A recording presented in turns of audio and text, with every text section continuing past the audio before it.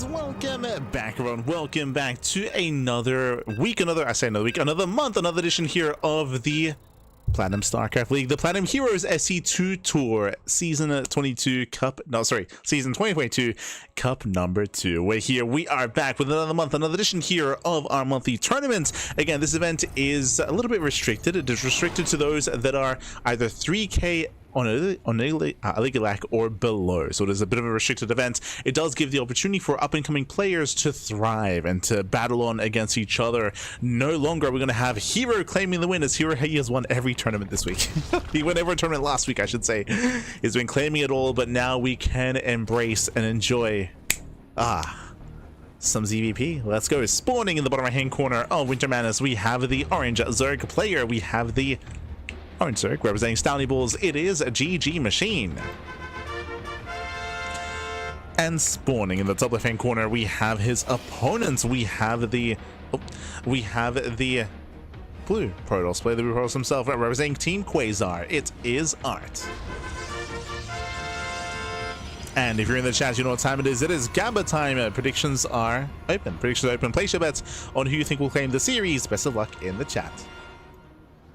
Platinum hit StarCraft. PHSC Platinum Heroes StarCraft. I was also gonna say StarCraft League, but I believe it is the Platinum Heroes SC2 Tour. SC2 Tour. But let's go. We are here, we are back, and again, we do have our initial PVZ. If you're in the chat, exclamation mark B in the chat, have a look at the bracket yourselves. The bracket is live, the bracket is stacked. We have plenty of matches going on here, plenty of competitive players as well, players like GG Machine, Art, Creator as well, Geralt, YoungYakov, Hormono, Krystianer, Nickrat, Percival, Shameless, and many more. A very strong, very competitive bracket is available here for us, and we are jumping into our first series here and now. Shout out to Steadfast. I believe Steadfast is covering I think he's going to be covering the Hormono series over on his own channel, so we have multiple coverage or multiple streams going on, multiple broadcasts or multiple matches being broadcasted here for the event. Here we go. Likewise, a shout out to Ladder Legends. Ladder Legends, they are also sponsoring the main event. So they have added to the prize pool, sponsoring to the event. So big shout out to Ladder Legends. I know they've been putting their sponsoring and supporting a bunch of different events to, of course, spread the word and spread their service, I should say. Even hosting a masterclass with Big Gabe. Big Gabe's masterclass is going to be, I believe, next week, if not a couple of weeks' time. So big news there. And again, if you want to take part, if you want to fall under the tutelage of Hero Marine, then you can do so via that Ladder Legends masterclass. Otherwise, let's go. Otherwise, we are jumping into our fresh series. So far, standard opener, we do have our Stargate opener out of Art. Likewise, GG Machine going for a hatch gas pool. Oh boy, again, GG Machine, he is more of an, I was going to say up-and-comer. He's been around for a while, but recently he has been getting better and better results. GG Machine, he's been rising through the ranks amongst the European region over the past year of play, to the point where now I would say that the line has been blurred between his play and YoungYakov. Previously, I would say that Wayne and YoungYakov, they were kind of in the upper echelons of European Zerg, just below Lambo. But GG Machine, now I want to say he does threaten those players, or now he's among YoungYakov and Wayne. He has improved that much to the point where he does trade, he does go blow for blow with those kind of caliber players. At the same time, Art has been an animal, specifically in PvP. Let me just quickly double check, actually, because we've been, of course, covering all the matches, all the results as of late, but Art, he's had some crazy upsets in PvP. It's been wild. Let's have a look. Was it Creator? No, he beat a couple of Korean Protoss players, which was wild. I believe during the Team League. He took down Big Gabe, true. Took down Gabe recently.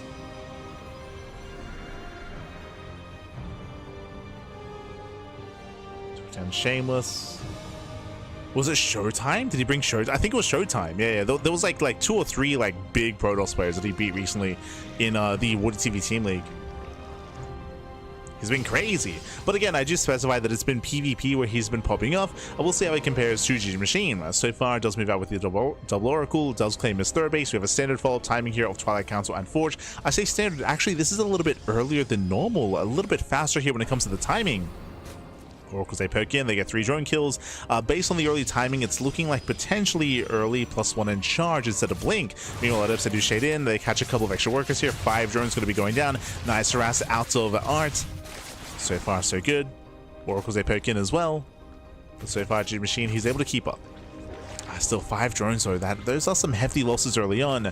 Meanwhile, ooh, never mind, +1 in blink. Okay, so we're going for a standard follow-up here. I will still stand by that these tech structures are a little bit earlier than normal, than we would expect to be seeing, so there's going to be a bit of an earlier timing available with blink. We do have the gateway explosion getting up to 5 gateways, but we'll keep an eye on the gateway count to see if we commit into a 3-base all-in. Again, because of the earlier timing and not ruling out an 8 gate.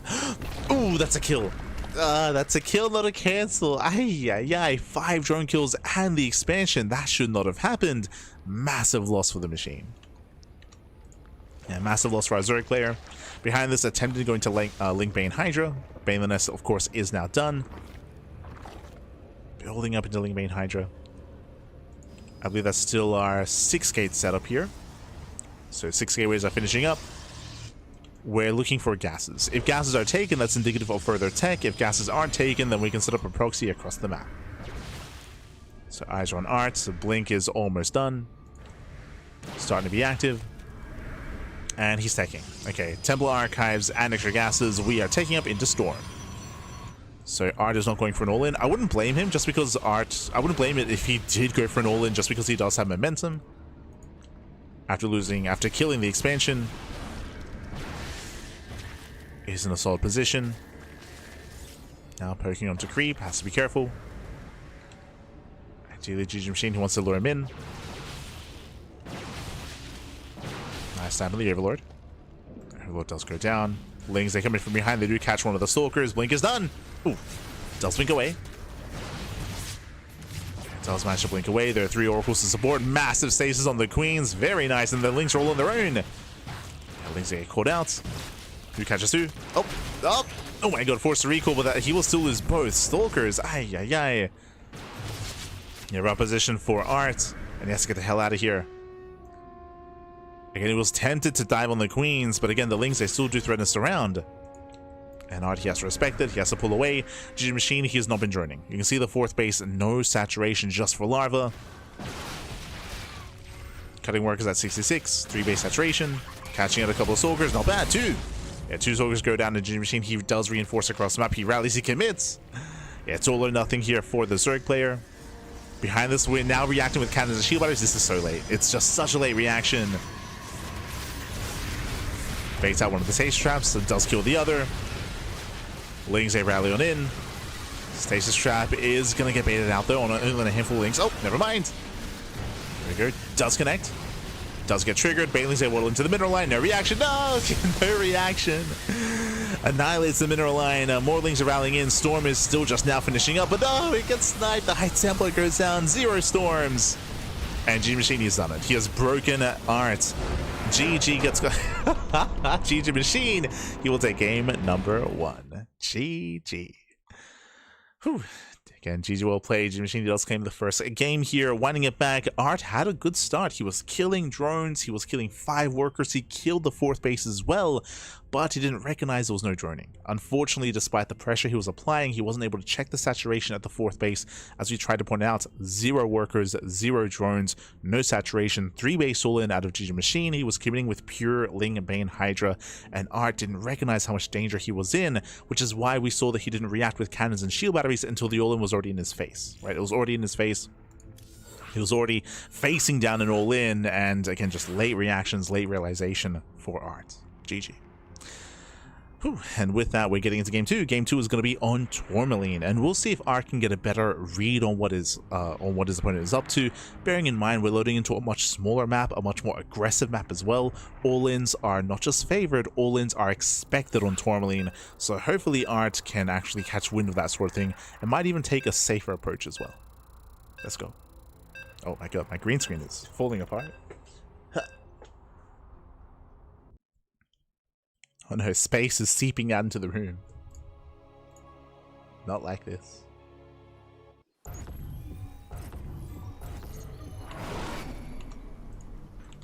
This morning in the top right hand corner of Tourmaline, we have the orange Zerg player, the orange Zerg himself, representing Stony Bulls, leading the series 1-0. It is GG Machine. And spawning in the bottom left hand corner, we have his opponents. We have the blue Protoss player representing Quasar. It is Art. Let's go. Let us go. And again, it doesn't make sense that GG Machine would resort into an all-in just because of the heavy losses he had in the early to mid-game. To lose those drones, to lose the expansion as well, he was forced into being hyper-aggressive. As trying to macro from there, he would just play from behind. So he committed. And again, Art did not realize.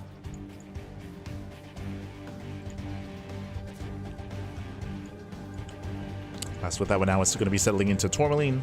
Again, much smaller map, a shorter rush distance by ground.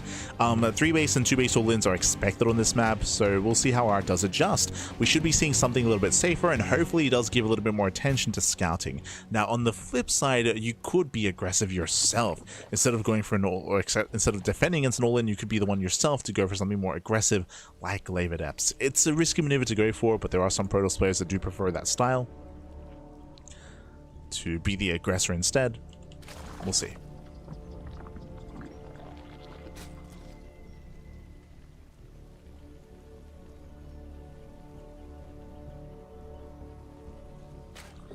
And the eyes are on Art.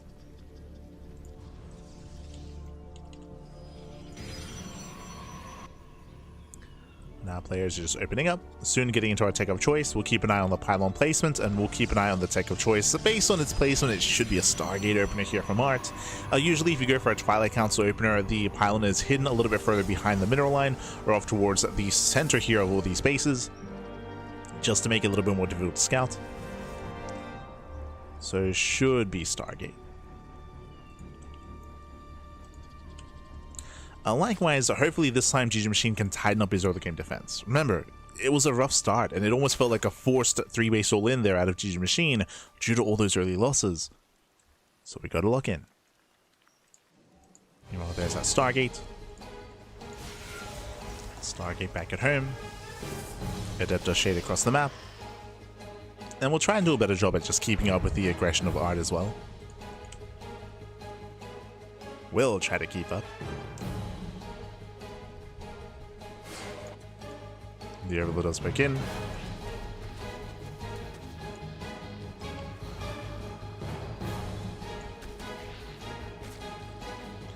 And we'll confirm the Stargate, and we'll confirm the initial Oracle opener as well. Again, it's not uncommon to see, say, a Void Ray start. Oh, as we do get around, very nice round here from GG Machine. I believe one link, yeah, one link goes down for an Adept, a better trade for the Zerg. Artie gets caught out. Already GG Machine getting much more comfortable, as the Overlord will not get away. It does supply block for a moment.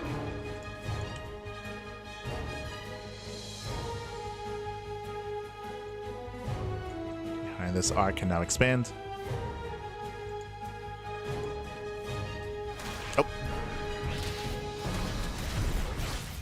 Does attempt to. That's a big investment out of our Zerg player. 14 lings on the way. And that is the Twilight Council before the expansion. We were mentioning earlier last game how the council was actually quite early for Art, and that's why I was speculating it was going to be Charge, but it ended up being early Blink instead. This time, a much earlier Twilight Council, no Forge in sight, higher chance it's going to be Glaive Adepts.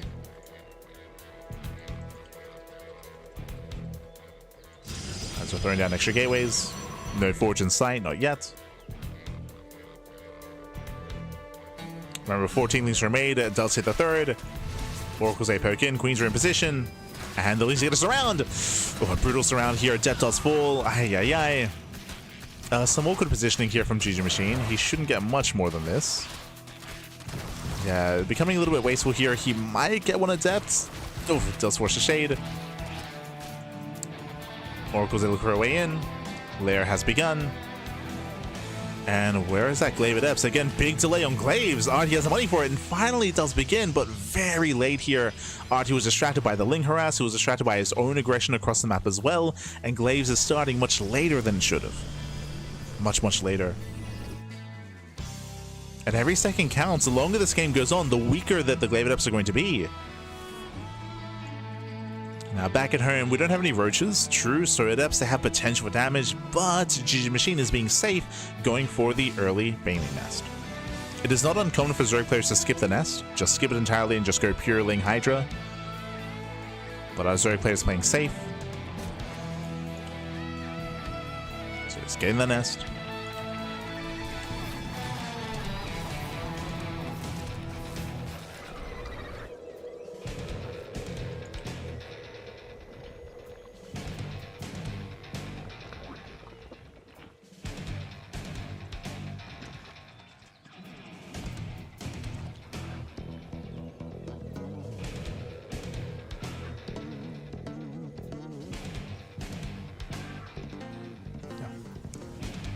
And from here, we're just building up into eventually Ling Main Hydra. Meanwhile, the Adepts are coming. Adepts are shading across the map. I believe the Zergling did just scout, but we need Banelings to defend. Without Banelings, there's no hold. There's no hold here. Adepts are coming. Once again, does confirm. Banelings now morphing in, but there's not that many. Okay, there we go. 9 Banelings morphing in, but is it too late? Is this too late a response? We do get a full wall just in time. Queens are holding their own. And the Banelings are coming. So do barely re-wall in time. Don't commit. Ooh, does cancel. GG Machine coming in for the surround. Can he lock him down? Up, he can. No, he locks down the Adepts. Some massive connections. Banelings, they crash on in. Oh, they crash into half the Adepts. Yeah, a little bit lopsided here as not all Banelings were together. But overall, a strong defense. Yeah, it cleans everything up. He cleans everything up. All the Adepts go down at 0 economic damage. I mean, sure, he forced out a wall, I suppose. He forced some cancellations. But outside of that, GG Machine, he does hold. And remember, Art, he sacrificed the Forge, +1, a Blink, Temple Archives, Gases, Saturation. He was invested. He was so heavily invested into those Adepts, and they weren't worth it. It was not worth it in the end. Art falls behind. And GG Machine is droning. Honestly, he could counterattack. He could just commit into a big all-in, into a 3-base all-in, but no, GG Machine, he's getting a 5th expansion, taking extra gases, droning up, and teching into Hive and into Lurker tech. So Zerg players just getting further ahead. Again, I wouldn't be opposed to just going for a big 3-base all-in, similar to last game. I feel like that would be quite successful here, but instead, nah, just getting further ahead and getting into Lunkers. Hopefully GG Machine isn't too passive. In this moment, he can be active on the map. He can threaten the expansion, threaten Art, and make him a little bit more tentative when it comes to expanding. But so far, GG Machine is staying at home.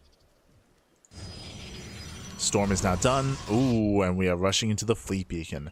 Again, this is a bold move here for Art, but he is behind, right? Like Art, he knows that he's in a rough position. He knows that he has no presence on the map. He's stuck at home defending, so may as well rush into Tempest as quickly as possible. The problem here, as we have our second Stargate, but the problem is that Lurkers will hit first. Not just Lurkers, Hive Tech Lurkers.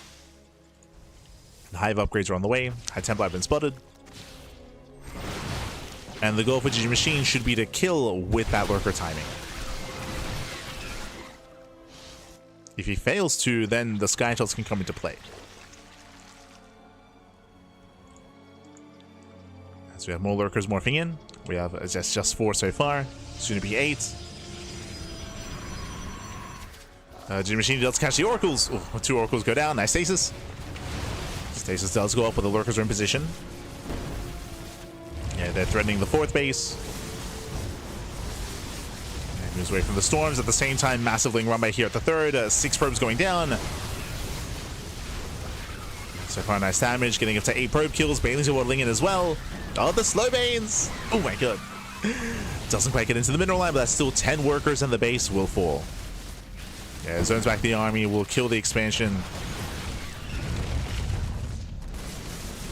As Lurker range is complete, we have our first wave of Tempest on the way.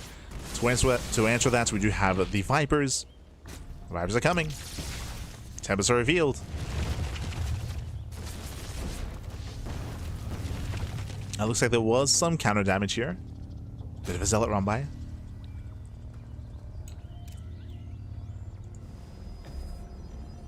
There was a counterattack. Art is slowly maxing out with more Tempest. Again, we're still waiting for the Vipers. they're still gathering energy. This is giving Art more time. And this Spire is a bit late. Yeah, once a fourth race is killed, that would have been the ideal moment for a Spire. GG Machine is ahead, that is true, but he does not have the best anti-Skytoss army. Not yet. And we're building up to 5 Tempest. Free damage. Unless they kill a Lurker. Vibes are moving in. Shows the feedbacks. Oh, gets one, gets two. Yeah, it does take down 2 Tempests. Only sniping 1 though. Yeah, there's just too much. There's just too much here. GG Machine gets overwhelmed. Bleeds out 5, soon to be 6 Lurkers. Has to get the hell out of here. At the same time, a decent link counter-attack, but there's so much side defense. And no, he just pushes. Yeah, he just commits. He commits across the map, and no Corruptors to defend.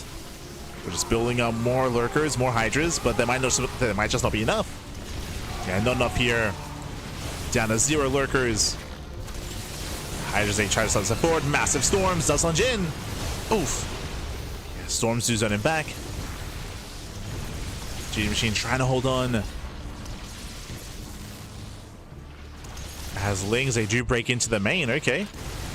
Break into the main base. 2 more Storms. Oh good. Yeah, massive damage on the Hydras, but Lings, they flood in. They get on top of the High Templar. Templar go down. Stalkers as well. And with reinforcements, GG Machine, he is holding. Whew. Yeah, it does barely hold on. 15 pros went down across the map, but reinforcements were delayed for Art. Even going for the Nidus in his face. Bold move. Oh, the High Templar, he wants them. They get away. Yeah, the Templar get away. Nice lunge away here from GG Machine. The Nidus was a bit ambitious. But he holds. He holds on, and that was it. That was all that Art had. Art was basically all in. Remember, he has no 4th. The 4th base was killed, and there is no backup 4th base. It was all or nothing there for Art. He was all in. The all-in failed, and now he's stuck with the bare bones army. He's got 3 Tempests. He's got a couple of High Templar, 1 Immortal. It's barely an army. And GG Machine, he can afford to trade. Even inefficiently. We'll lose a Lurker. Committing further in. Just zoning back the army, making his way into the natural. Nice lunge. Going for the production. Even kind of the army within Lurker range as well. Oh no, the High Templar! Throws out the Storms. Every Templar goes down. And again, GG Machine, he has done it. He has broken his opponent. GG gets called, and GG Machine, he will claim the series 2-0. Whew.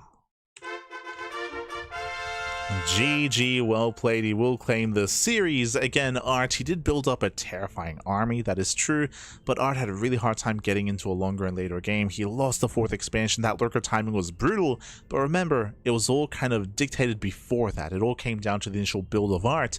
What did Art do? He went into Glaive Adepts. Remember, he went into early Glaives, but Glaive Adepts were delayed. He was distracted with his own Adept harass, with his own Adept defense, and with his Oracle harass, so he was late when it came to starting and finishing Glaive Adepts, and because of that, I mean, that also played into how little damage they dealt. They killed 0 drones. 0 drones went down. That is why GG Machine had such a strong mid-game, because he had the advantage of having 5 bases, having full saturation, and having all that tech. Art was playing from behind because the Forge was late, +1 was late, Blink was late, Storm was delayed, the 3-base saturation was lackluster as well. Like, it was just a really, really rough start there for Art for opening up Glaive Adepts. GG. GG, well played. With that, congratulations. Oh, I also just realized that. There we go. Just fixing up GG Machine's race logo. But with that, he will claim the series. He will advance on 2-0 into the next round, and let's catch up on that bracket. Let's go. Let us go. Okay. Oh, as we still have plenty of matches ongoing. Un momento. Oh my god. So for the most part, the first round is wrapping up, but we do have Steez. Steez takes down Spartan. Oh, sorry, that's a walkover win. Walkover win over Spartan. Steez is up against Creator in the next round. Meanwhile, GG Machine just hooked down Art 2-0 to advance on to the quarterfinals. He's waiting for the winner of Creator and Steez. Meanwhile, we have F2 Click up against Percival. Winner goes up against Geralt. We have Hormone versus Defi. I believe that is being covered by Steadfast, leading into YoungYakov. We have Krystianer. Oh, fast matches here. Universe 2-0's Milka, and Krystianer 2-0's Universe. Krystianer already in the quarterfinals, waiting for the winner of Nickracked and Sebestis. Meanwhile, Percival, he's waiting for the winner of Shameless and Ledlix. So the bracket is progressing. We, of course, are going to be waiting for the potential G Machine matchup in the next round. We're waiting for Creator and Steez to wrap up. Gonna be waiting for them. So we do have a little bit of downtime ahead of us, which we're perfectly okay with. It's fine. So we have a bit of downtime that will lead into the next series, into the quarterfinals.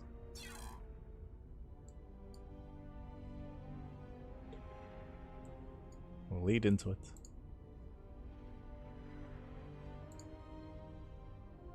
They have a storm here, observers. I did notice that I think some of the storms did some friendly fire.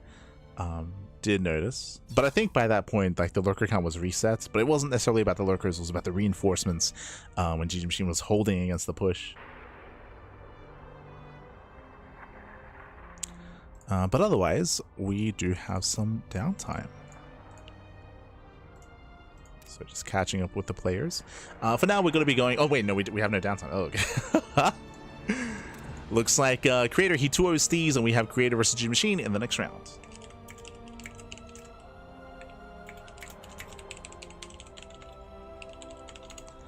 Okay, we're going to be going on a short break. Vitas are underway. When we come back, we'll have a next series. We'll have another PVZ. See you soon. See you soon.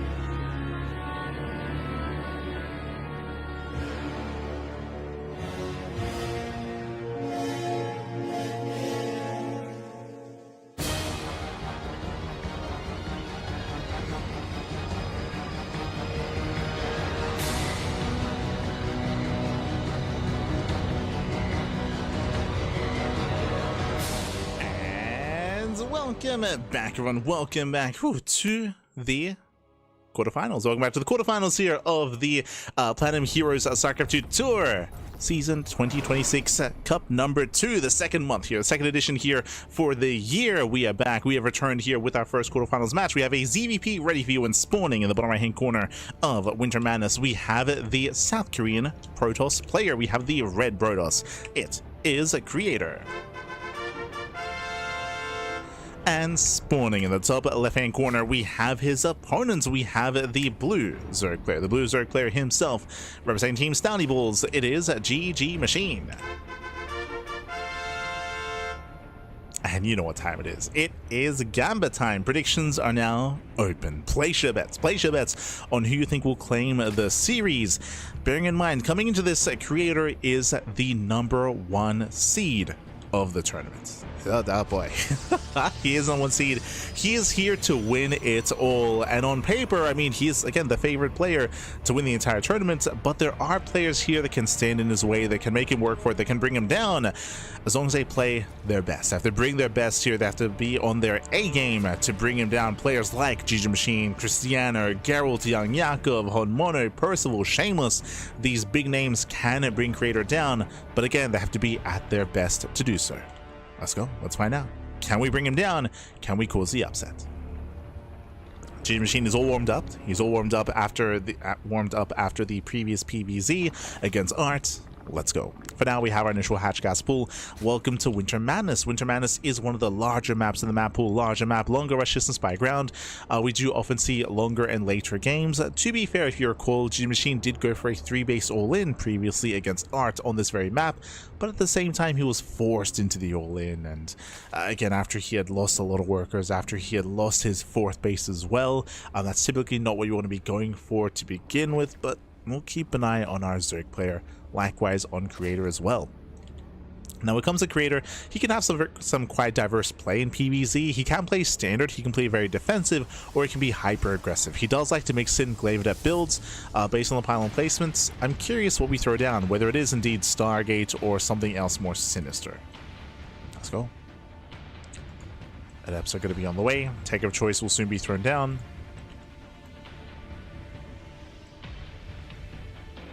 Ooh, and yep, there it is, Twilight Council. There's a reason why I did point out the pylon placement. Again, typically if it's Stargate, it's closer towards the edge of the main, but this time it was a little bit further back. You can see here the Twilight Council's in between the natural and the main base, and we'll see if we can deny the Overlord Scout. The Stalker's on the way! Yeah, the Stalker's on the way. You can see the rally already with the Stalker, but it looks too late. Remember, it was Adept first. It was an Adept opener into a Stalker, not Stalker first, and that means the Overlord should get a full Scout. That's on creator.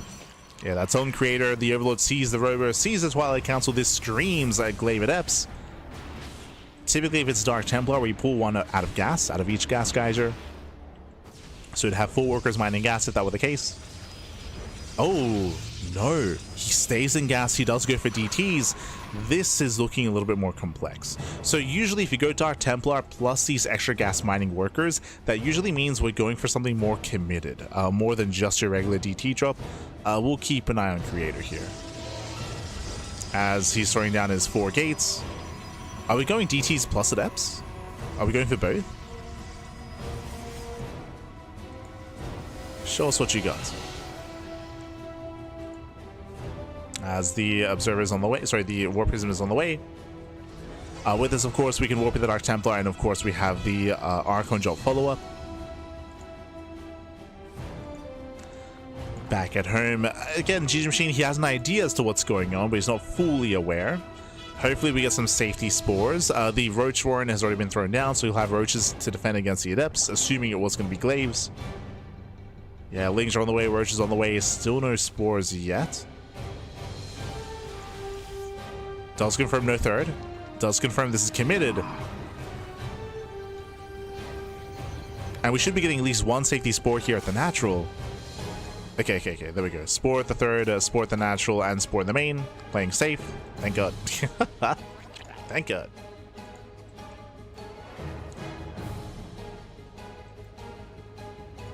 So yeah, we're going straight Archon drop here. Okay, interesting. Does go straight for the Archons instead. Doesn't even try to threaten with Dark Templar. From here, he can threaten the Mineral Line, he can threaten the Queens, and even catch out some Overlords. He's going for the Queen! Yeah, it does go straight for the Queen, and the Queen is going to go down. Very nice juggling out of Creator. He juggles well. Couple of shots going off on the Lings. Trading efficiently. Again, he should not lose the Prism or the Archons as the second Queen goes down. And behind this, we're building up Immortals. Immortals are amassing. 2 more DTs defensively back at home. We're even catching out Larva. And this is getting out of hand. It's getting out of hand here. As the Prism does pull away.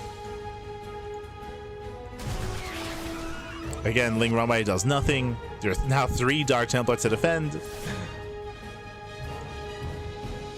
And Creator so far looking solid. I mean, hey, you got 2 Queens, traded well against the Zerglings.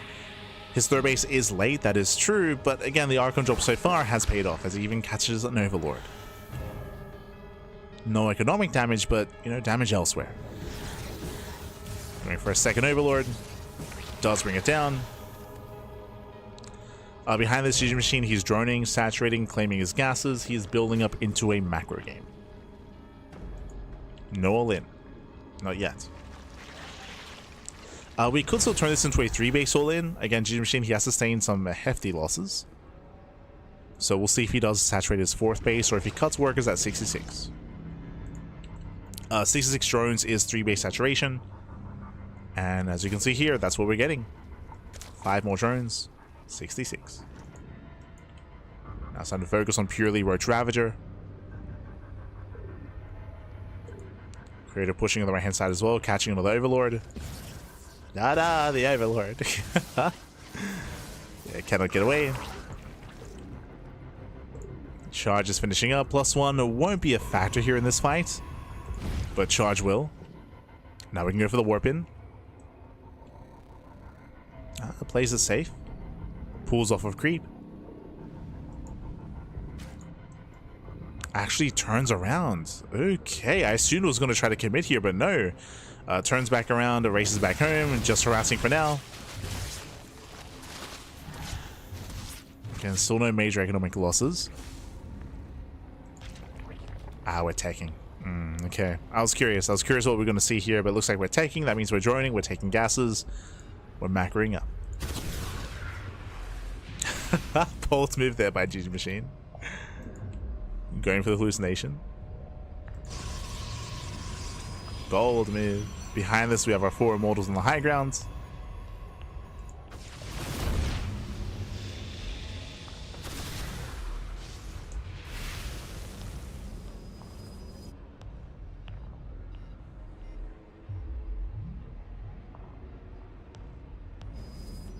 Oh, and I was curious. When I saw the infestation bit, I assumed that we were going to be taking up in towards Hive Tech, into Vipers, into just Hive Tech in general.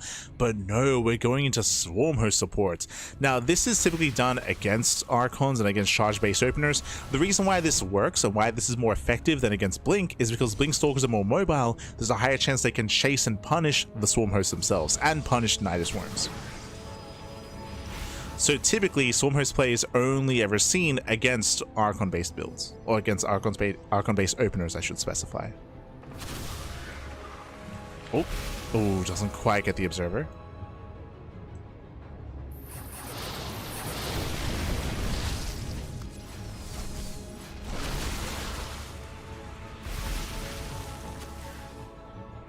It's similar with mutas, for example. Like you do often see as a reaction to this is to go into mutas, to harass and to deal economic damage, because there are no Blink Stalkers. And there's no Stargate either. So you can kind of pick your poison, whether you want to go Swarm Host or mutas. As Locust Wave does hit the natural, can he kill the base? It's going to be close. Yeah, it's going to be close. It looks like one more volley, and he does take down the expansion. Very nice. At the same time, Creator, he's all in. He has a death bull of an army. Sure, he may have lost the natural, but this army is insane. It's a very beefy army. He's got 4 Immortals. He has 6 Archons. GG Machine, he has to engage ahead of time. Creator, he's supply blocked. Nice Biles. Ooh, catching 2 sentries. 2 sentries get caught. Locust Wave is getting ready to come in for a flank. Here comes that Locust Wave. Shows his Biles. Nice juggling. Yeah, nice juggling. One Archon goes down. Second Archon as well. And so far, 2 Archons full. We have 20 Hydras in production behind this. Another Archon goes down. Bit of miscontrol there out of Creator. He does miscontrol. A lot of Archons are falling. Boys are being pulled. Remember, Creator, he's all in. Or he's committed, I should say. Yeah, he's committed. He's breaking through the Roaches. Roaches are going down. The Hydras are so exposed. They're so vulnerable. Yeah, there's not enough Roaches here to buffer. And with that Creator, he's breaking through. At this point, he's done it. He's done it. He's just catching the reinforcements. Came with the production. Third base is going down. Hydras, they try to kite back, but again, they have no support. They need support, Pappy. Oh, I say that. Another Locust Wave. Okay. Speaking of. Locust Wave comes in. Can he get on top of the Immortals? It's going to be close. Can he catch him? He gets 2. Yeah, 2 Immortals go down. Can he get all 4? No shot. Yeah, again, tries to chase off a creep. The Immortals are low. The War Prism did go down. Yeah, no Prism. G Machine, he does barely hold on, but again, he's down 20 workers. He teched up into Lurkers throughout all of this. Impressive. Did tech up. But do you see what I see? No drones. Like, he's not droning. He's not droning. He's not saturating. He's on a very low economy. The longer this goes on, the better it is for Creator. Creator, he was able to rebuild his base. Oh, he will lose half a mineral line. And the natural once again, oh, not quite. And natural does survive. The pressure's on G Machine so far. He's doing some nice damage. Remember, there's no Storm. There's no Colossus, not yet. But he's coming in from behind. No! Yeah, Lurkers are exposed, losing 1. Stormhost, they try to buffer. Very messy engage here, and every Lurker's going to go down. Massive pickoffs. Ay. The Lurkers go down. The Stormhosts go down as well. GG gets called, and Creator, he will take game number 1. Whew. GG. GG, well played. A very intense game here. Again, Creator achieving so much with his opener, going for the initial DTs, going straight into the Archon drop and achieving so much damage, catching out Queens, Overlords, Lings, having a very strong start. We had GG Machine try to counter that with his own Swarm Host play, but unfortunately it hit a little bit too late. By the time the Swarm Host arrived, there was already a death pool of an army, right? The first Locust Wave killed the natural, which was nice. It was great and all. But again, the army was insane. The amount of Archons, the amount of Archons, the amount of Immortals as well. And with that, we saw that Creator, he was able to break through. He was able to break through the third base and kill his opponent. Essentially, he forced you all in, sure. Like, he killed 20 drones and the third. I will say that winding it back, it was maybe a little bit too bold for GG Machine while defending against that death pool of an army to tech up into Lurkers, to tech up into Hydras as well. Part of me feels like it might have been wiser to commit into pure Roach Ravager to reinforce, just to get his army a little bit faster, just so it can be a little bit more robust, and to be able to hold on against the wave of Protoss that was coming at him. Going into Hydras, it does scale better into a longer game, that is true, but on its own like that, as you saw, the Hydras are just so fragile. They're so fragile, they're so vulnerable. And we saw that again, he was broken. I mean, of course, part of that is also because he lost his Roach army before the Hydras arrived. That also factors in as well, to be fair. But GG, well played. As Creator takes the lead in the series. It's intense, man. But it was also a very interesting opener at a Creator. As we were mentioning, like, I was convinced it was going to be Glaive Adepts, but no, he still went into Dark Templar despite staying in gas as well. I'll definitely like bear that in mind the next time we cover Creator, is that we has potential to, instead of going into Glaives, go into DTs off of that initial opener. So he has my attention. But here we go. Here we go. Spawning in the bottom left-hand corner of White Rabbits, we have the red Protoss player. We have the South Korean Protoss leading the series 1-0. It is Creator. And spawning in the top right-hand corner, we have his opponents. We have the orange Zerg player. The orange Zerg player himself, representing Team Stowny Bulls. Down in the series, we'll see if he can bounce back. It is GG Machine. Let's go.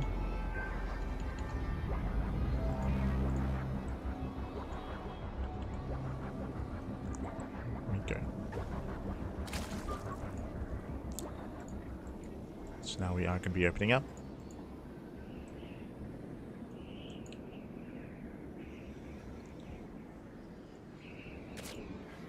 here we're going to be opening up GG Machine Force Take the Unnatural Natural. Nice block here by our Protoss.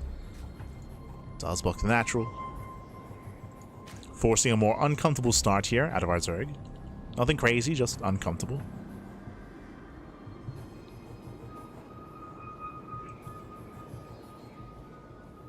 Yo, we're going double. Jesus, we're going we're going hatch before gas pool. Hyper greed out of GG Machine. Ay ay ay. Very greedy. This will delay the pool. This will there's a spray. It delays the spawning pool, it delays the queen, it delays the lings, and it also heavily delays the gas. Again, this is hatch before pool, before gas geyser. Very late gas, very late ling speed. Now, because this build is so incredibly greedy, this does mean that Creator can cut corners. What does this mean? This means that Creator does not need to keep the Adepts at home to defend against any kind of Ling counterattack, to defend the third base. He also doesn't need to defend at home with his Oracles either. He can be more active and more aggressive because Creator knows that Ling speed is delayed, heavily delayed. And without Ling speed, Lings can't really threaten the third base. So again, Creator can respond with more aggression.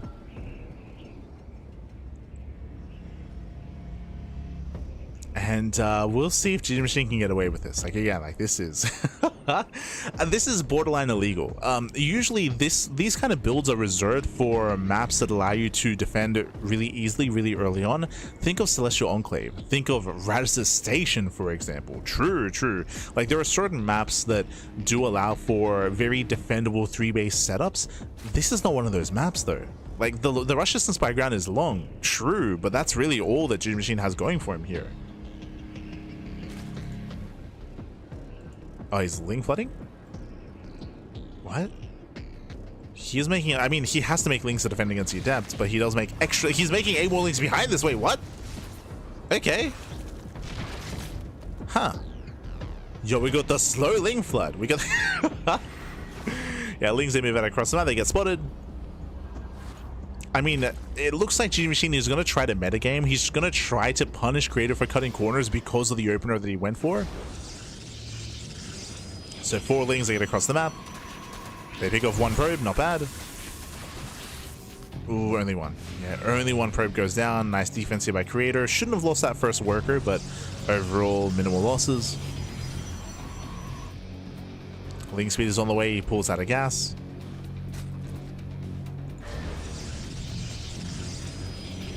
This is at least distracting Creator. But here comes the move out. Oh, he shades back home.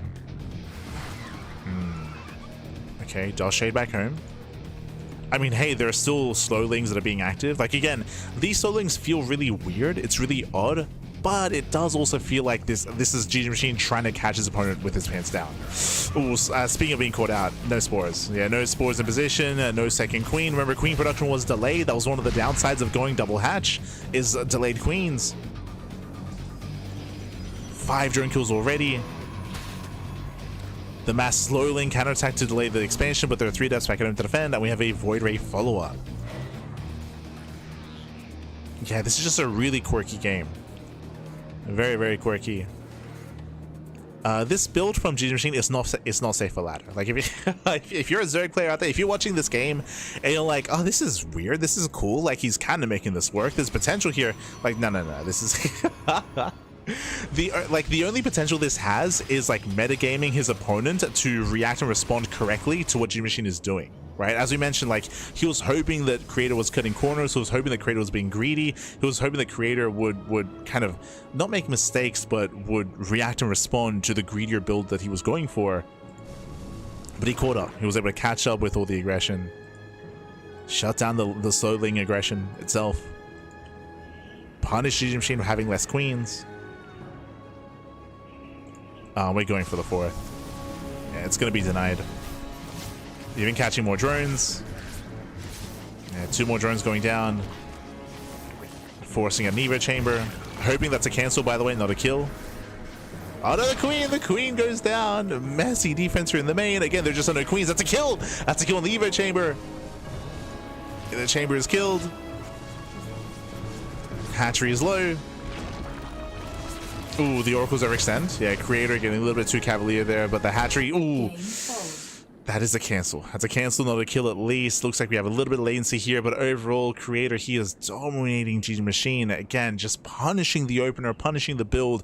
It all comes down to the opener. As we tried to emphasize earlier, when you open up double hatchery like that, when you delay your pool, that means that all your queen production is delayed, and the lack of queens means we have such a hard time defending. Like a harder time defending. Likewise, there's no creep connecting the bases either, because creep threat has been delayed. It's just been a rough start. Yeah, rough starts. Thankfully did cancel though. There's at least that going on.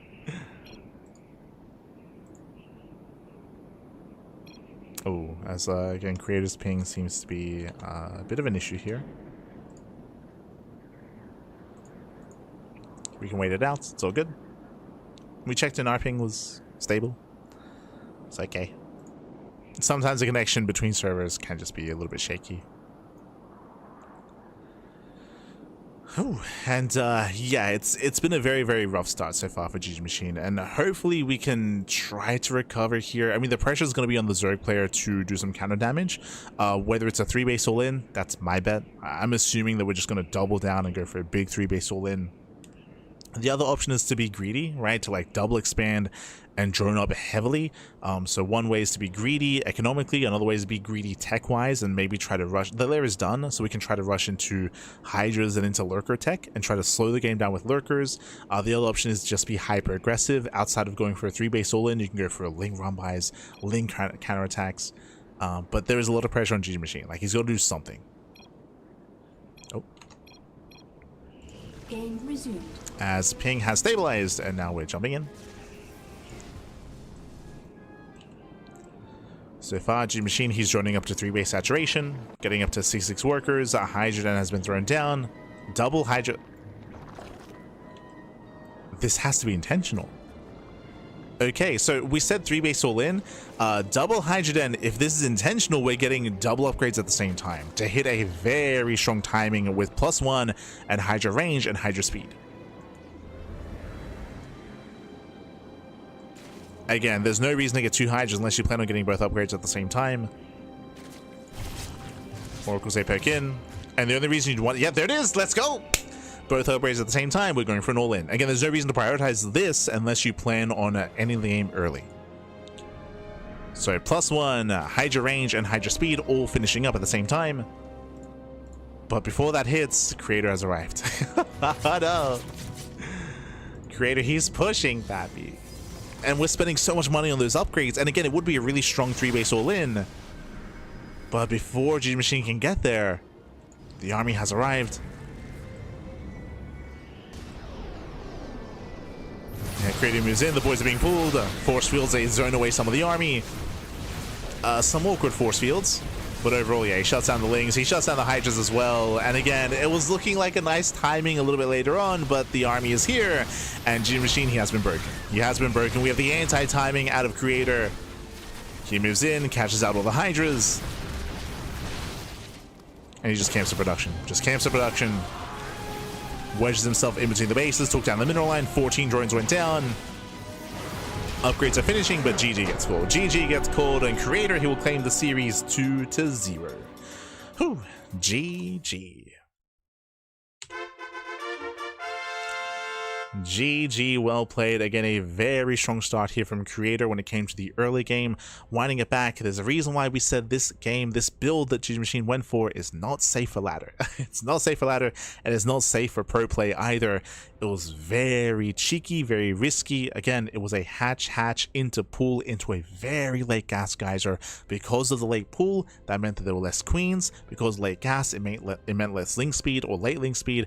It looked like GG Machine was hoping that Creator would be greedy and will cut corners because of the build of choice, which is why he went for a big slow link flood. But Creator saw the army, right? He saw the links, he saw them move out with the Oracle, he was able to keep up, defend, and then punish GG Machine for the lack of queens with a non-stop Oracle and Void Ray aggression. GG. GG, well played. Again, it was an interesting build, but again, I feel like it requires certain responses and certain reactions from your opponents. We didn't quite get that, unfortunately. And with that, Creator does advance on. GG Machine is out of the tournament. Let's go.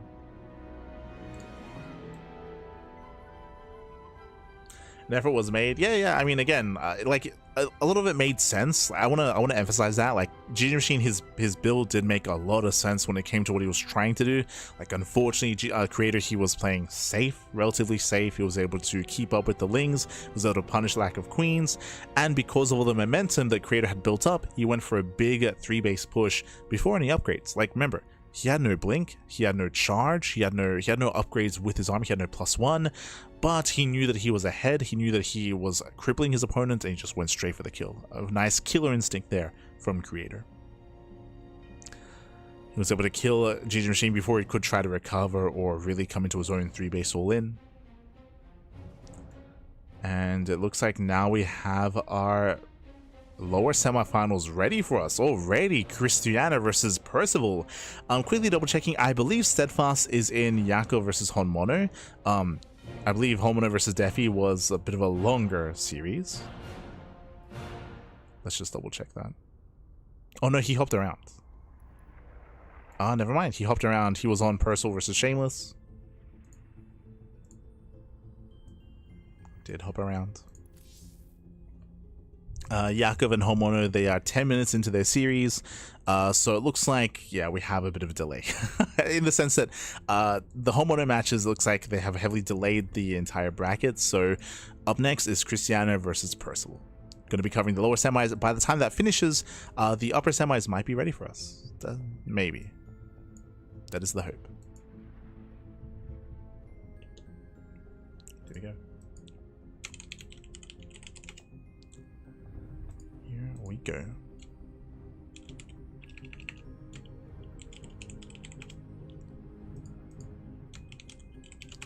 So we do need a moment. We need a moment here. We're going to be going, and we're going to be cutting to a very short break, and when we come back, we'll have Krystianer versus Percival. See you soon. See you soon after the break.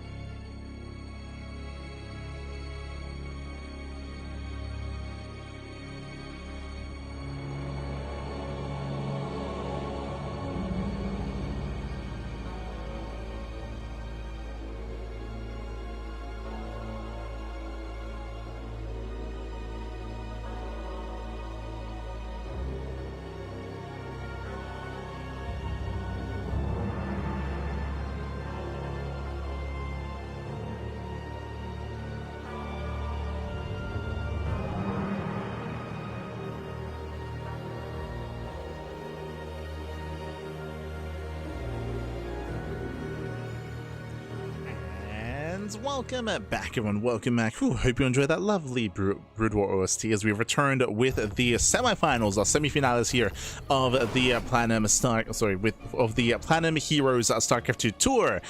The second cup, the second tournament here of the year. We are here, we have returned, and spawning in the top right-hand corner of Tourmaline, we have the Polish Protoss player. We have the blue Protoss representing onside. It is Krystianer.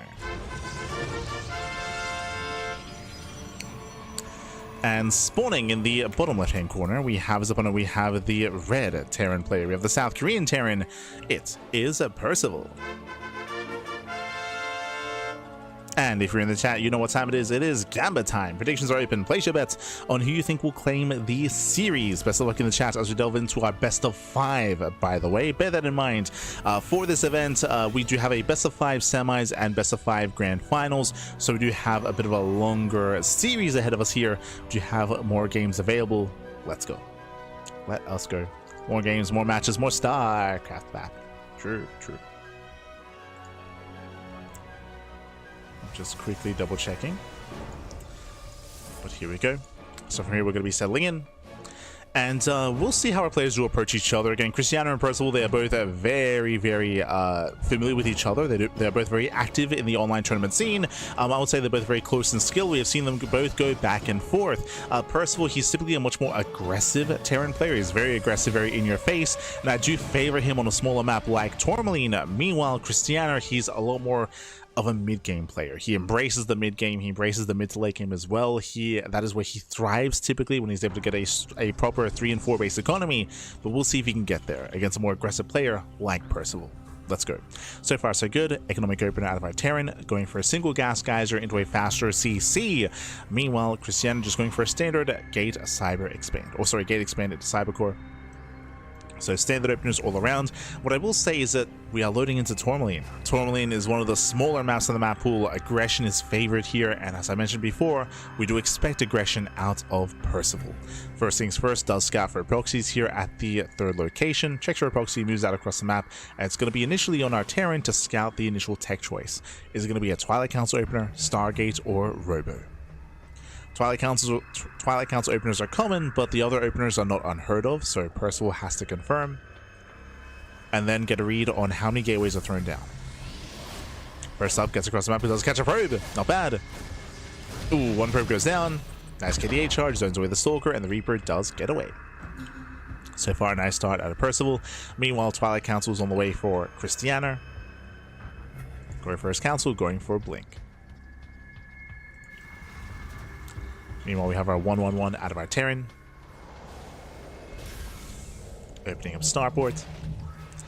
From here, we can go into early drop play, but we see no early Widowmine production. It is going to be the initial Hellion just for additional scouting.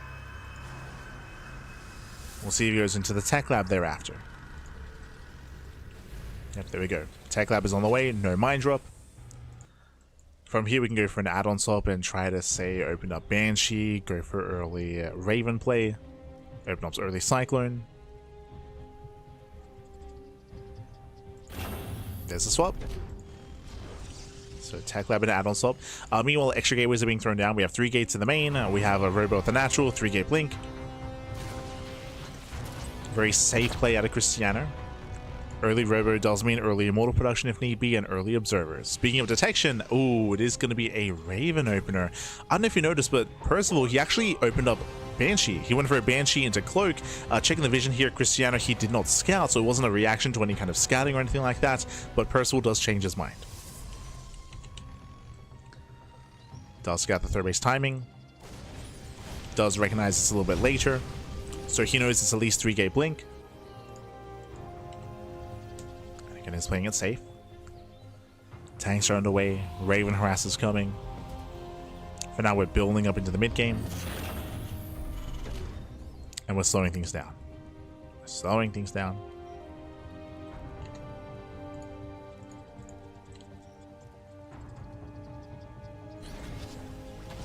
Oh, siema, siema.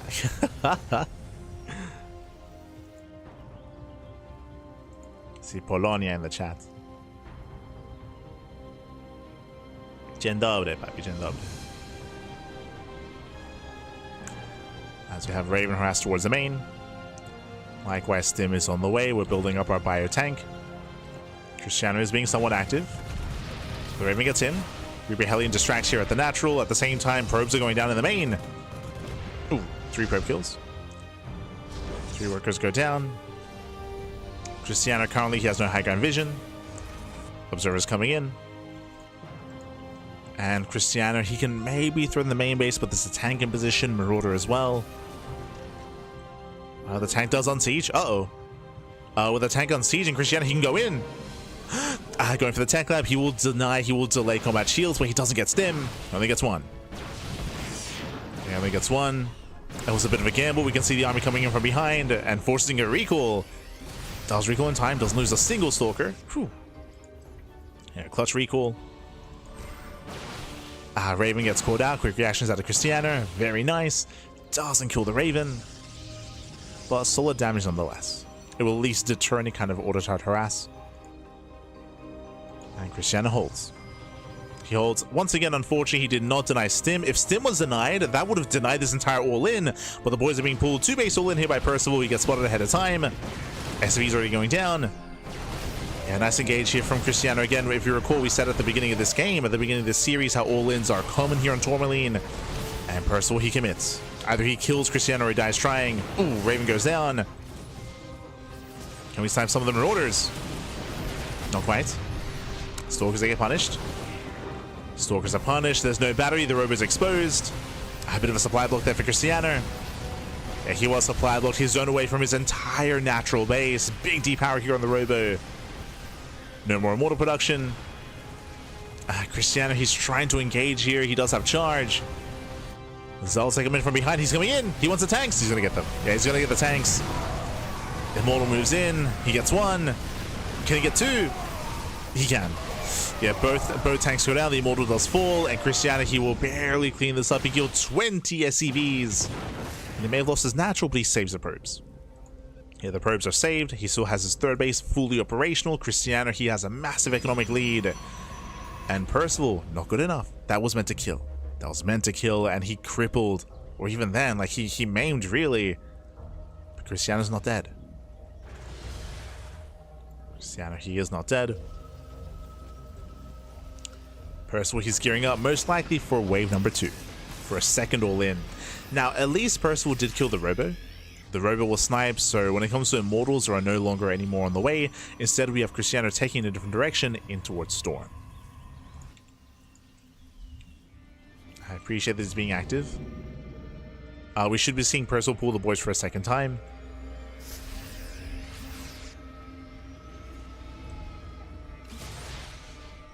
So he does Stim forward.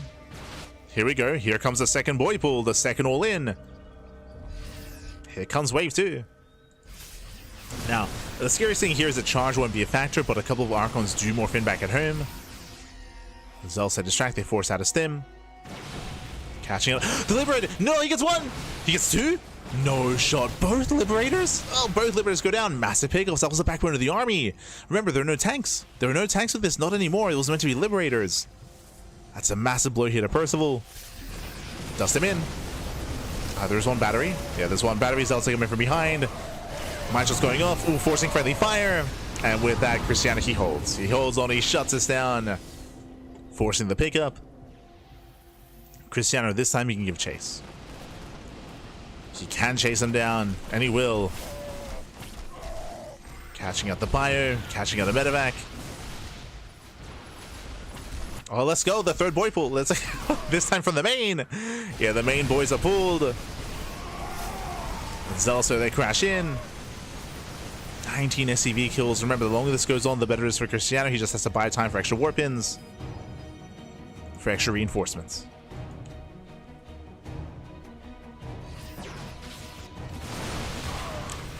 When the all-in doesn't kill, you have to go for it and more all-in here, all-in. No, now it's time for the all-iniest all-in for the 3rd time. Let's go. He is now all-iniest. Zell say, I mean, there's nothing to kill here, so I would say this is a bit of a mistake for Krystianer. He goes for a Zealot counterattack, but there's nothing to kill. It's all about this final push. There we go. There's the recall, thankfully. Does recall back home, collapses in. He needs to get on top of those liberators. And he does. Yeah, 1 liberator left. Down to 0. And with that, Krystianer, he just cripples it. He just stamps out this army. GG gets called. And Krystianer, he will take game number 1. GG. Whew. GG, well played, Krystianer. He will take a lead in the series. Again, Percival, he was hyper committed, hyper aggressive, hyper all in. Krystianer, he was able to scout the all in ahead of time, slow it down, pick away at the SCVs, and set up for the Zealots round as well. So very nice setup there from Krystianer, very patient play. Bearing in mind that Krystianer, he made use of his natural. Remember, his Nexus was killed, but he made use of that like a resource, where he was able to just tank some shots, buy some time, set up the surround, set up that concave, and collapse on that army. GG. GG, well played. Thankfully, Krystianer, well, I guess what I'm getting at is that he didn't engage too soon, right? He wasn't baited into an earlier fight before he was ready. He didn't try to save his natural, but he did at least evacuate the natural base. He was willing to lose it, knowing that the natural didn't really matter. And GG.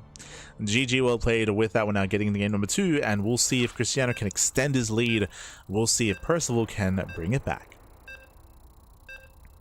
Now, if you recall, we did mention that on maps like Tourmaline, 10,000 feet, Ruby Rock, on these smaller maps, we expect all-ins out of Percival, but now we're loading into a larger map. Up next, Winter Madness. Much larger map in the map pool, longer rush distance by ground. It is much more difficult to pull off these all-ins, and we typically see a lot more mid-game play as a result of that. Let's go. As spawning in the bottom right-hand corner of Winter Madness, we have the Polish Protoss player. We have the blue Protoss. Leading the series 1-0, representing onside, it is Krystianer. And spawning in the top left-hand corner, we have his opponents. We have the South Korean Terran player, the red Terran, it is Percival.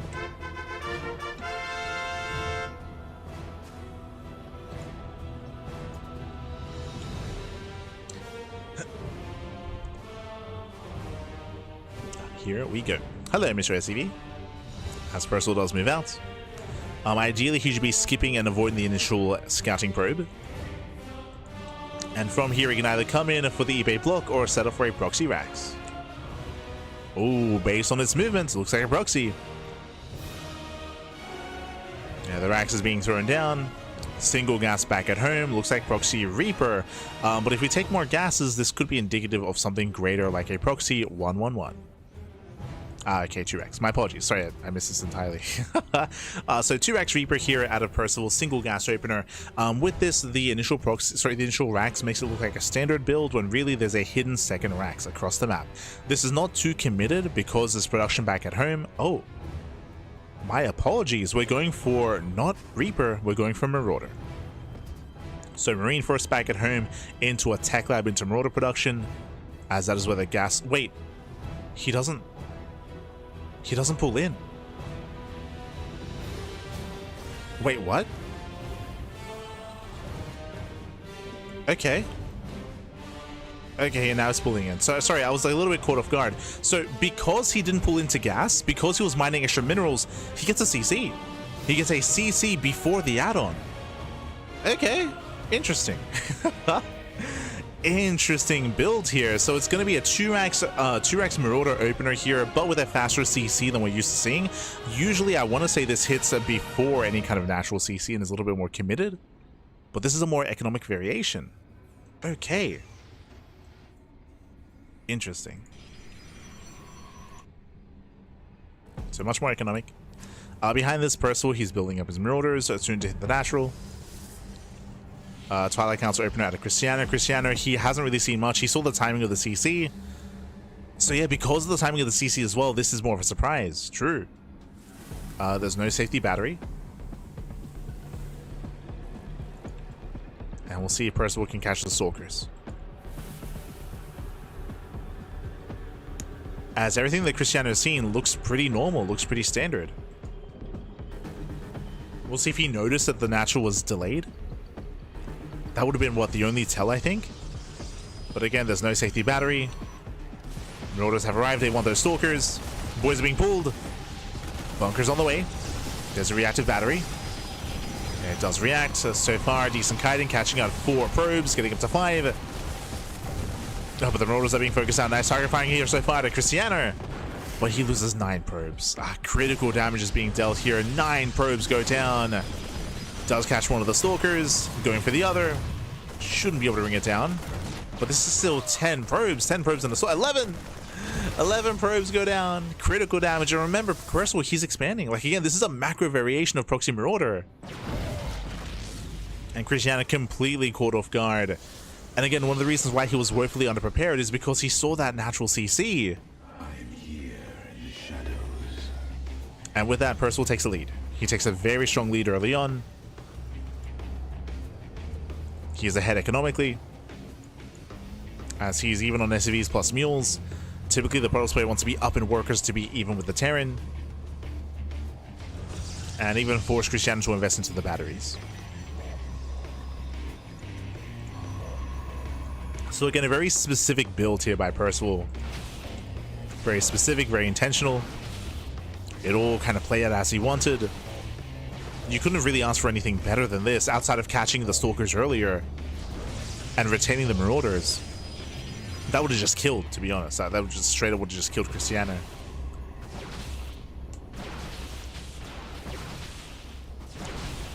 But from here, the Rack Scouts confirms that there are 4 gates behind this. Jesus. 4-gate blink is revealed, cancels the 4th gateway, going for the earlier Nexus.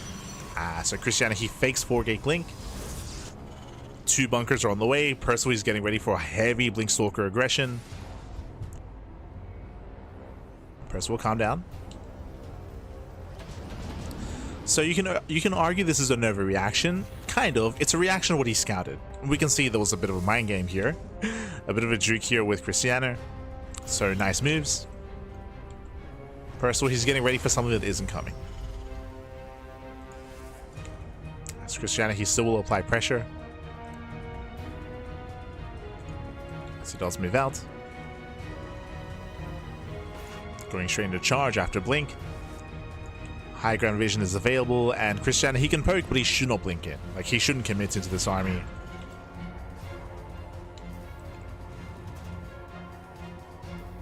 As he just puffs up his chest. Threatens a dive.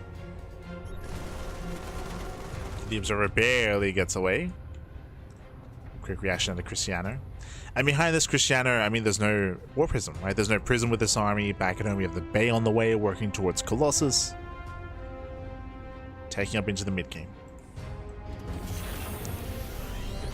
Now, because of Percival's earlier lead and because of his earlier damage, I would say that Percival can 2-base all in from here. He can just build up, pull the boys on 2 bases and commit. But something working against that narrative here is the early eBay. I say early, it's just the eBay in general. With the eBay being thrown down, this is indicative of +1, and usually if you're going for an upgrade like this, you want to hit with the timing with the upgrade itself. So this makes it look like there's more of a chance that Percival expands.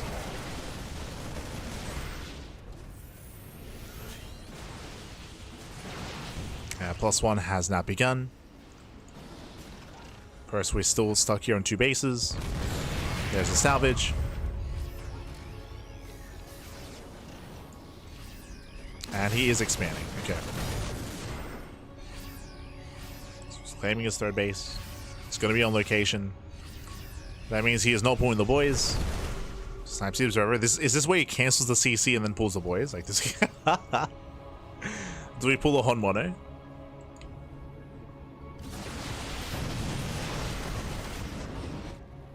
Do we? I'm not ruling it out, by the way. I'm not. Nice little run by, getting on top of the 3rd.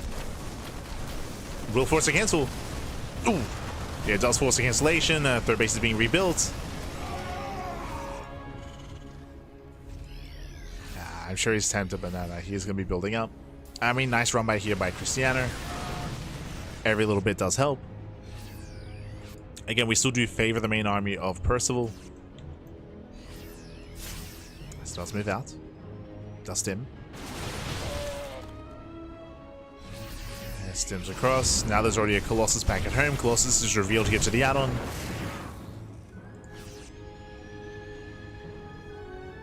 And we're forcing a longer game. Okay. Krystianer had a strong start. Sorry, Percival meant to say had a strong start. I do still favor coming into the mid game. But as we mentioned at the beginning of this game specifically, like, we are entering that mid game and potentially could even hit the late game as well. Macring. Nice drop into the natural. Main army towards the 4th base. Tanks do siege. But the tanks are getting caught out, losing one immediately, losing the other as well. The tanks are exposed. The 4th base is going to be denied. That's a kill, not a cancel. And that is going to be a kill. Bold Blink here with the Stalkers. Does catch the Medivacs. And Percival, he may just lose everything here. Plummeting in supply. Krystianer, he defended his natural. Those are heavy losses for Percival. And Krystianer, he might just commit. Yeah. Now, unfortunately, there's no War Prism. There's no way to reinforce across the map. There is no Prism, but Percival, look, this is the defensive army. Ooh, Medevac gets sniped. Drop here towards the natural. Forcing defensive War Pins, but I mean, they were never going to be across the map anyway. Krystianer, he defends, and back at home, Percival, the pants are down. Again, losing those 2 tanks and pushing across the map, I mean, that did end up killing Percival. Or it is killing Percival, I should say. As the 3rd base is being denied.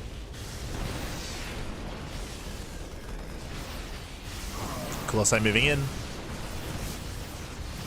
As they just shell away here, they swipe away at the SCVs. 22 SCV kills at the same time. There's a drop across the map, but we have defensive reinforcements. Yeah, defense back at home. Colossus, they commit. The Vikings will eventually clean this up, but no, the Vikings are being focused down. Gets maybe 1 Colossus. Oof, gets 1. That's still 31 SCV kills. And despite the better start that Percival had, again, he fumbled the ball in the mid game. Did fumble. He was caught out in the low ground. He lost the entire army, and that just snowballed out of control into this moment.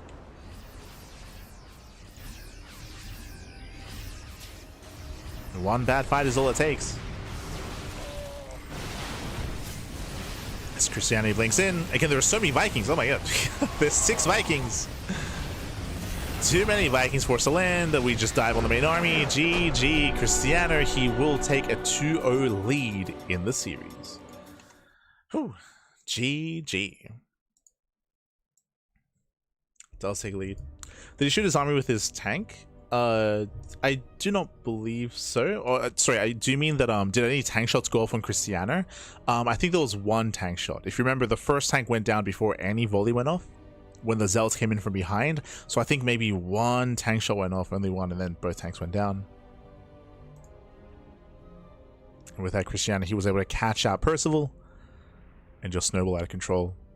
And again, Percival, he had a good start. He had a really strong start, catching out 11 probes, but didn't end up losing that lead. There were a couple of moments, of course, not just Percival losing his whole army, but his 4th base being cancelled. Sorry, his 3rd being cancelled, I meant to say. And also being overly defensive against 4-gate Blink, which never came to pass. If you remember, Krystianer, he had a bit of a fake-out moment where he threw down 4 gateways, he got scouted, he cancelled 1, and just expanded behind them instead, which did force an overreaction out of our Terran player to throw down extra bunkers and to hunker down back at home, getting ready for aggression that wasn't quite coming. So some really nice moves out of Krystianer to recover. And now 1 more game is all we need. Let's go. Let us go. Una más, papi, una más. Did he know GG? It's quite common for Percival to just insta-leave games. That's Percival.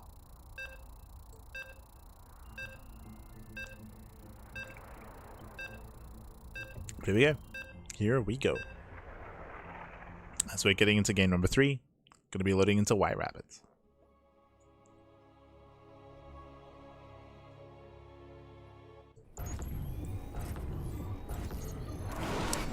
Here we go. And spawning in the bottom left-hand corner of White Rabbits, we have the Polish Protoss player. We have the blue Protoss representing onside. It is Krystianer.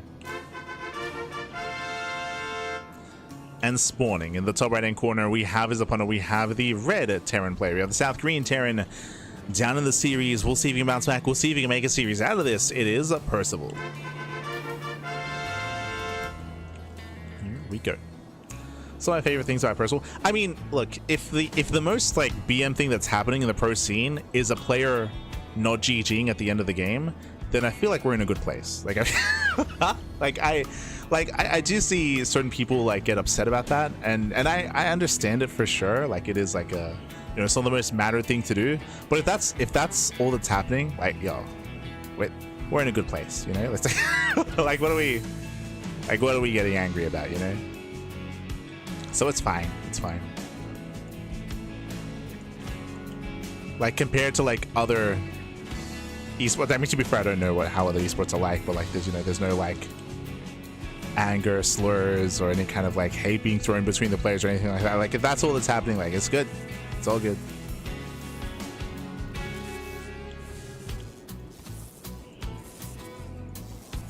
Here we go. So far, we are going to be opening up single gas here from Percival. Single gas going for his own Rax Expand. Economic start out of our Terran player. This time, no shenanigans, no proxies.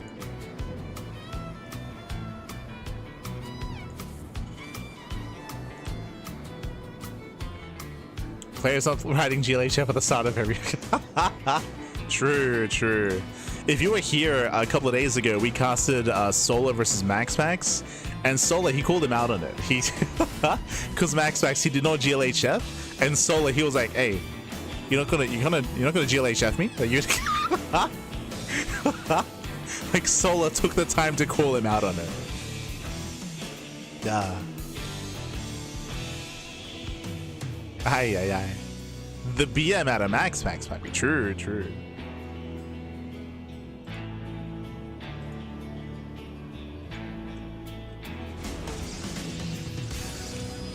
And MaxMax, he did GLHF. It was like 3 minutes into the game, but he did it. Ah. And then they bantered afterwards. But there we go. Here we go. From here, we're going to be opening up. Again, we have our 1-1-1 follow-up here by Percival. This time, we are going for a Mind Drop. If you recall, last game, we did have a Reaper opener into Hellion. Sorry, I meant to say game one. Game one was Reaper into Hellion. Here, it's going to be instead early Mines into early Mind Drop play. So Percival, he does mix it up. Likewise, across the map, we do have a Twilight Council opener into Blink. Once again, we do have a standard opener. Every game so far, we've seen 3-gate Blink out of Krystianer. To be fair, last game, Krystianer, he did mix in 4-gate Blink, and he faked 4-gate Blink Stalker. We might see that here as well. We'll keep an eye on it. As we are loading into White Rabbit. White Rabbit is one of the larger maps in the map pool. Larger map, but longer rush distance by ground. Unlike Winter Madness, though, I will say the rush distance between bases is quite long, between your own natural 3rd and 4th base locations. Because of that, when you enter the mid-game... Oh, we're going 4-gate Blink, by the way. We might not enter the mid-game. 4 gateways get thrown down. Hyper-aggression out of Krystianer, and this time, I believe he will commit to the aggression, by the way. Don't think he'll fake it out like he did last time. Hopefully, Percival can get a read on what's going on. Krystianer, he is being hyper aggressive. Here comes the initial Mind Drop. 3 Widow Mines in the medevac. Marines, they push towards the natural. But what I'm worried about is the counterattack. Hopefully Percival, he can get an eye on the gateways. Hopefully. Does boost in. Here does boost into the main. Marines, they head for the mineral line. They go for the probes. It's going for the workers. First Widow Mine does go down. 2 mines do burrow. So far, catching out 1 probe, gets 2, gets 3. Yeah, nice damage. 3 probe kills. Does focus down a couple more, getting up to 5 probes. Again, so far, nice damage. What am I to do to give chase? Phase 9 mining. And they'll get 1 more shot off. Oh. Catching out 2 probes, 7 in total. Very nice. And now we're going to be forcing the counterattack. Oh. Jesus. We're going to be forcing that counterattack. Another mine shot going off, catching out 1 more worker. And checking the vision here, Percival, he did scout all 4 gates. Okay, so all the gateways back at home. We have a 2nd bunker on the way. Good reaction here out of Percival. 2 bunkers on the low ground and the tank in the main. Likewise, is keeping the Raven back at home. 2 tanks in the main, actually. Okay. Percival, he is banking on a blink into the main base. Like, he is very, very committed in the main. Unfortunately, the natural is the target. Does pull the boys, does repair, so far so good. Percival is holding. Ooh, as the medevac is caught. Krystianer, does he dive into the main? Tanks are ready. Yeah, the tanks are in position. War Prism does confirm. And Krystianer, he does not commit. Remember, behind this is no third. There's no third base. Going for the bunker. He gets one. Who dies on the tank? Yeah, one tank goes down. A bunker as well. But he bleeds out, what, 2 stalkers? Five. Oh, God. 5 stalkers go down. And still no third expansion. Ay. Very late third base by Krystianer. He's falling behind. Krystianer, he does fall behind. Dropping into the main. He wants the tank. Should not get it. It's going to be close. Oh, he does. Oh, the Prism. Prism gets away. Massive pickoff. Tank goes down. Losing only 1 stalker. Nice moves here by Krystianer. Very nice. Does catch the tank. But again, Krystianer is behind. We have 52 workers to 45 probes of Krystianer. He is under 2 base saturation. Just now claiming his own gas geyser. Trying to get his own third up and running. Getting into a longer game state. Percival is ahead.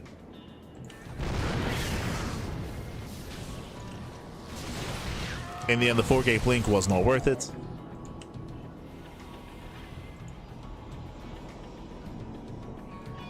Oh, a bit of a misrally here by Percival, throwing away his Raven. Ay. Okay, Krystianer, he's begun the comeback. Catching out a Raven, going for a backstab, catching out a Marauder as well. Very nice pickoffs. Gets a Marauder, hits the natural mineral line. Percival, he's completely out of position. Ay. He's out of position. Stalkers, they head further into the main. Going for the blink, going for some medevacs, and we should be seeing a recall. It's too late. I was going to say too late. He does wing to low ground. Gets on the medevac. Bleeds out a lot of stalkers in the process. Heavy losses here for Krystianer. Does get away. Losing another 6 stalkers. Yeah, that was 6 stalkers going down, but hey, got some medevacs. Got the Raven. Picks off some SCVs, and he also forces Percival back home. Does keep him back home. Back into the mineral line. 2 more SCV kills. Krystianer doing everything he can to recover. Remember, he's still behind. Krystianer, he's still in a rough place. Third CC is already done. Orbital morphs in. Percival can now expand. And here comes the main push. And it's a terrifying army.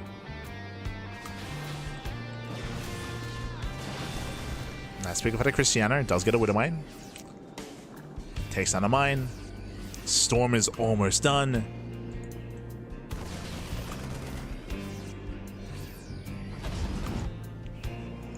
Krystianer is almost there.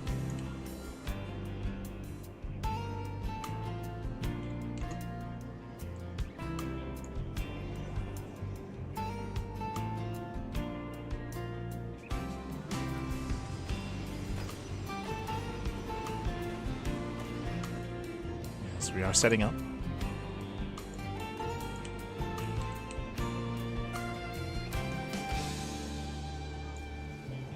We're setting up. Krystianer does counterattack, does hit the third, I meant to say. Ooh, Percival getting caught out. As Krystianer, he has to respect those tanks. Yeah, it does respect them. 9 SCV kills. Ay. Storm does run away, getting some of the tanks on siege. No, he gets them. Yeah, both tanks will go down. Massive pick of Percival, he was out of position. 12 SCV kills at the third. Krystianer, he rotates. Yeah, he rotates over. 1 more Storm, does connect. Can he kill the expansion? Not enough anti-air. Yeah, not enough. Does recall back home. 18 SCV kills. Krystianer has to get the hell out of here. Yeah, he does have to pull away. Yeah, it does pull away back home. 9 probes at full. Did I say 9? Getting him to 11, 12, 13. Yeah, 13 probe kills. Percival, he does commit across the map. He has taken some heavy economic losses here. Percival down to 46 SCVs, but the main army is still in favor of the Terran. Still has a larger army. Do we have any Storms? 0 High Templar. Oof. Yeah, High Templar now morphing in. There's going to be 1 NG overcharge. Percival's pushing, and Krystianer, he moves out. Oh, gets a ghost. Wow, 2 ghosts going down. Nice pickles. At the same time, though, Percival hits the third. Sims in, takes down the mineral line. Oof. 18 probes go down, and we don't go for the base trade. I mean, we can't. It's, yeah, Krystianer, he's not across the map, racing back home. Oh, ooh, gets a full medevac. Jesus. No shot. Then again! No, he gets 2 full Medivacs 3! Yeah, it's 2 full Medivacs go down. Percival, he will throw away the entire army. Yeah, he's gonna lose everything here. Barely no more blinks. Yeah, blink was on cooldown, does drop into the main base, but alas, Krystianer, he commits across the map. We're getting messy. We're getting very, very messy here. Percival, he does have those ghosts, he has EMPs, but he has also the bulk of his army. We're getting messy.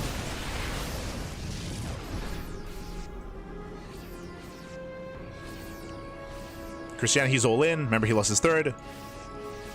Krystianer is completely all in.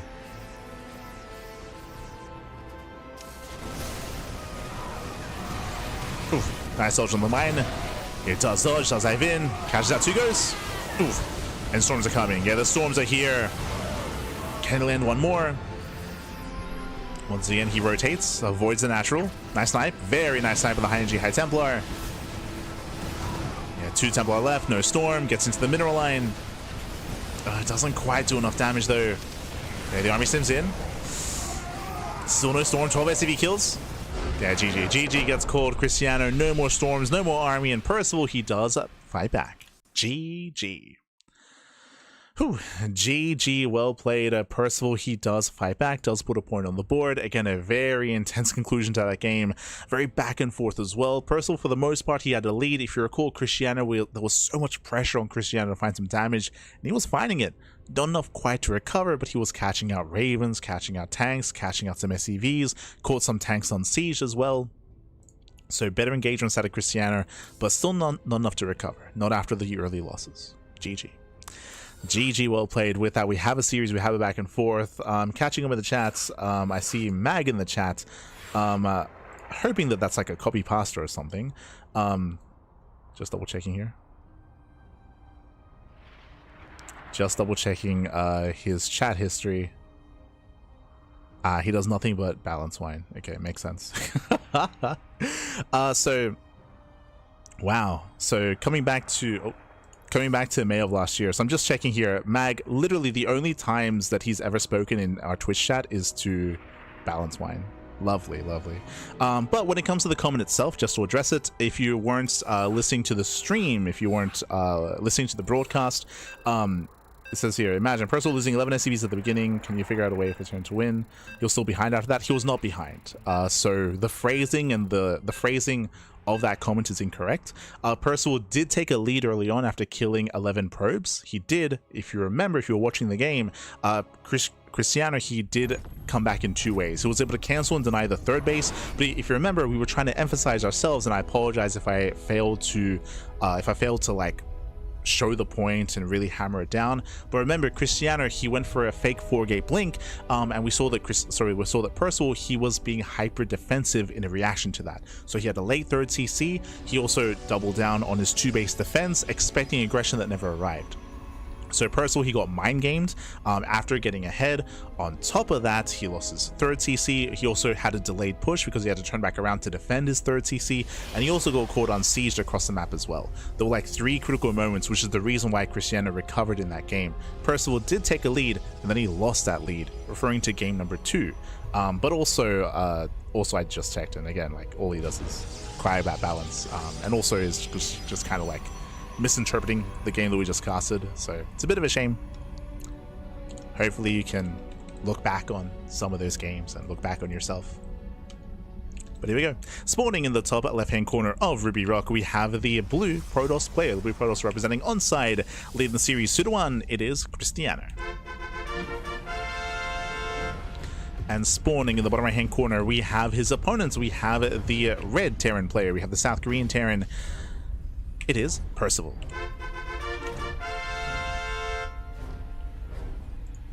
Here we go. Is balance winding illegal? Yes, yes. Especially if it's unfounded.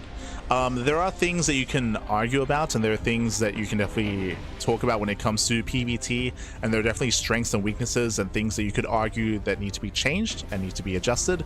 But what is often the case is that people kind of like misinterpret, or they take a game that a player lost and they try to argue about balance when that wasn't necessarily the case in that game. As we tried to mention, like, there were reasons why Krystianer bounced back and recovered in game number 2, but none of that was addressed in that comments. Like he was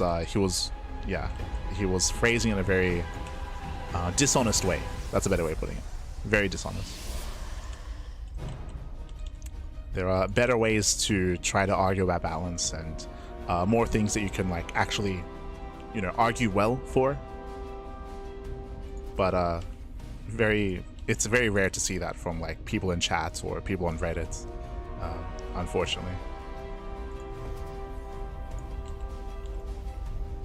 There are better ways to argue, better way to like quote unquote balance wine. Give that comment a low effort 1 out of 10. There was no substance to the comment, unfortunately. No substance. And so here we go. Here we go. We do have Percival going to be opening up with a proxy starport. Okay, proxy starport into a Hellion drop in towards the main.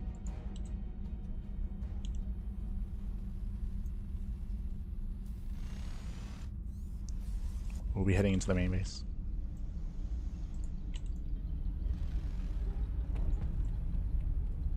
And likewise, we'll see if we can get across the map. True in the chat.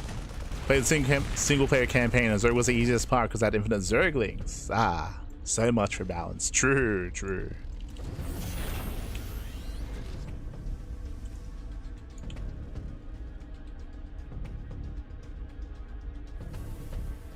I also think Protoss is in balance. Have you seen the way the units walk? These Colossus and Stalker legs look so unsteady. Ah. Strong breeze will topple them over. True, true. As Percival does commit in. Bearing in mind that Krystianer, he did not scout the proxy. He's not aware. The Hellions, they bust into the main, and 4 Hellions, they will one-shot probes. They will one-shot. Yeah, workers are lining up, getting up to 4, getting up to 7. 7 probes going down, losing up to 9. Losing up to 10. Did I say 10? 12. 12 probes falling. Ay, getting up to... Can we get 14? Oh, not quite. But 13 probe kills. This is critical damage early on. Very, very critical damage here. The mineral line is roasted. And Krystianer, he has no counterattack options here. He has 3-gate blink, so he can try to be active across the map. He needs to be active across the map to try to recover, to try to bounce back. Ay. Behind this Percival, you can just chill. You can just chill. We do have a second bunker on the way. Very safe play here out of Percival, considering that he does have a massive lead, and now we can just build up in towards Stim and a 3rd CC. From the side of Krystianer, how to recover here? I mean, there are ways to be active across the map. We can go into Stalker aggression, throw down extra gateways. We can try to macro this out, but he's playing from behind.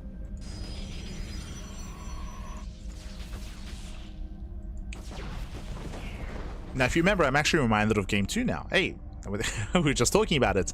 What were some of the ways that Krystianer recovered? Well, one, he was able to fake out his opponents and go for a greedier build and try to force overly defensive play. But the other way, of course, was he was able to be active across the map and punish Percival's aggression. Percival was out of position to defend his 3rd, and Percival got caught out on the map unsieged. From here, Percival can just chill. Just calm down. Just chill, calm down, build up on 2 bases, get your 3rd TC, be more defensive, build up your army, get an eye on your opponent's positioning, and then push across the map. Percival just has to calm down. Or we can just 2-base all in. True, that's another option, to be honest. He could just 2-base all in from here. Krystianer, he gets eyes on the tank and on the Marauders. The main base is inaccessible. Checks the natural. And does chip away at the bunker.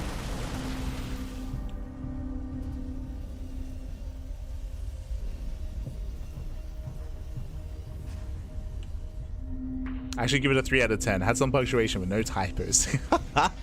True. Could have been worse. Could have been worse.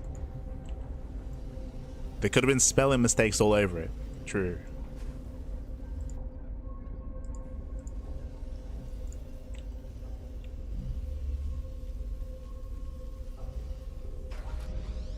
Could have been worse.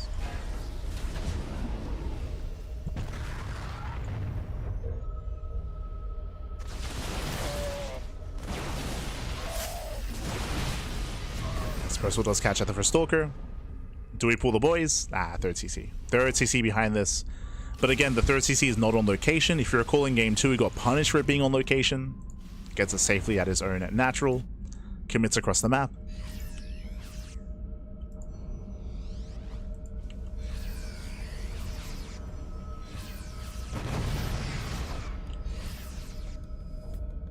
We see Krystianer attending this around. Again, we'll see if he can catch those tanks on siege. The tanks, they do siege up. Charge is about to finish. As we drop into the main. Nice drop. 7 probe kills. Oof. Yeah, mine shots going off. Tanks, they're going to be going down. Nice pickups here. He does get both tanks. And I'm getting a bit of deja vu here. The bio army does escape, and we do have a better drop into the main base at the same time. But again, we didn't have to commit like this. We didn't. Or if we did, just double down. From here, Percival still maintains a lead. Still up in workers, up in economy. Thankfully, this time he does escape with his bio army. If you recall, previously he lost everything. Lost everything across the map. This time, only the tanks. And now we can expand.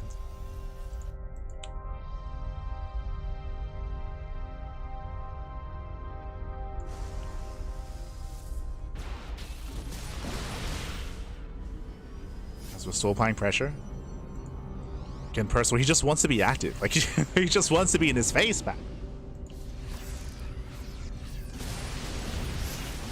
Oh, nice catch. Nice catch on the robo. Dragging the army through the widow mines. Oof. Yeah, it's going to be very valuable mine shots going up on the zealots. From here, we can just pick up and pick up. Does pull away. Drop back in, 4 more probes, snipe the robo. That does lay any kind of splash damage, any kind of Colossus base play. Bearing in mind there's no Temple Archives, no Storm, 0 splash damage. And we just commit. Yeah, we just send it across the map. Oh boy. And Percival, half his army, is in these medevacs. No shot. Krystianer, he can win the game here and now. He can just commit in, he can fight half the army and just go for the kill. Go for the kill. And he will. Yeah, he's going to be able to overwhelm. Again, Percival completely out of position. His aggression is killing him again, Pappy. It's happening. Oh my god. Yeah, it takes on half the army, the bio. The mines, Percival, he's racing back home. 10, 11 SCVs going down.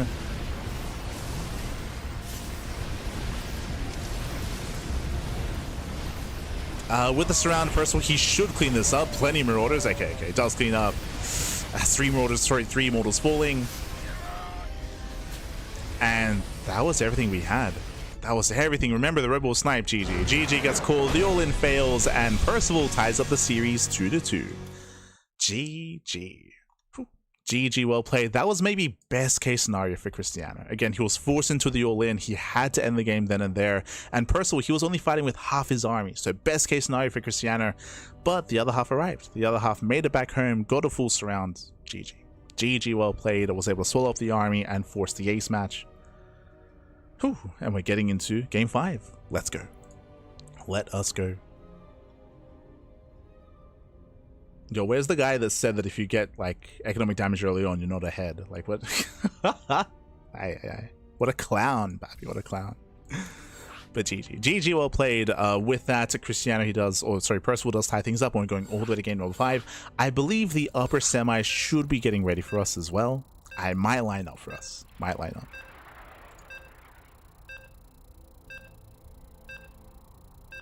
Let's go. Let us go.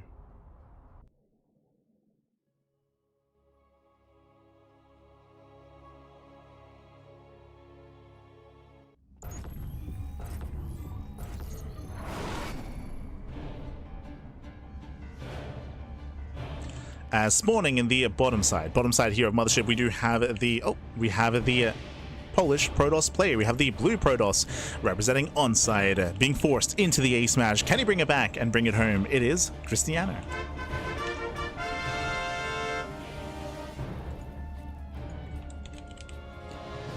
And spawning in the top right, let's go. we're committing, Pappy. In the top right hand corner, we have the South Korean Terran player, we have the red Terran. It is Percival. Tying up the series and forcing the ace match as we are opening up with some cheese, some shenanigans. It is Krystianer's turn to proxy. Let's go. If you recall, Percival, he went for a proxy marauder previously in this series, and now it is going to be Krystianer's turn to cheese the proxy with the initial gateways. Ooh, and he also scouts top right as well. The Gamba, Pappy. He gambles. He does gamble correctly. He will find Percival. Now, it is not uncommon to open up CC first, but double gas. Double gas opener out of Percival. I really like this build against players like Bjorn, against players like Cure. This build makes sense. Winding it back here, because the map is so large and because this is a 3-player spawn map as well, it is not uncommon to see just straight up CC first or just racks expand. Economic greedy builds. Very, very common here in TVP. But here, for the first time this series, Percival does open up double gas. So faster factory, delayed CC out of our Terran player here, going for a much more tech-heavy start, going for, I would say, a safer start. Now, there's still a chance that Percival, he goes factory into a CC on the low ground, and in doing so, he may be forced to cancel that CC. So there is still at least that amount of damage on the table here for Krystianer. But we'll see. We'll see if we can pull it off.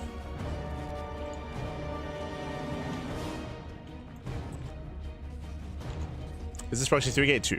2 gateways here. Krystianer, he should be expanding back at home behind this. So not as committed, not as all in. But the Reaper will confirm. Yeah, nice scout. Does go to the center.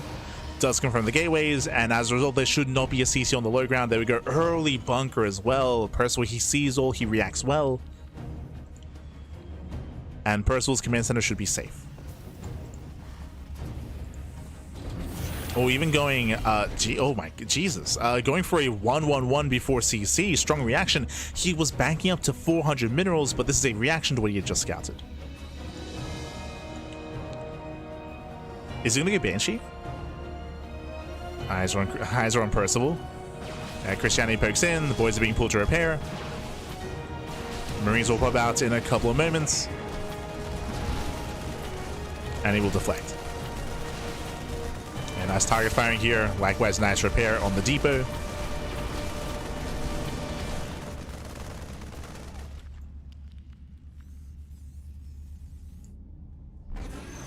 Oh, as Reaper gets into the main base, catching at a probe, forcing the recall as well. It does force a recall. We're not going for the add-on swap, so we're not going into Banshee play. We are going into early tank drop. The purpose here is to try to punish Krystianer.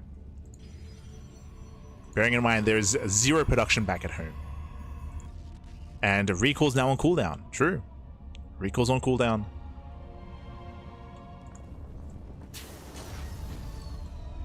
Percival, he wants to be aggressive once again. I mean, that's just how he plays. Wants to be in your face. In the face. Tank gets spotted. Krystianer, he knows. Marines, they drop across the map. The tank will stay back at home. Tank does defend. Oh my god. Okay, calm down, Percival. Calm down.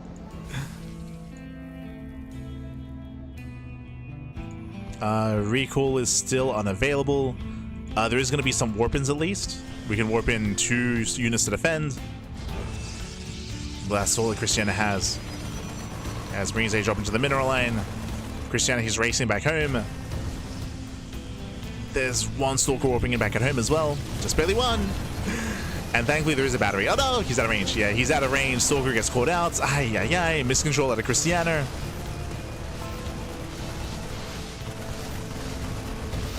Yeah, it does miscontrol. The boys are being pulled. With the help of the boys, he should be able to hold on here, but that's still 5 probes going down.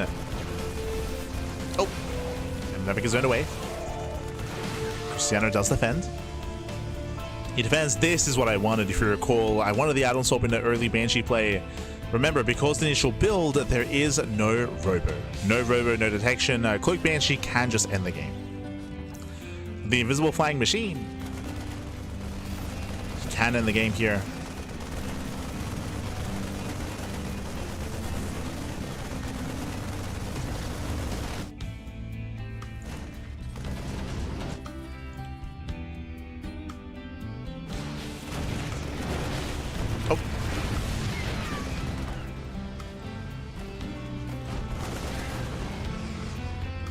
So far, catching out a tank. Nice catch from Krystianer.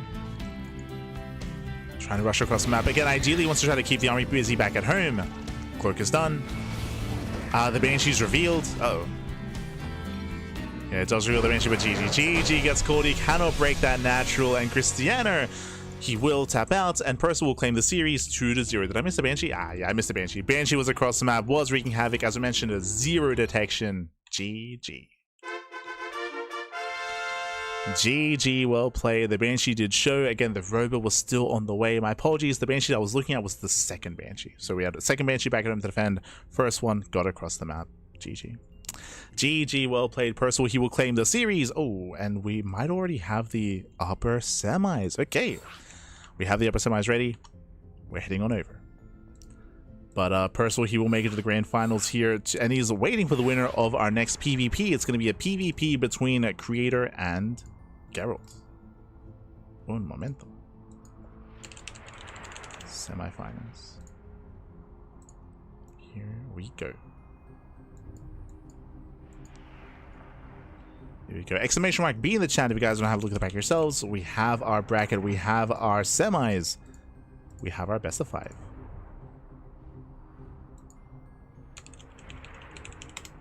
Un momento.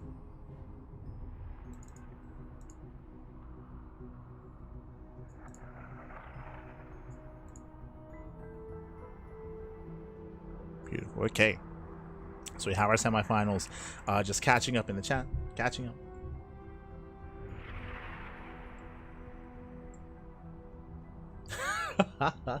No.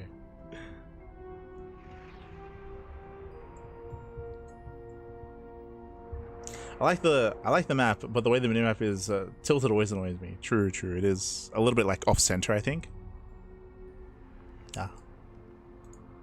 But I do appreciate that like 3-player spawn maps are coming back into form and back into rotation. Hopefully we can get more than one 3-player spawn map to vote for in the TLMC. So far for the last 2 seasons, it's only been the one to vote for, which is why it just keeps winning. It was our last fantasy last season and Mothership this season. So hopefully we get a little bit more variety. Well, we'll do our best. We'll do our best. Do our best. For those who don't know, I will be one of the judges again. We'll be judging the Team Liquid map contest for the 2nd season. But it looks like Geralt, he does need some time here. So we're going to be coming to a very short break here. It's all good. It's all good. We're more than happy to just give Geralt the time that he needs. After the series, we'll be back with our PvP. See you soon. See you soon. Oh.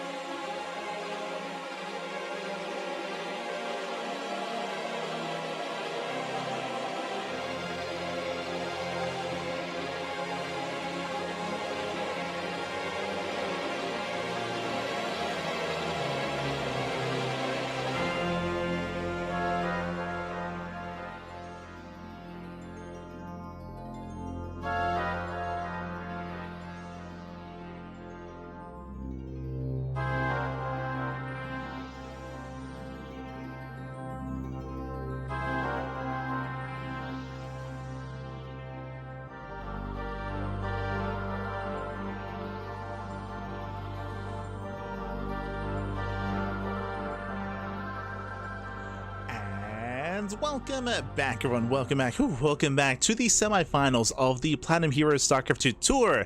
Welcome back here to the second monthly here of 2026. We just wrapped up with our lower semifinals. Just had an intense back and forth between Krystianer and Percival. Percival did barely win the series 3-2 in that best of 5. And now we have another best of 5 here to determine who is going to be Percival's opponent in the finals. Will it be Creator or Geralt? We have a PvP ready for you here. Let's go. Our players, they still need a moment before we jump into this series. They do need a moment. In doing so, I do want to give a shout out to Ladder Legends. Ladder Legends, they are one of the main sponsors of the event, and they do provide coaching services. If you're interested, if you're a Terran player out there, there is a Terran Masterclass. There's a Masterclass happening in a couple of weeks, I want to say, is it like April 10th, April 13th? Sometime in April, we do have a masterclass with Big Gabe. Big Gabe here in Marine, he's going to be hosting a masterclass over at Ladder Legends, so you can be a part of that. You can fall under Gabe's tutelage and maybe learn some Terran as a result as well, or improve your Terran, if you will. So shout out to Ladder Legends. Again, they are one of the main sponsors. Likewise, if you want to support this event and support the Platinum Heroes in another way, you can do so via Ko-Fi. There is a Ko-Fi account here. Hold on one moment though. There we go. Just posting in the chat, both in Twitch chat and over on YouTube as well. But there's a Ko-Fi for the Platinum Heroes, so you can help support, fund their tournaments, grow their tournaments, and just support the Platinum Heroes and the events that they host and organize over on Ko-Fi as well. As they don't just organize these events, but I believe they were also one of the big sponsors and organizers for the March Madness. Or am I thinking of... Yeah, the March Madness, the offline event that happened in Oklahoma over in the Americas, which is the event that Jumi and Geralt went to not too long ago. So they've been doing a lot for StarCraft for the scene. So much love to the Platinum Heroes and Platinum Esports. Much love. So you can help support them on Ko-Fi. Just catching up in the chats, I would like to see some old school classics come back into the rotation personally.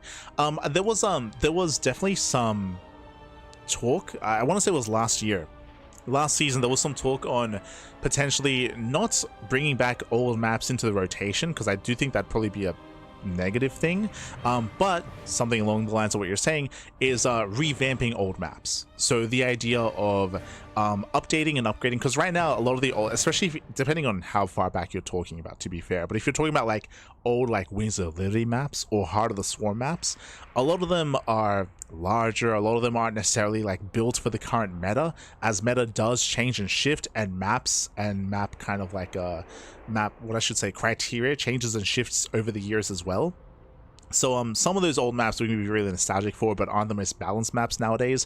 But the idea of like going back and like revamping and like revitalizing those maps for like modern StarCraft is definitely something that's interesting. Like I'm not opposed to the idea, especially because there are so many nostalgic maps, right? Like there's so many like legendary maps from back in the day. It would be nice to kind of see them get like a bit of a facelift to be reintroduced once again. I know there was definitely like discussion regarding that previously, like a couple of months ago. I can get behind it for sure. I can get behind it for sure. I also want to emphasize, because I remember there was like some arguments against it that were like, oh, what, you want to like, you don't want to introduce new maps, you just want to focus on older ones. I would imagine that in this kind of scenario, you'd mix them in alongside new maps as well. Like you'd have like maybe, you know, 2 like revamped maps from back in the day and then fresh maps alongside them as well. It'd be interesting. I'd say it'd be nice. It'd be nice to see.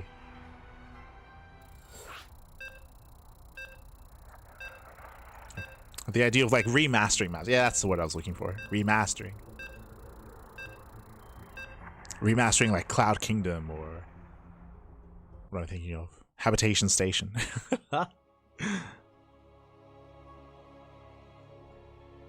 Oh, the old maps.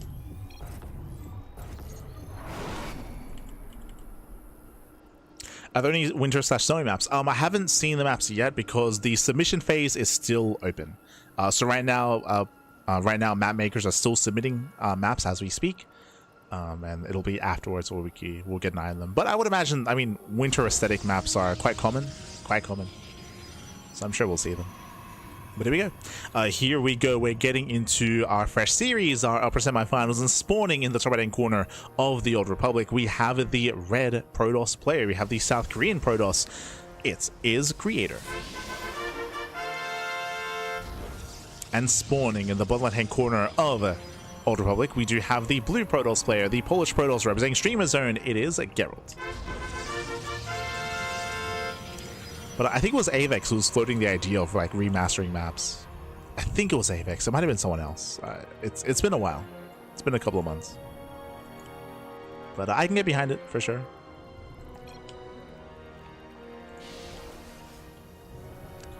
Like, it is a bit of a shame, like, if we have like a quote unquote like legendary map that is only in the map pool for a brief period of time and then leaves.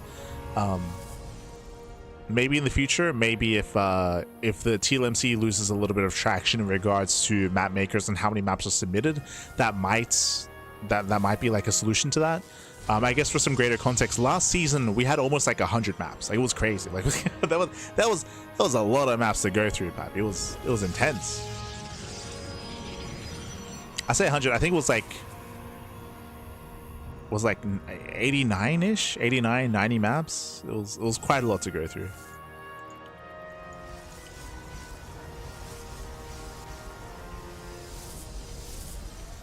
There was some wild maps, by the way. Like, it was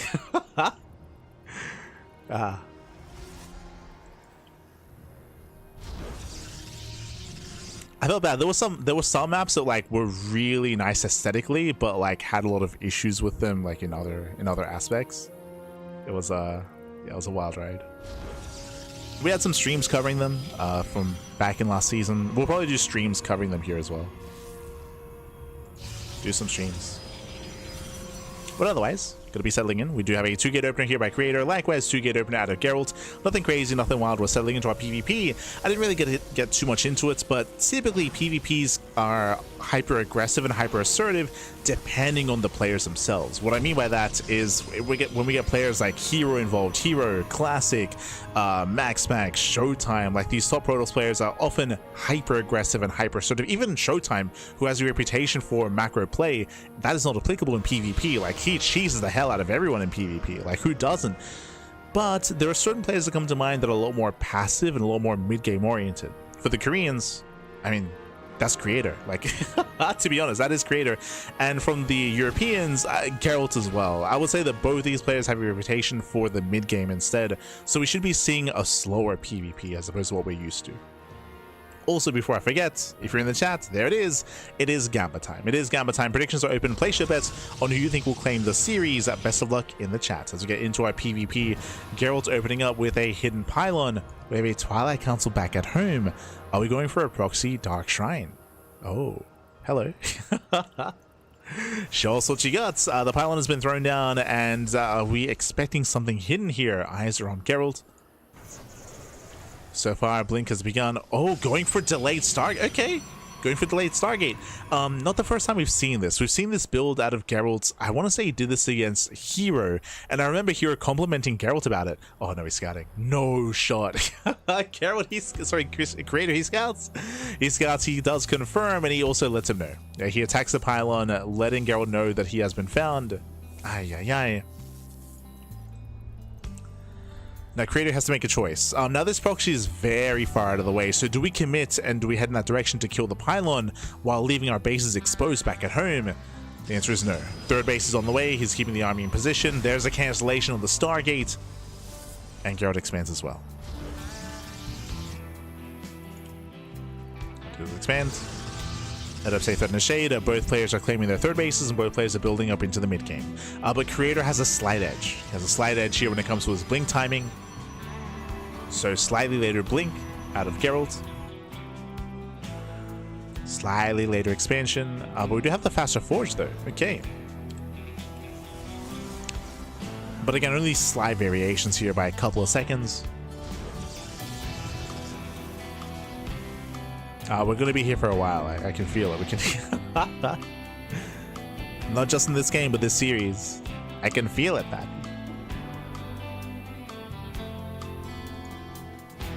Creator, he rescouts, confirming that the Stargate was cancelled. Creator, he races back home to defend. Typically when it comes to mid-game PvP, so we build up our Blink Stalkers, we typically transition into Charger Archon Immortal. The reasoning for this is Zealots do an amazing job tanking against Stalkers, tanking against Immortals, and they're also a cheaper option as well. They're just a cheaper, more efficient unit coming into the mid-game. As your opponent, or as you build up Zealots, the counter to that is going to be Archon production. So that typically leads into Archons as they punish Zealots clumping up, and of course they tank very nicely against Chargers as well.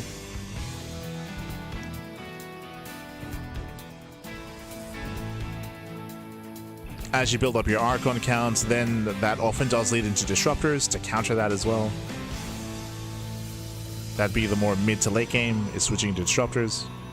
But more often than not, we just stay on Stalker, Zealot, Immortal, Archon. Speaking of Archons, there it is. Temple Archives for Creator, Temple Archives for Geralt. So Archons are on the horizon, Charge as well. Again, both players are just embracing a longer game. Meanwhile, a big shout out to Mr. Cillian? Mr. Cillian? Or Marcillian instead. Marcillian. But thank you so much for subscribing for the second time, actually. 2 months. 2 months in a row. Thank you so much for subscribing with Twitch Prime. Thank you, Pepe. Thank you. Do appreciate it. Do appreciate the support. Gracias. Gracias. Hope you enjoy the content. Hope you enjoy the StarCraft. Hope you enjoy. From here we are just amassing. 4th base on the way. We might just max out. Like it's we're just being very passive here. We're poking in every now and then, you know, getting a couple of probe kills, adept harass, but nothing major.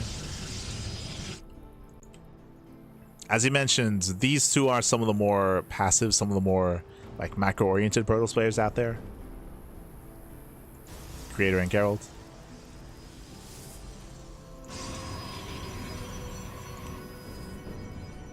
Just calming down, building up into +2.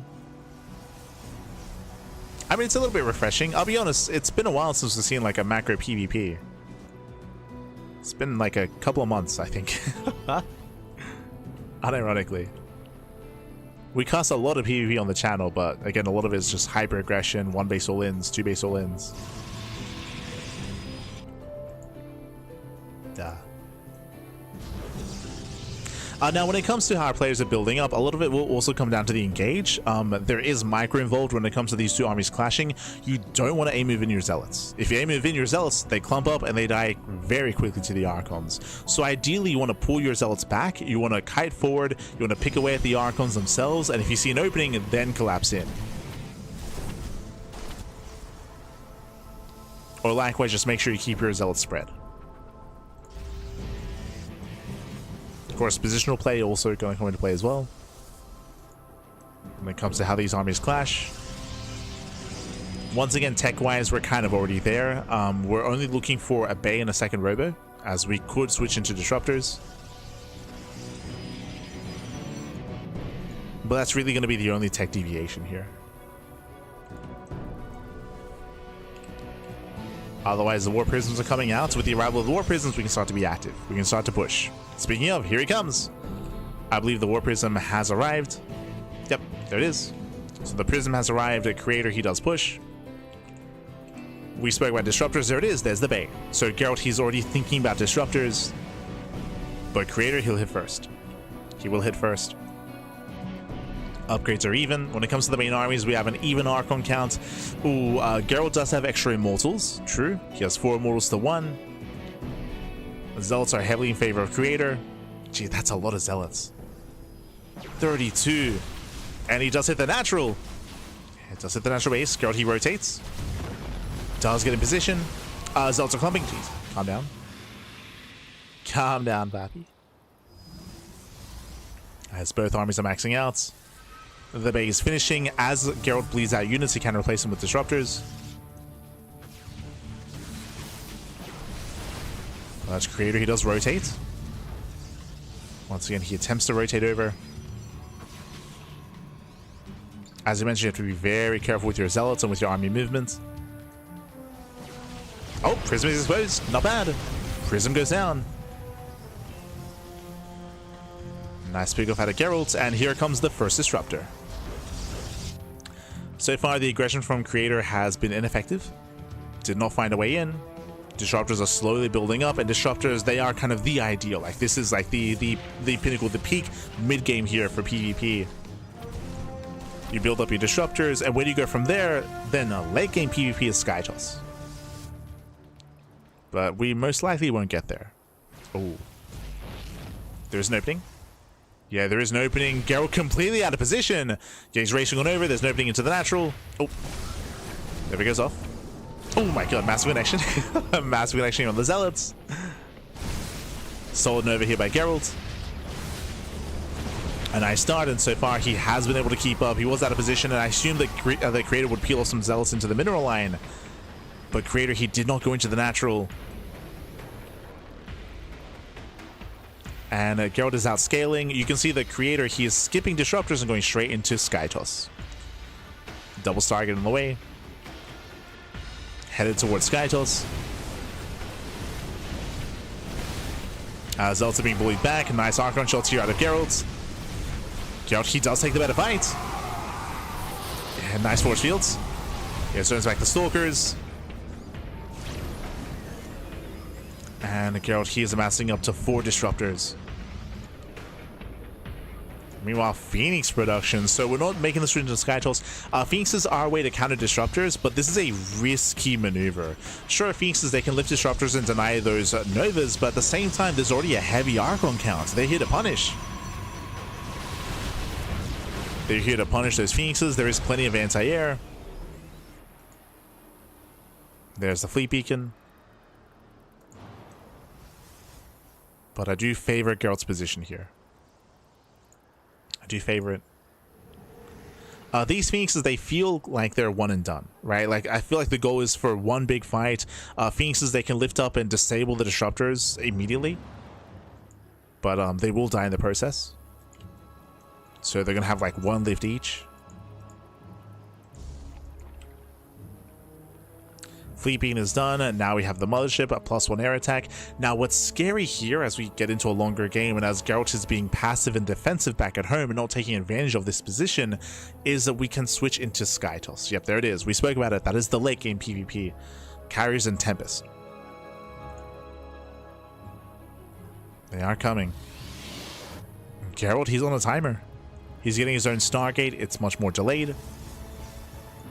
Again, I prefer Geralt's position currently with all these Disruptors, but we got to make use of this army, though. We're going to be active. We cannot just stay at home. Again, +1 air attack is on the way. More carriers are on the way. Geralt, he's pulling back. Again, he's staying defensive. He's scared. Even though he has a stronger army. Like, I favor Geralt's position for the past, like, 2 minutes. 2 or 3 minutes. Geralt, he took better flights. Built up his Disruptors, but that window is closing. Geralt, he is slowly losing his advantage. Now, what I will say is that because it's going to be Carrier instead of Tempest, I feel like the heavy Archon count can still hold its own against Mass Interceptor. I think this is still okay. Also, fun fact, the counter to Carrier is Tempest. If Geralt goes straight Tempest from here, and if Creator isn't aggressive himself, then Geralt can still build up a better army, a superior army.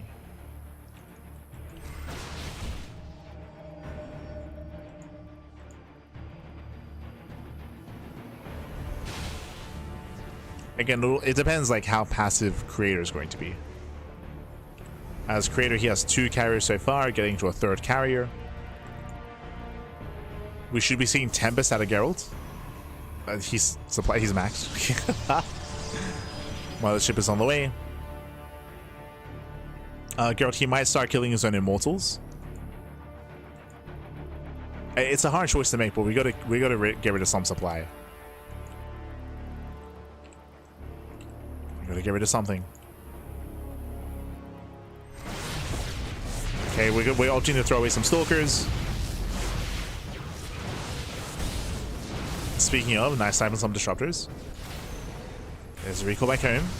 And it is going to be Tempest. I do like this. Like, again, as you mentioned, Tempest is superior to Carrier.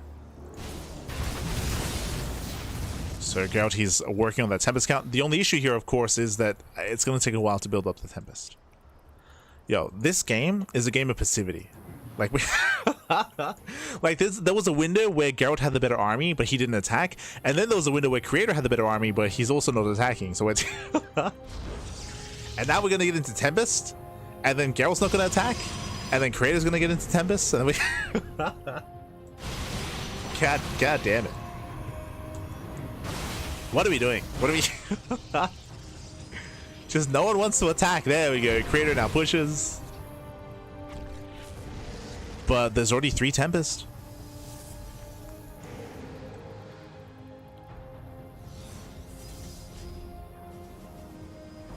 I'm streaming today, by the way. Much love. Much love. Oh, este kid Colombian. Gracias, papi. Este colombiano. Immortals are going for a counterattack. They kill a base. Again, we want to get rid of these Immortals. They've lost their value. So Nexus goes down. They also scout the carriers. Can he get another Nexus? No shot. He's going for it. He wants another Nexus. And he's going to get it. 2 bases go down to the Immortal Water Bite. Let's go. And again, he's throwing all this away. Immortals, they have no value here. They have no value. More Tempests are amassing. And Creator, he didn't push, by the way. So again, like, no, like we have not seen any player commit to an attack this game. Sure, Geralt, Creator, who was posturing earlier. True, he just didn't find a way in. Making 5 Tempests at a time. I believe Creator hasn't seen this. If he did, he should be starting his own his own Tempest. Oh boy. So far, there's only 3 Tempests for Geralt. His Tempest count is still a little bit low, but he's getting up to 7. Yeah, mass cannons, mass shield batteries. This is Geralt, remember, he doesn't move out before 20-minute mark. True. We're almost there. We're almost at 20 minutes. Casito. He's almost there. Then he has permission to attack.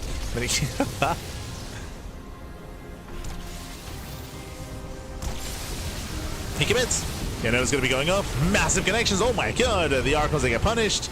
They get shut down. But are there too many carriers? You know it's going to be going up. Get a good chunk of Archons do fall. Tempest, they have arrived. They focus on the carriers. They get 1. No detection. Okay, going for the mothership. No detection here. Tempest have to back up.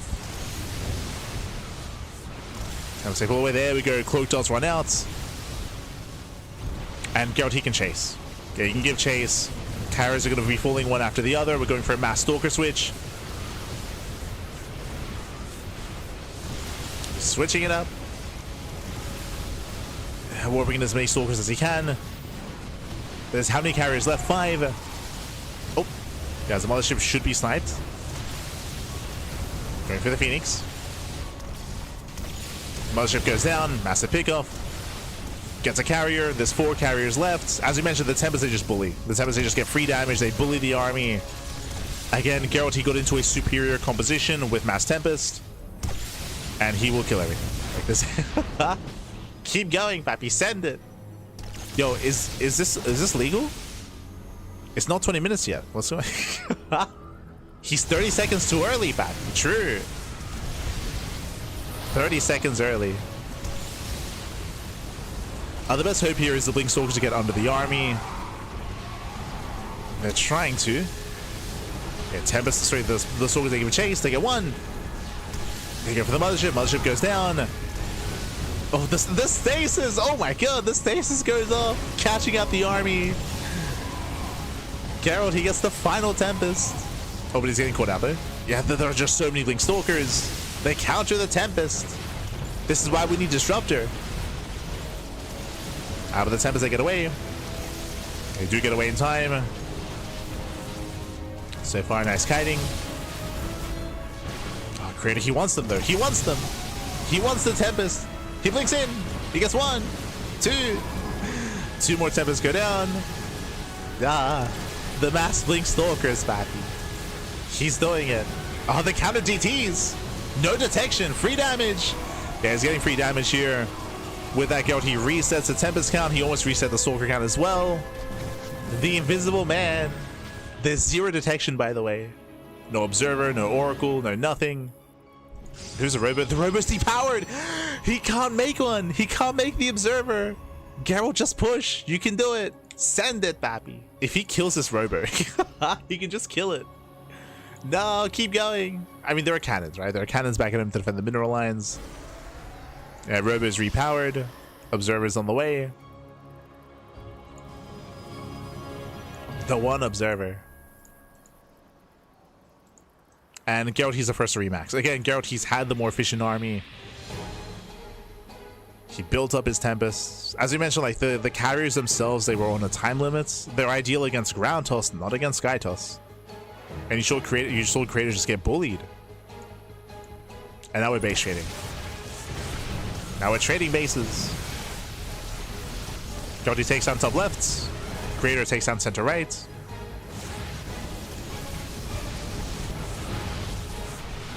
Ooh, Geralt turns around.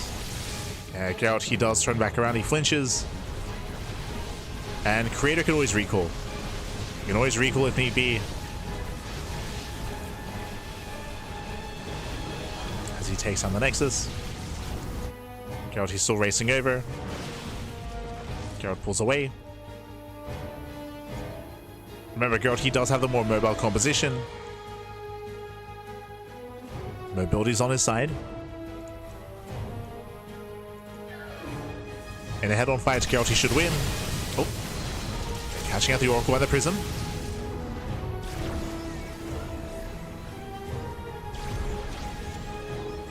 The Prism goes down.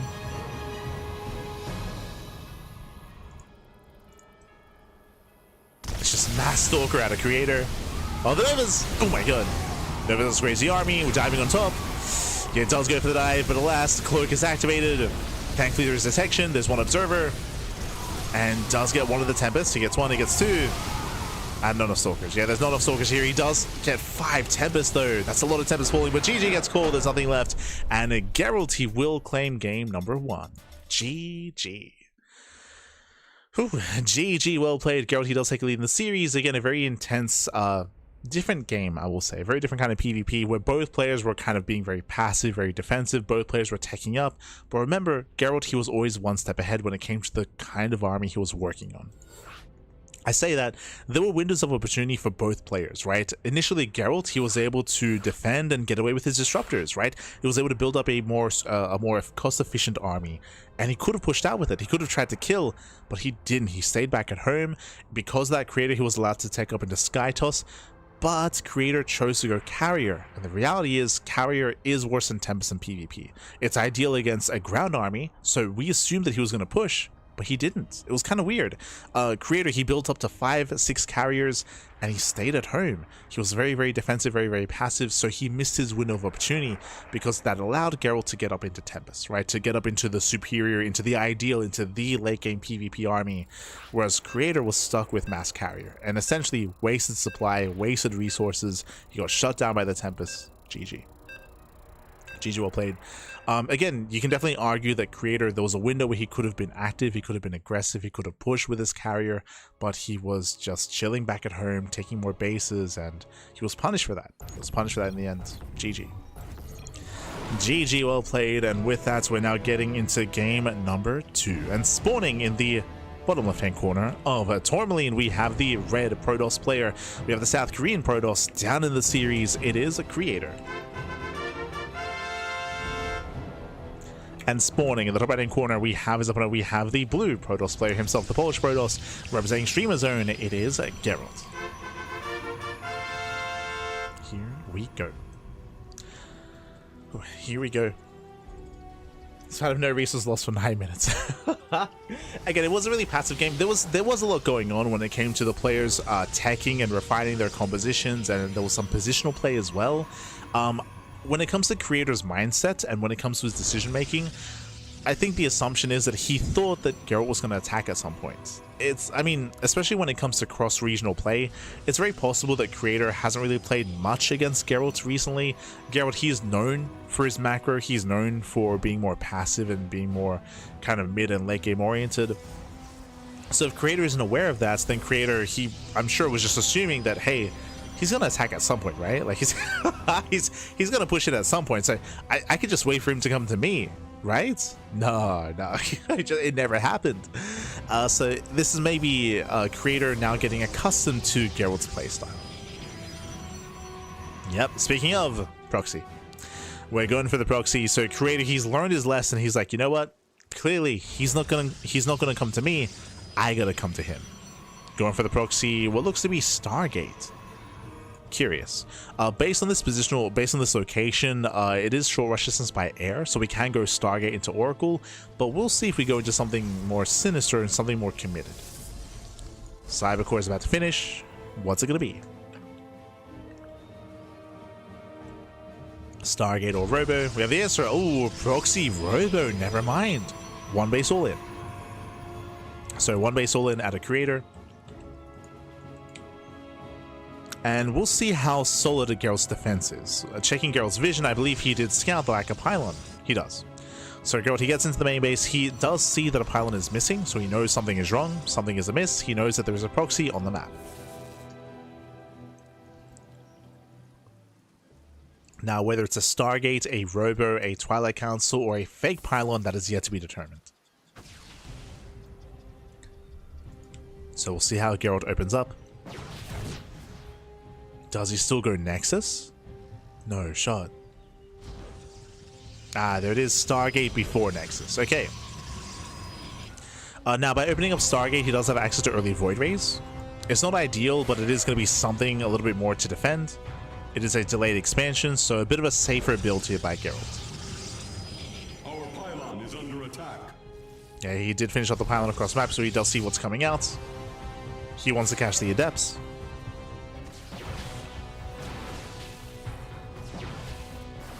And he will. Sorry, I was meant to mute. My apologies. But as they're moving out across the map, they're looking to threaten a shade into the main. Geralt, he counterattacks, forcing defensive warpins. The Immortal is revealed, and where is that Void Ray, by the way? It's still on the way. Yeah, the Void Ray is still coming.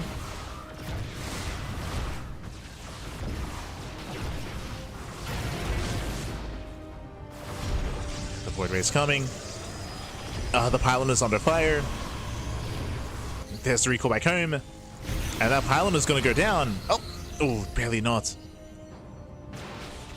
Yeah, what, 2 more volleys. Geralt so far is holding. Second pylon does finish. He will keep everything powered. Void Ray has arrived. Ideally, he does want that prism. Oh, it doesn't quite get it. He's out of range. He's out of range, but such limited anti-air here for Creator. Geralt is holding. But here come the Stalker reinforcements. Warps in more Stalkers. We can see Geralt trying to catch any reinforcing Immortals. The Void Ray is out of position. Not at home to defend. Going for the Robo itself. But we need it back at home. Nice force. Okay, nice force field. Very nice force field. Oh, does drop off the ramp though. Prism goes down. No, he's stuck. No, the Immortal. The Immortal's going to go down, but we're committing. Yeah, we're going up the ramp. Creator, he says that we need that Void Ray back at home. We need the Void Ray, baby. The boys are being pulled. It does pull the boys. Lifts the Immortal. Can he focus it down? He should be able to. Ooh. No, he misclicked. No! Geralt, he's attacking the gateway. No, he saves the Immortal. I was curious. I was like, why isn't the Immortal dying? He misclicked. Geralt. No. The Void Ray. Get out of here. He was attacking the gateway. Ay, ay, ay. That Immortal should be dead. But at least Geralt defends, right? At least he does defend. Did waste a bunch of DPS.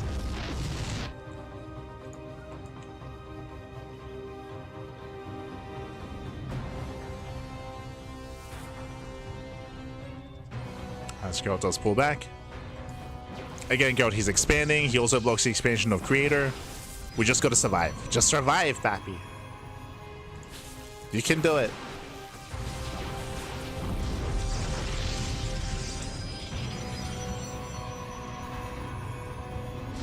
Why would you go Oracle over Void Ray?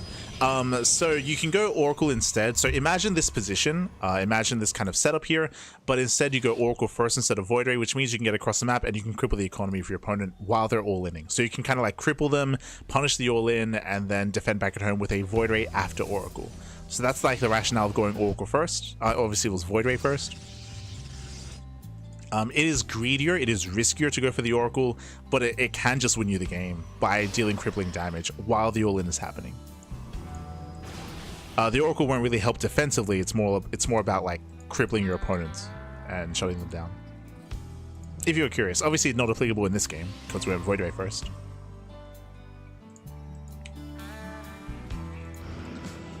Here we go. Creator, he's slowly expanding, again the all-in has failed. And Geralt has a stronger economy as he has the faster natural. It's up and running.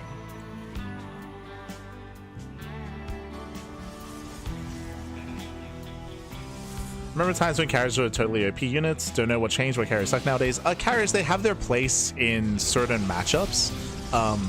Like, for example, we were trying to emphasize last game, for example, like the carrier has, there's a reason why Creator made carriers. They do have their uses in the mid game against a ground army, right? Specifically against in a PvP against a ground focused army, but they get outscaled by Tempest. So they have a bit of a, they have a shorter like lifespan, I should say, in PvP. They do get outscaled as the game progresses, as your opponent builds up Tempest. That's why we were being critical of Creator for building up carriers but not being aggressive. So they were kind of like a waste, right? Like they were a waste of resources, a waste of investments. They hurt Creator more than helped him, just because he didn't use them, right? But as we mentioned, like my assumption though is that Creator assumed that Geralt was going to be aggressive and push into him. That's my assumption as to why he wasn't aggressive with it, why he wasn't active. It's similar in PvT, where in PvT there is a window in time where carriers can actually be quite useful if you can get into them, like, but at the same time there has to be like a certain environment for them as well. The problem is that in PvP, depending on your mid game, it is not uncommon for the Terran player to get Mass Viking out against like a Colossus heavy style. So if they already have Vikings, then like switching to carrier like doesn't really make any sense.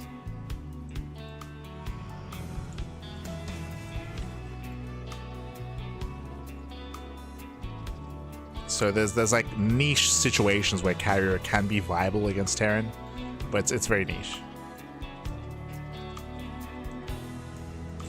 As Geralt, he does move out. When it comes to the main army, Geralt, he's up in Immortals, he's up in Economy, that translates into a larger army, and Geralt, his units just snowball out of control. Oh no, waste a lift. Yeah, Hallucination does bait out some shots, but the second Immortal does fall, and now there's 0 Immortals left. The boys are being pulled. Creator, he is desperate. He's desperate for damage. Nice force field, zoning back the army. The Void Ray does fall. The boys are tanking. Yeah, the boys are tanking. The Immortals are exposed, and Creator, he's going to get 2. Yeah, he's going to get all 3 Immortals. Not bad. Does reset the Immortal counts. Creator, he does hold, but at the cost of 14 probes. Creator, he does fall behind economically. Oh, nice snipe though. He's going for the counterattack. He's pushing out. +1 is finishing. And Geralt going for the backstab as well. Let's go. Let's go. But again, that was a very nice defense out of Creator. He retained the main army by throwing away his probes. And sure, he may have lost more workers, but it doesn't matter. He's going for the kill. He's going for the kill, going for the throats. Wants to end the game here and now. Takes down the battery. The battery does fall. There is 1 defensive Immortal. Geralt, he's holding. Does barely hold on. The Immortal! He blinks it, he blinks in! Does blink in, does snipe, nice pickoff, and with that there's no safety battery here. Creator, he might just barely have too much. Again, he has a heavy Stalker lead. GG gets called, and we have a series, we have a back and forth. Creator ties up the series 1-1. GG. Whew. GG, well played. Again, it was a very shaky defense there from Creator, but as we mentioned, he did lose a lot of workers in that defense. He did have them tank. That allowed him to retain his Stalkers. He was able to get on top of those Immortals, sniped all 3 of them, and then was able to just overwhelm. GG, well played. Creator was able to take it from then and there. And now we have a series. Now we have a back and forth. Whew. Let's go. Let us go. As we're going to be loading into 10,000 feet.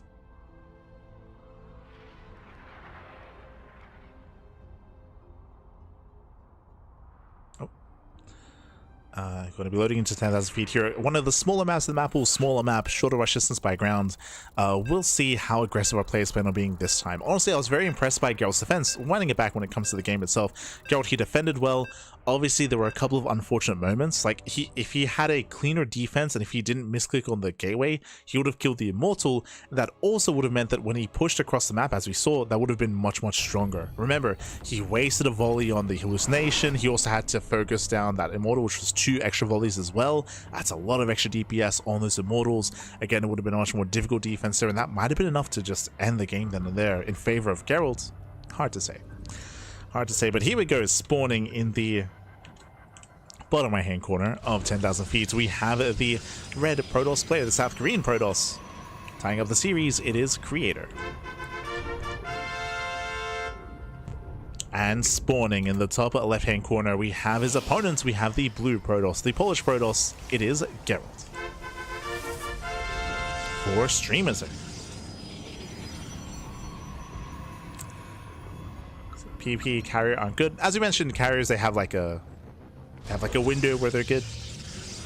A window in the game before they get outscaled by Tempest. Here we go. Here we go.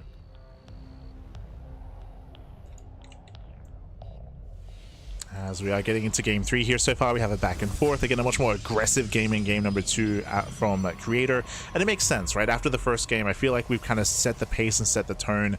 And Creator now has more information about his opponent. He's like, okay, let's not go into the mid to late game. Let's not slow things down against Geralt. That's where he thrives. That's where he's at his best. Let's be more active, more aggressive, and let's kind of take things to Geralt earlier on.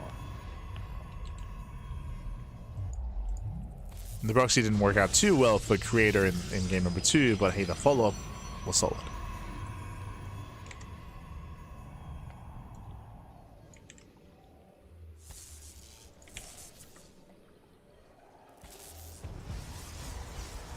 Yeah.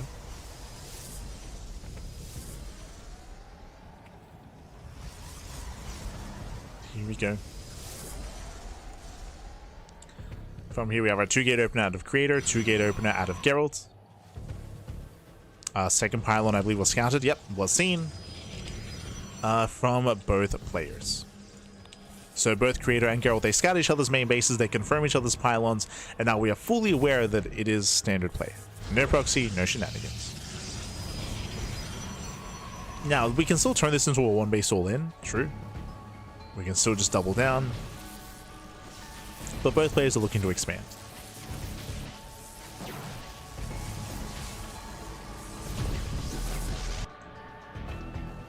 As there's an Nexus for Creator, Nexus for Geralt. So we're calming things down after an intense game number 2 and going for standard openers. We'll keep an eye on any gateway explosions. We'll keep an eye on any tech timings as well. We'll keep an eye out.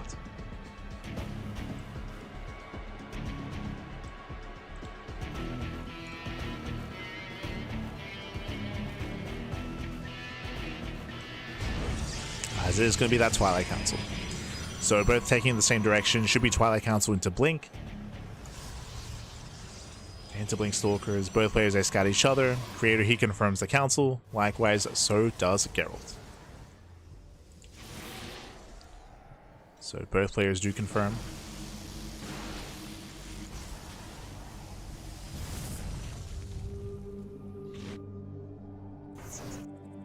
From here, we can just build up our Stalkers.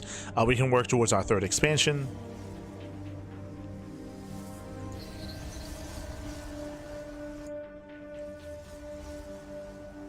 There's a lot more standard to get into like 2-gate Blink or 3-gate Blink into a 3rd base. If we throw down extra gateways, we'll try to take note of that. Otherwise, we're calming down. Oh, hello. Okay, Geralt's going for the earlier Dark Shrine. Bold move. Now, when it comes to DTs and PvP, they can just straight up end the game. It is not uncommon for a... Oh, I guess got it. Never mind. Never mind. What I was gonna say is that it's not uncommon for a player to delay their robo and go for a third base before, which is what we're seeing here actually. Third base before robo. This is quite greedy, to be honest. Quite greedy, especially considering Creator, he just saw the Dark Shrine and he's still parked on top of it as well. He's playing chicken, he's like, hey, cancel. He's playing chicken here. Geralt, he knows he's been scouted. He's aware. We should be seeing a robo soon out of Creator. There we go. There's that robo. And the Observer should come out in time.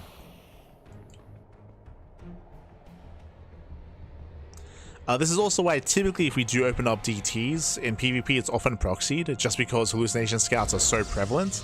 I'm a little bit shocked to see that Geralt lets it finish. Or that he didn't proxy it to begin with. So the Dark Shrine will complete. Third base is on the way for both players.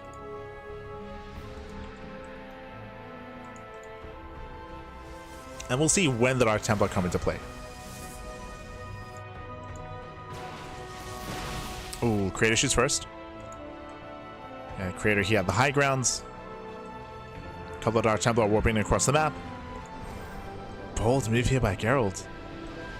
As Creator, he just commits it and ends up stationing into the mineral line. They can one-shot. We got one probe so far. 2, 3, 4 probes going to be falling.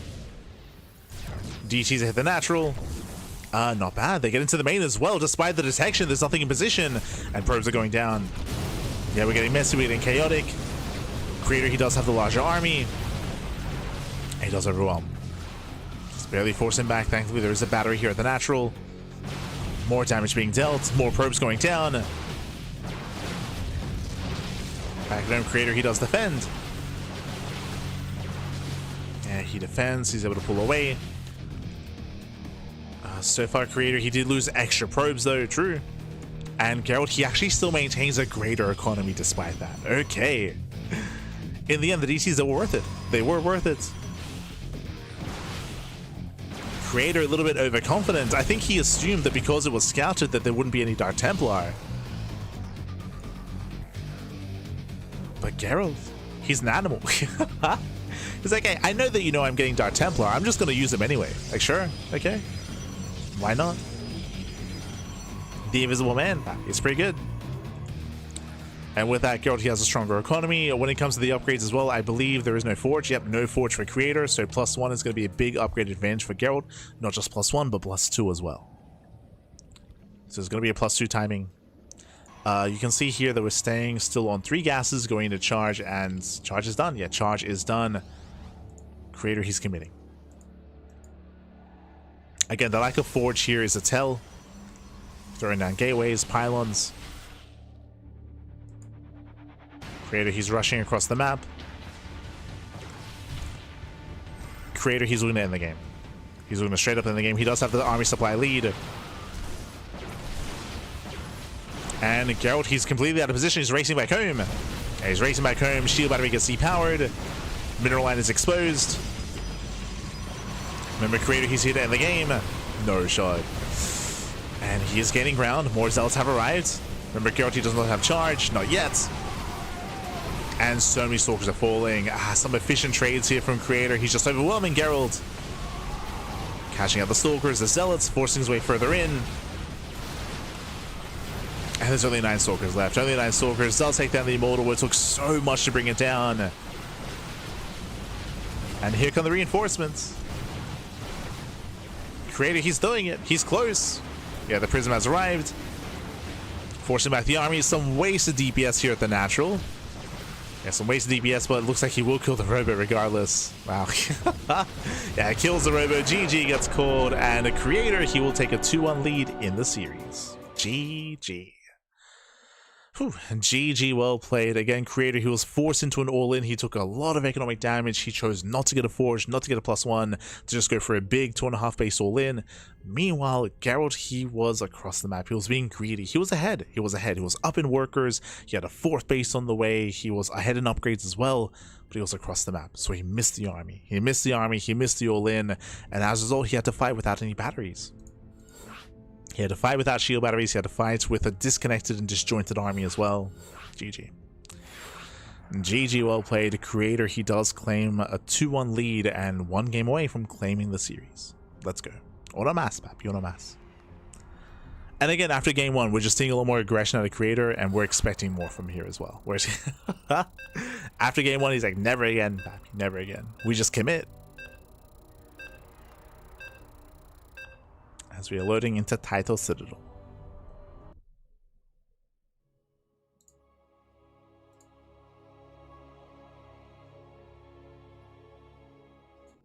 Here we go.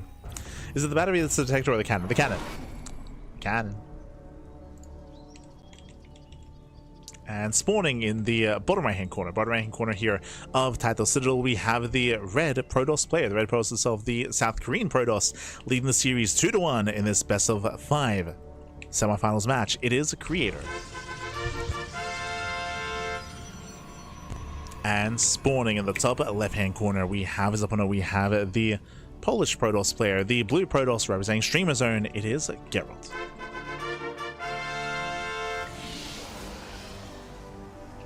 Here we go. As we are loading into game number 4. Dark Shrine's not that expensive. It's still good to keep even if scouted. I would disagree in the sense that because it got scouted, there was a higher chance that Creator shuts down the Dark Templar. So it wouldn't necessarily be like it's a big investment into the Dark Shrine, but it's a big investment into the Dark Shrine and into the DTs as well. And Creator would have, Geralt, he would have fallen behind if he failed to get damage done. Thankfully he did though, right? Like thankfully he did wreak havoc, did kill a bunch of workers. But I feel like a part of that is just because Creator was overconfident because he had scouted it. He believed most likely that Geralt wouldn't commit into DT harass, but he did. So he was caught with his pants down. But it does typically set you behind if you get scattered and if you fail to get damage done. And again, Geralt, he was in a better position. Unfortunately though, he just was out of position. He was being overly aggressive. He didn't recognize that Creator was all in. Until it was too late. Until it was too late.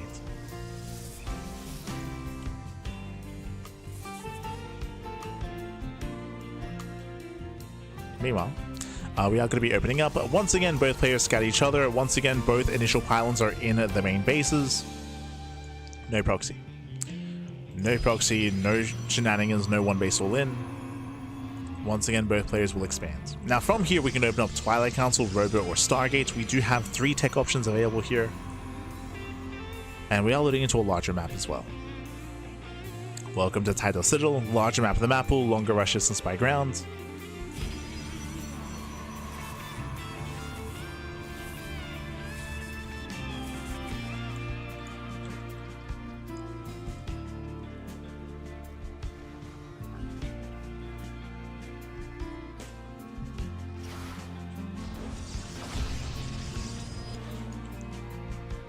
And we do vary things up here. Okay, so a faster expansion for Creator.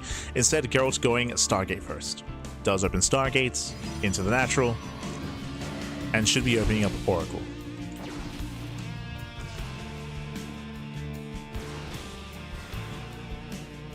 So it is going to be that Oracle opener. Geralt so far gaining map control. Zoning back the Adepts. There are sentries to defend. The battery is almost done. And Creator, he should be able to hold on here. Oh, as I say that though, the first sentry does take a lot of hits. Does lock him in. One sentry goes down, but he does catch the Stalker. The body blocking as well. Ay, ay, ay. Does get one and does not get the other. Whew. Very close. Very close, very clutch. Oh, due to the force field, we are lacking a hallucination. Yeah, the main base has not been scouted. But the depths can shade it.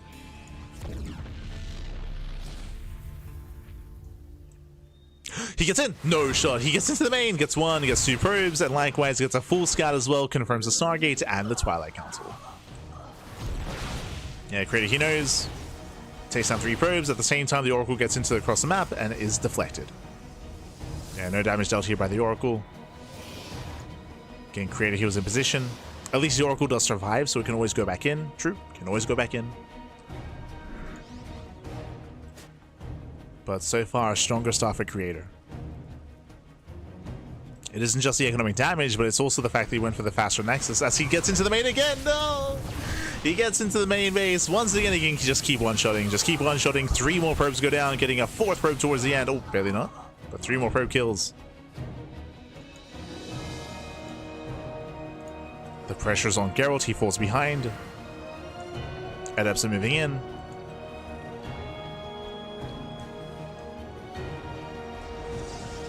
Creator does wall. It does fully wall off. Geralt does commit. Gets 1, gets 2. Yeah, it does catch 2 workers, but only 2 workers here. Yeah, the rest of the probes are saved. We've been here before. So we're going for the Dark Shrine. I mean, when behind, right? When behind Dark Shrine. Oh, the FC just keep shading into the main. Gets a full scout, confirms the DTs, gets 3 more probe kills. And we have the faster third base as well for Creator. And hopefully this time Creator actually defends. Hopefully this time he takes it seriously and keeps units in position.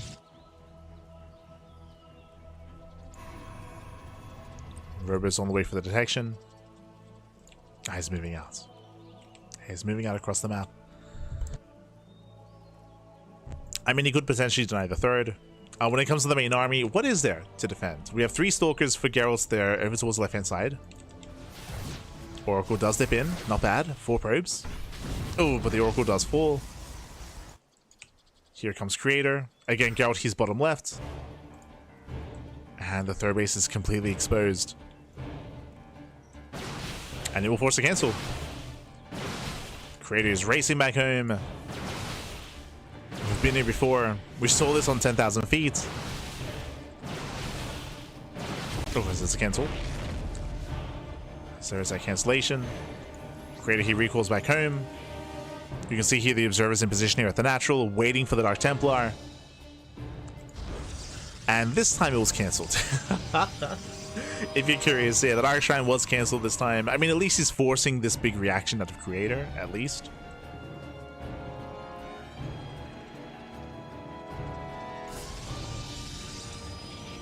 As Geralt still has no third expansion. Still no economy. He does actually build a second Oracle though. Okay. It's quite rare to see a second Oracle here.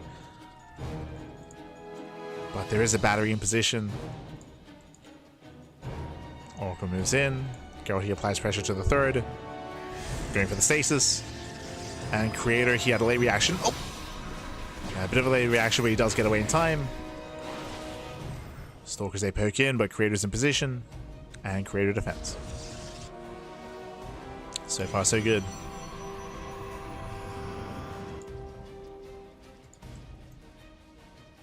Again, the worker counts are similar, but Geralt, he still doesn't have or he just now finished up his third base. Just now finishing up.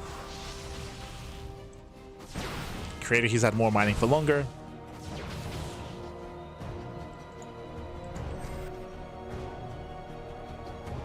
And it's going to be a rough mid-game. It's going to be a rough mid-game here for Geralt.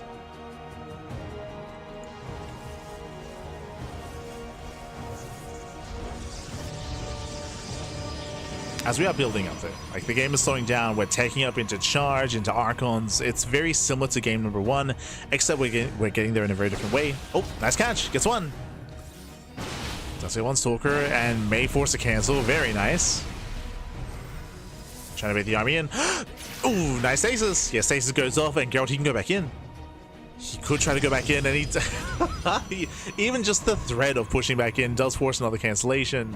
Geralt didn't even push. The aura pack. True. Yeah, Creator with the preemptive cancel that was a little bit unnecessary and a force to expand on the top side instead. Again, the reason why he canceled was because he assumed the Geralt was just going to come back. And he would have forced a cancel anyway. Meanwhile, Geralt, he was rotating and he's here to deny the base. No shot. Oracle distracts. Geralt moves in, denies the 4th base for a second time, for a 3rd time, really. And not bad. The rotation, baby. Now, this is nice and all, bearing in mind, though, that Geralt, he's still trying to recover economically. He does now get his own 4th up and running, true. Gets his own 4th base. Now taking an economic lead. So we have a back and forth. Meanwhile, a big shout to KJ Freedom in the chat. God, baby, KJ. Thank you so much, baby. Thank you so much for the 100 bits. Thank you so much. Well, the 400 bits, I should say. But thank you so much. Do appreciate it. KJ. Hope you're doing well. Hope you're doing well. Hope all is good.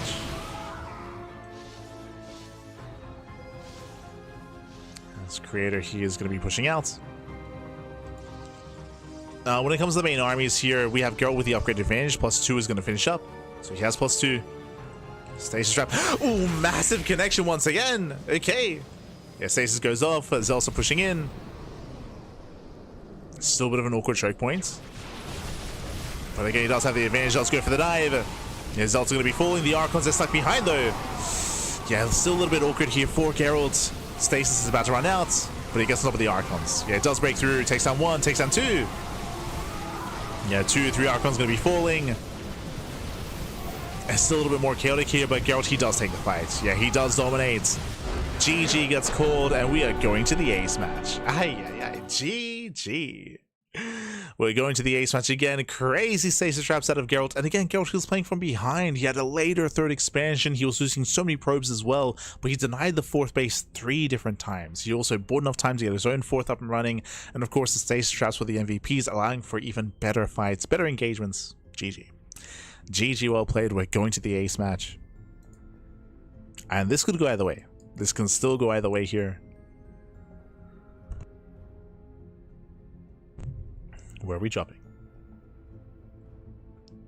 1 stasis in the game is lost. Well, it wasn't just 1 stasis, to be fair. It was a stasis, like, at the base, at the 3rd base of Geralt, right? Like, it was, he had to fight then and there, otherwise he would lose all the stalkers. So creator, he was forced to engage. Oh, let's go.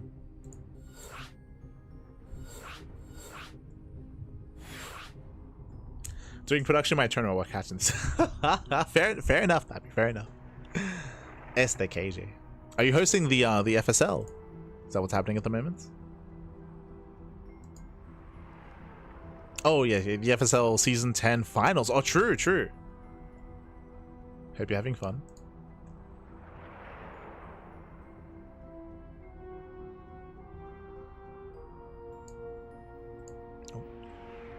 As Game 5 is going to be on Winter Madness, one of the larger maps in the map pool. Okay. Larger map, longer rush distance by ground.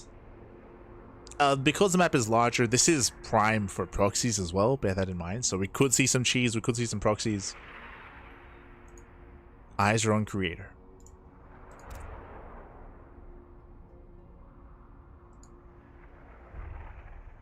So many monitors. Let's go.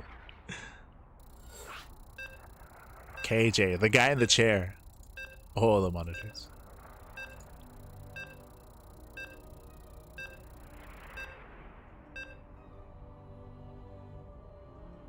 But yes, Geralt, I'm sure he's still got the Psystorm in him. 100%. He's still got it. But here we go. We're getting into the ace match here, and spawning in the top left-hand corner of Winter Madness, we have the South Korean Protoss player. We have the Red Protoss being forced into the ace match. Can he bring it back? It is Creator. And spawning in the bottom right-hand corner, we have his opponent. We have the Blue Protoss player, the Polish Protoss, representing Streamer Zone. It is Geralt. Here we go. As we're getting into our ace match, we're getting into our final game of the series, bearing in mind that Percival is still waiting for the win of the series in the next round. Still lying in wait. It's going to be a Protoss, but whether it's a European or Korean Protoss, yet to be determined. We're here for it. Oh.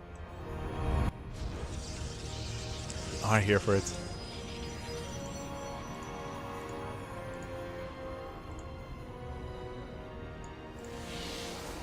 As Creator, he does veer off towards the right-hand side. We did speak on this, but Winter Madness is a very large map, known for longer and macro games, but also known for having plenty of proxy locations. Now, based on this location here, it's actually very far out. It's got to be a Stargate, right? Like, the rush distance by ground is quite long. Technically, it could be a proxy Robo, Warp Prism first instead of Immortal first. True. Could still be Robo. Show us what you got. Is it the Robo? Is it the Stargate? I'm leaning more towards Stargate here, but again, we have been seeing more and more like proxy Robo play just further out and still be successful.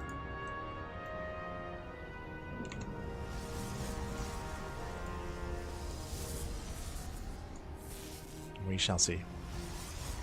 Meanwhile, we do see Geralt coming in, does scout, does confirm that a pylon is missing. He knows. He knows something is amiss.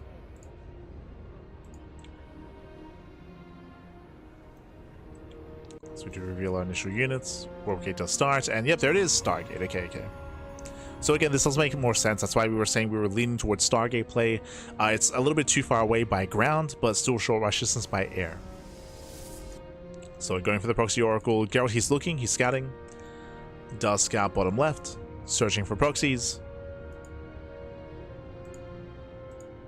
And he sends his stalkers here towards the right-hand side. This is a more common proxy Robo location, and he will eventually confirm.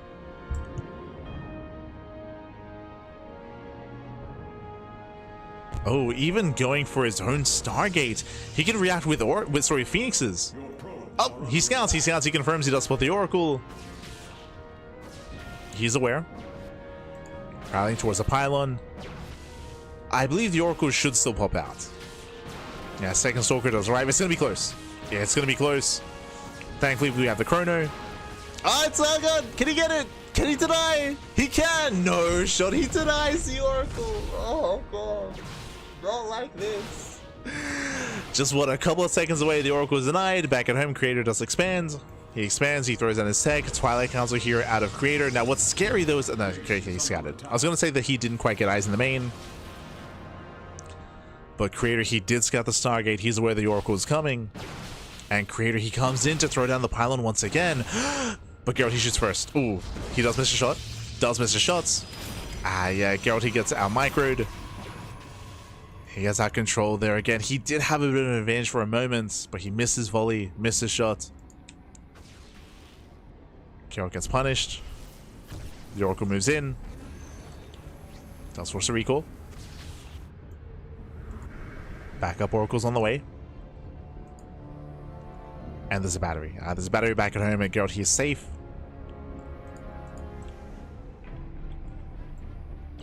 Recall was just used. True, no.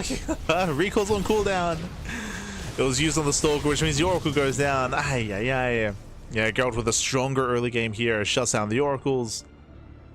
Moves out across the map. Back at home, Creator is stuck at home. He's got a battery in the main, a battery at the natural. And Geralt, he's gained map control. Oh, I spoke too soon. No! I spoke too soon. Does rally in. Does take a lot of shots.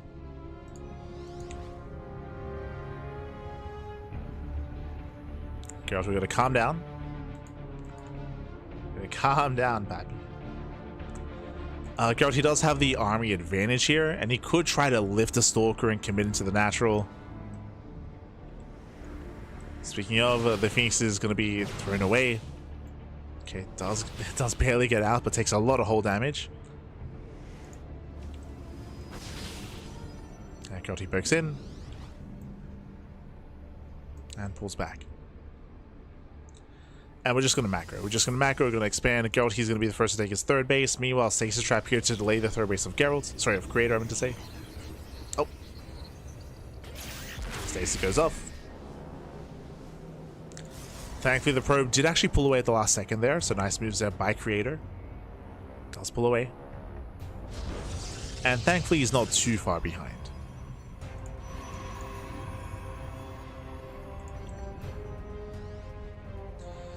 From here, we're building up into Blink Stalkers. Meanwhile, we do see that Blink is already done for Creator. Now taking up, Forge is on the way, Robo as well. Oracle pokes in, it does catch one probe.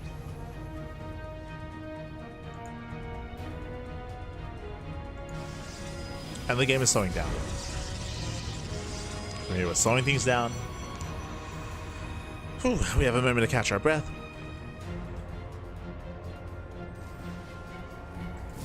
And ideally, Geralt, he can kind of force what he does best and slow the game down, build up into 3-4 bases, tech up as well. He's being somewhat active, but I don't really see him fighting too much damage here. Oh, except for the stasis, true. That was the MVP last game. Can he bait? Can he bait it? It's a bit of an awkward position. It's a little bit awkward.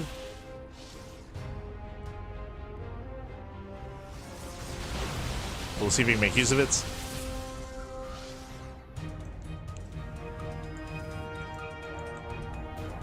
Stage drop into the main. God moves in. Looks like he wants Creator to chase. Ooh, and Creator's going into Immortal Glaive Adepts. Okay, hyper aggressive here for Creator. Now, when it comes to PvP and when it comes to the mid game, Glaives does not scale well into a longer game state, but it does excel in the mid game. Glaives is almost like, think of it as an alternative to Archons. We spoke earlier in game 1 about the trajectory of mid-game PvP and how you begin with Stalkers and then you follow it up with Charger Archon, right? Chargelots or Zealots are more efficient, they're more effective against Stalkers and Immortals. That's why you force out Archons out of your opponent to punish those Zealots. That's typically how you want to tech up. But the other option is to go into Mass Glaive Adept.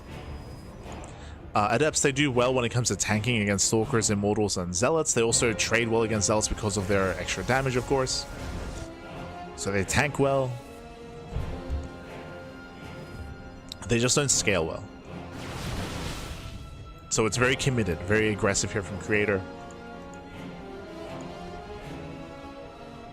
As the opposing Protoss player builds up their Archon count, it becomes stronger and stronger here against what Creator has.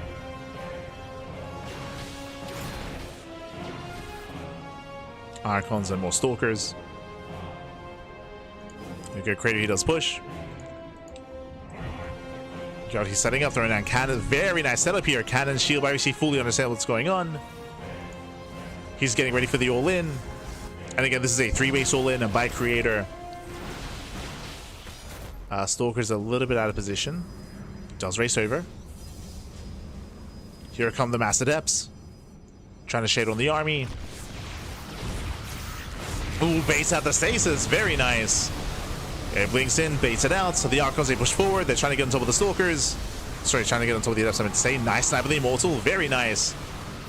And Immortal goes down. Archon does push forward. Adepts, they try to shade through. The batteries, they put in a lot of work here. Okay, it does tank well. Adepts, they come in on their own. No, they shade on their own. And Geralt, he's holding. Geralt, he's holding on. He's defending. He shuts out the Adepts. Only Stalkers left. Geralt, he's looking at GG, gets called, and Geralt, he will claim the series 3-2, advancing on to the grand finals. GG. GG, well played. Very nice reaction here by Geralt, understanding and scouting the all-in coming his way, throwing down a wall of shield batteries, a wall of cannons, setting up his stasis traps as well, and also really nice army positioning as well when it comes to the Archons, pulling back, waiting for the Adepts to move in, cashing them out as well. GG. GG, well played. Geralt, he will claim this series, he'll advance on. Creator is out of the tournament. Creator is out, Geralt is in, and now we have our grand finals. We have our grand finals. It's going to be a best of 5 between Geralt and Percival. Whew, ay, ay, ay. We have our grand finals.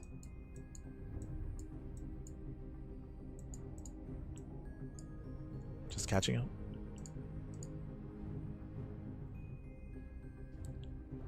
Catching up in the chat, but again, just a wild play out of Creator, winding it back. It all began with the proxy Stargate, going for the Oracle, got scattered, got shut down.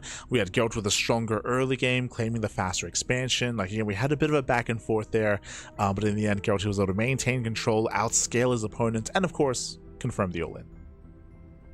Did confirm, but GG, well played. With that, we're going to be going on a short break. When we come back, we'll have our grand finals. We'll see you soon after the break. See you soon.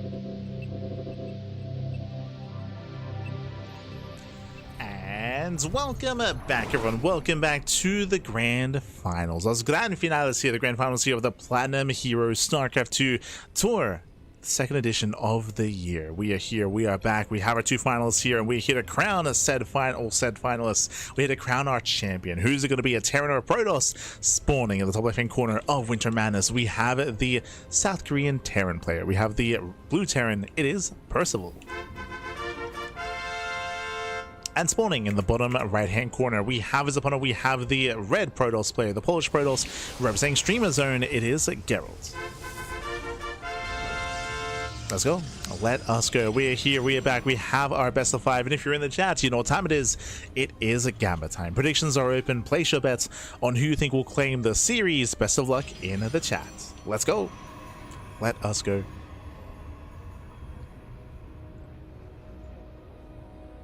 Also, I do apologize if my voice sounds a little bit more thin at the moment, or raspy, I should say. Losing my voice a little bit. That's it. The back-to-back commentary cast. It's not a good idea. For those who don't know, we were live with RSL earlier. We were casting RSL day 3, and that was like 3 hours before this tournament. So, back-to-back. Yeah. We'll make it. We'll make it. We're almost there. Almost there. So we made it all the way to the finals. So far, economic opener. Economic start here by Percival going for a Rax expand. Meanwhile, likewise, we have a standard opener out of Geralt going Gate Cyber expand. Ooh, so far, so good. When it comes to our initial players here, when it comes to who we favor, I mentioned this before, but Percival, he has some killer TVP. I would say this is his best matchup. His best matchup is TVP, despite the fact that he does not enjoy it, and he hates it, and he often does have something to say about it. But the reality is that he does cause a lot of upsets. He does take down players of the caliber of Hero, Classic, and Max packs on an irregular basis. I would not say he's favored against them, but he does cause upsets. He does take maps from time to time. He's a beast in this matchup. Did he lose a probe? No shot. Yeah, he lost the Marine. This Marine did catch the probe in the center of the map, and Geralt, he's upset. No. The probe was killed in the center. Sunglasses emoji. And we're going for a 3 racks follow-up here as well. Hyper aggressive. As we mentioned, Percival, he's typically known for aggression in TVP. He typically does end the game early, and we're seeing it here and now. It's going to be 3 racks stim timing out of Percival. Initially opening up Reactor Reaper. It's going to be on Geralt to scout and to confirm. If you got to hide your Hydras. True.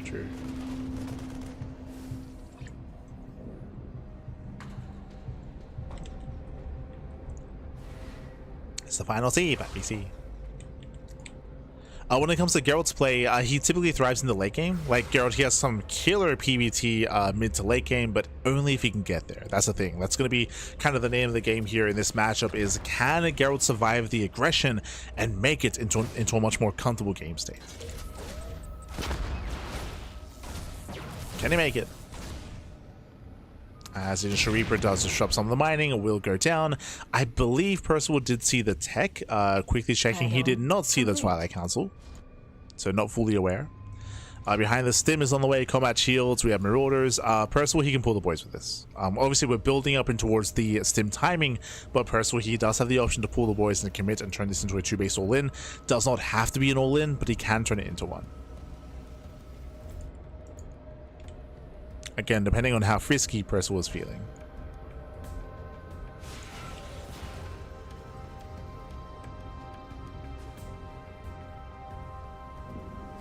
Is this the finals? Yes. This is the grand finals. Los finales, Patty. Los finales. Should have said finals in the prediction. Yeah. Should have said finals. Adept does shade in. Not bad. Does threaten some mining. Does nice some of the economy. And Geralt, he gets a full scout. True. Gets a full scout of the main. He's fully aware what's going on. We have batteries on the way being thrown down at the natural and at the third. So safety batteries already.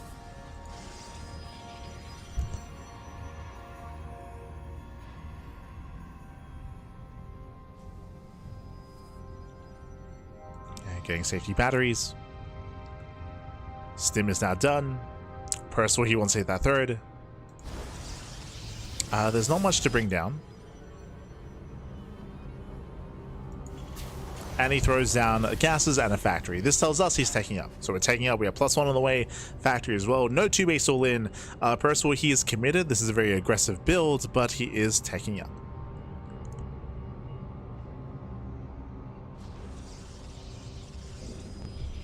Percival is taking. Geralt, he's going to backstab. Uh-oh. There's recall. Yeah, it does recall back home. Percival does dive into the mineral line. It doesn't quite get in. So far, good reactions. Good reactions so far. Nice spin control. One stalker does get caught out though. He'll lose one stalker. 3 probe kills as well. So far, no major damage yet. Oof. Yeah, but he does have the high ground. Does that trade, catching out another stalker. Yeah, 2 more stalkers. Going for the mineral line. And he wants more damage. Yeah, getting up to 6, 7, 8 probe kills. Very nice damage. Getting up to 9. 9 probes going down. He's not done. Going for another wave. Going for the 3rd. Oh. Not quite hitting the mineral line. Not quite.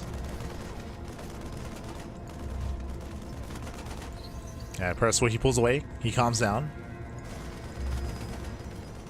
He's calming down so far. Nice damage. Percival does take an economic lead. And back at home, 3rd CC is on the way. So a decent start here by Percival. But his reinforcements are getting caught. Catching out 2 Marauders. Very nice. 2 Marauders go down. Percival back at home. He's taking up in towards Ghosts. On 2 bases. And he should calm down. Likewise, thankfully, Percival isn't expanding on location. If he was, then Geralt would have dove in. Would have gone for the dive.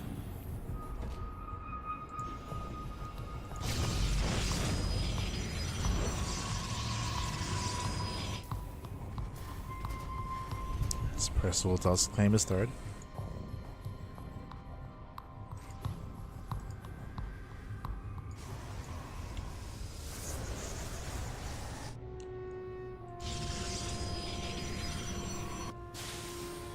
Does claim his 3rd base, Geralt claiming his 4th as well, so we're building up into the mid game.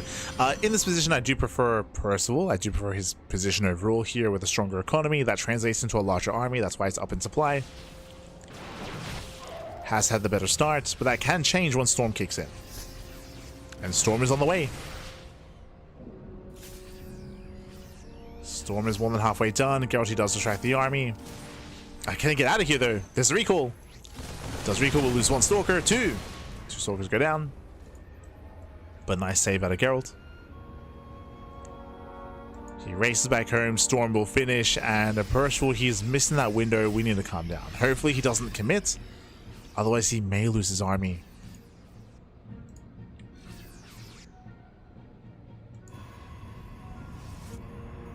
As he's still sharking around.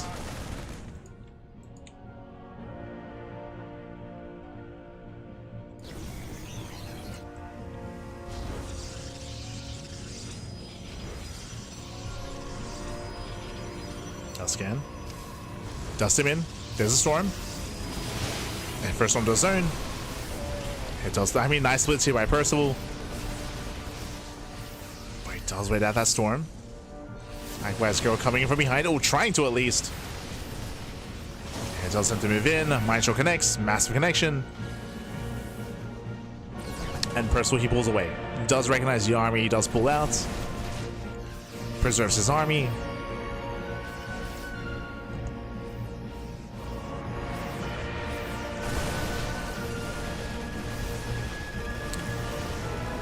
Does preserve the army, pulls away. He's still holding on to a bunch of storms. And he wants to catch him out. He wants him. Oh.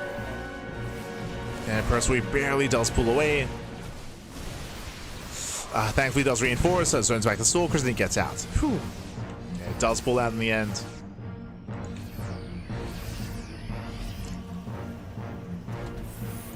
And so far, Percival handling himself well. Like, I'm still reminded of his matches against Krystianer, where at times he would overextend and lose too much. But here, as soon as he saw those zealots, he just backed off. He backed off, he retreated, reinforced the army. Even here, catching a free High Templar. Very nice.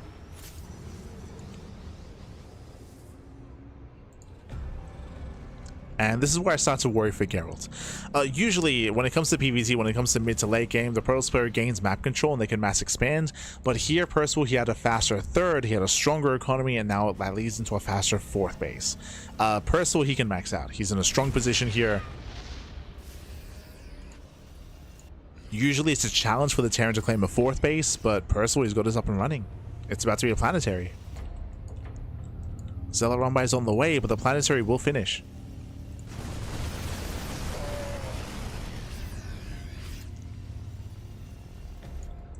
The Zealots are called out.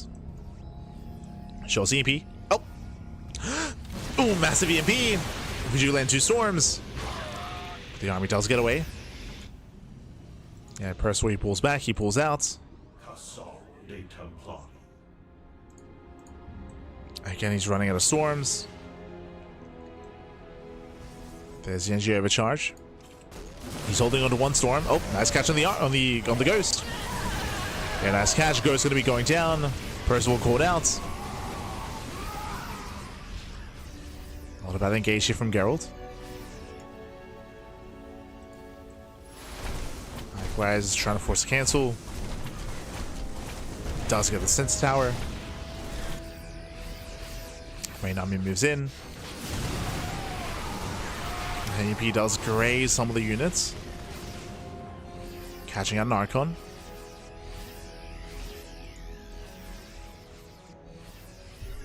Scotty's still looking for a way in. Taking more bases. Getting a mass charge lots. Both armies are maxing out.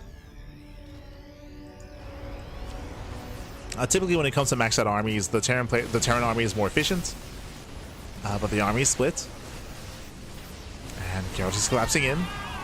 Nice catch of lagging. Storm does catch the army as well. He runs through the storm.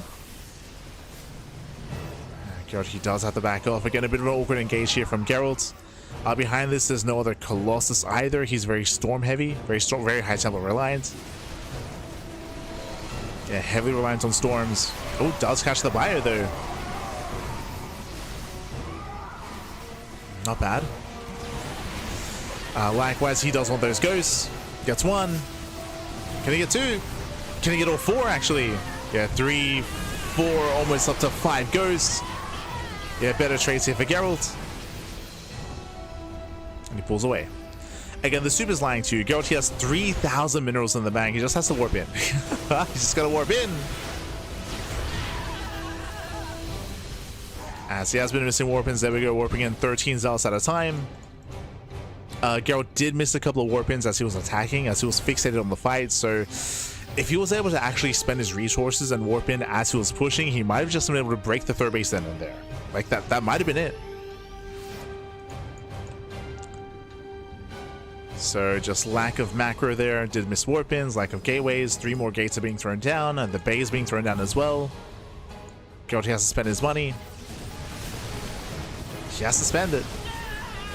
Oh, that's a little Liberators. Jesus. Yeah, Liberation zones are being set up. The Zealots, they just collapse in. They chase, and they catch another ghost. That's what, 3 more ghosts going down. The Zealots, they wreak havoc. Nice strike point. And it does come back to the mineral line. Stalkers, they try to hold their own. More Zealots are rallying in. The mass charge lost Pappy. Ay, ay, ay. Trades well, but cannot break the third. Yeah, cannot break the expansion. As Geralt does get the final Liberator, not bad. He's going to keep pushing. This time he does get on top of the Ghost. Better engage. And Geralt, he's done it. He has broken Percival. Again, Geralt, he was able to mass expand, able to gain that better economy. And just catch the Ghost. Time and time again. GG. GG. And Geralt, he will take game number 1. He'll take a lead in the series. GG, well played, Geralt. He does take a lead. Again, Percival, he had the better start. Remember, we spoke about the strength of him getting his 4th base up and running. Got his 4th base up and running.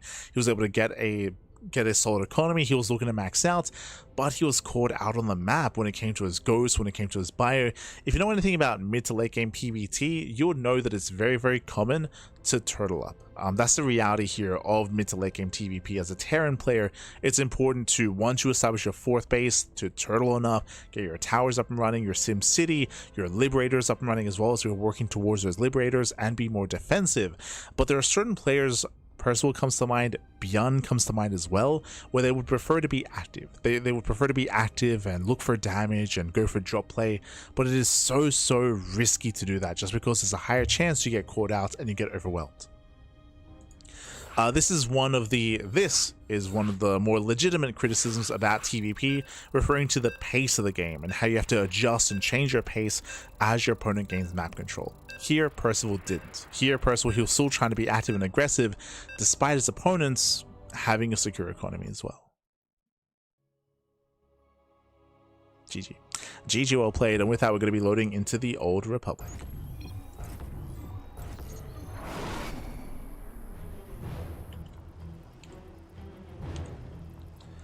Here we go, and spawning in the bottom left-hand corner of the Old Republic, we have the South Korean Terran player. We have the Blue Terran down in the series. We'll see if he can bounce back. We'll see if he can make a series out of this. It is Percival.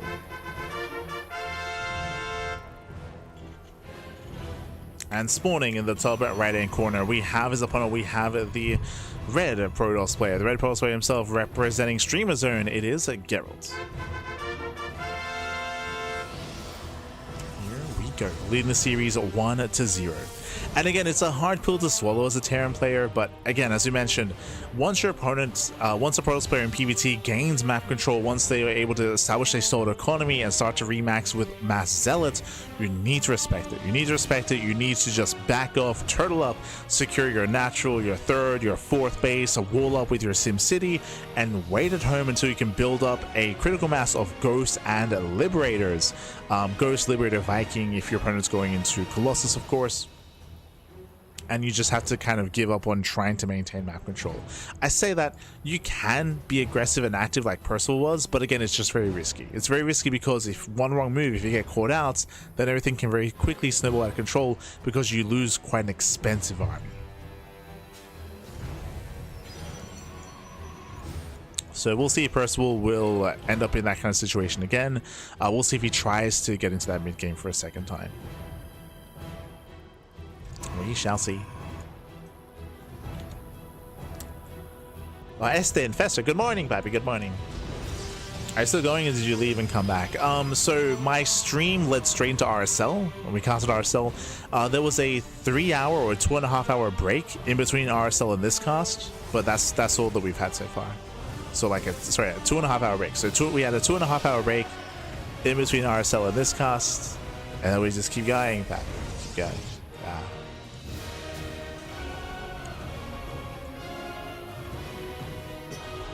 Oh, the StarCraft. As it is going to be a Twilight Council opener out of Geralt. Does open Twilight Council. Likewise, Percival, he had a more economic build, going for a Rax expand into a later factory. Economic start. This time, there's no 3x stim. If you recall, last game we had a 3x stim opener with Percival doing a lot of damage early on, gaining a lead, establishing his 4th base. But as we mentioned, it's about how Percival handled himself in that mid game.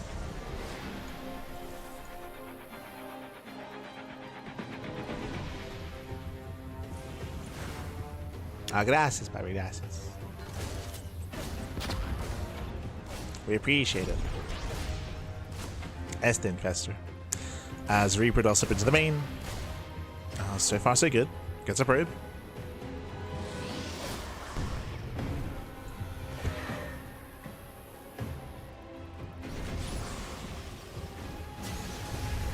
It does catch a probe. Behind this death force to recall. Checking the vision here, Geralt, he did there we go. He got eyes on the factory at least, so he knows that there's no stim follow-up, there's no heavy bio play like last game. So nice scout out of Geralt. Behind this, throwing down extra gateways. Behind this is setting up.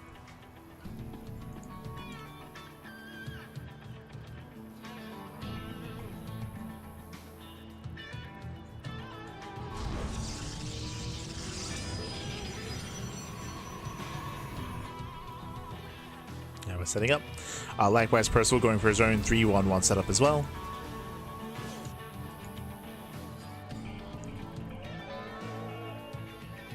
Going for his 3-1-1. Mind Drop is on the way, and we'll see how Geralt does handle himself. We'll see how he reacts, how he defends, how he does respond to said mines. He did go for a very safe build. He did go 3-gate blink. He did go for an expansion before the Robo, so slightly more economic here from Geralt. As the Mind Drop comes in, Stalker's in position. Boys have to pull away. Oh! And does retarget. A little bit messy. Yeah, a little bit messy here. Three probes go down. Up. The retargeting. Yeah, nice control, but so much lost mining time, and so far a nice start for Percival, killing 3 probes and denying mining. And the medevac even escapes. Medevac does boost away. Again, a very chaotic defense here from Geralt.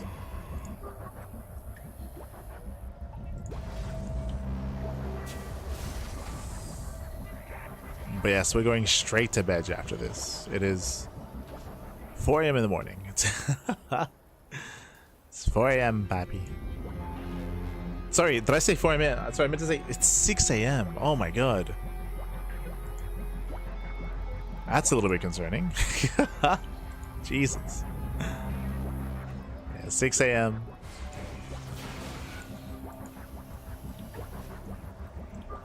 I have to put the bunnies to bed soon.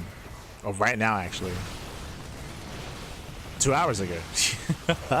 Blue Soldiers dive into the main. They're going for Stim. Yeah, Tech Lab is going to be denied. Massive pickoff, actually. At the same time, you have a drop in towards the natural. Does shut down 5 probes. At the same time, it FSA busts into the natural as well of Percival, catching out 10 SCVs. 10 SCVs and Stim. Percival is not done. It's not done. Gets 1 extra probe. Trying to trade with the Stalkers, so there's a recall back home. Ooh, it does wink away. 1 Stalker goes down. Geralt, he does defend, and he does take a massive lead here. Geralt, he's up in workers. He punished Blink, or he denied Stim. Delayed the timing, delayed the push, even catching the medevac as well. And Percival is hurting. Percival, he is hurting.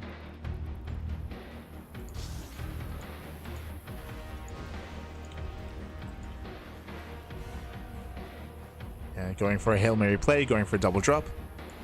Raven towards the main. The pressure is very much on Percival. He needs damage. Oh no, the Raven! Yeah, Raven gets caught. Not worth it. Geralt, calm down.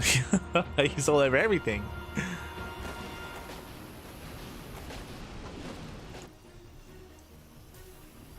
And Percival doesn't even have Stim. He can't even drop. He's just waiting. He's just waiting for the upgrade. Academy is on the way. There is a 3rd CC finishing up in the main at least.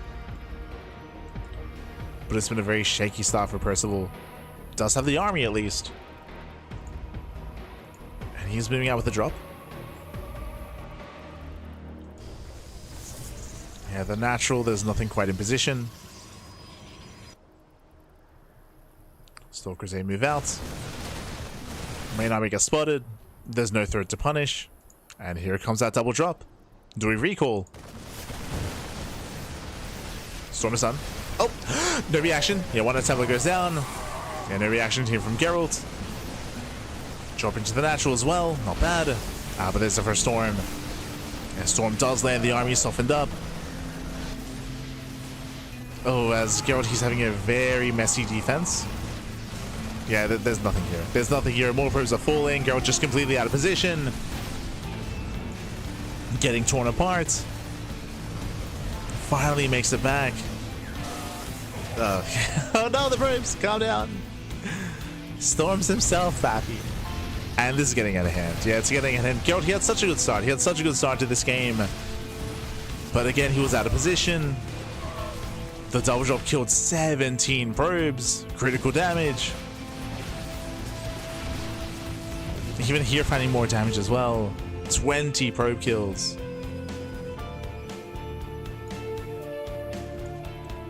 A very messy defense. And Percival gets his 3rd. Gets his 3rd up and running. Percival, he's ahead economically. He has momentum, has a massive army to work with as well. Has a massive army.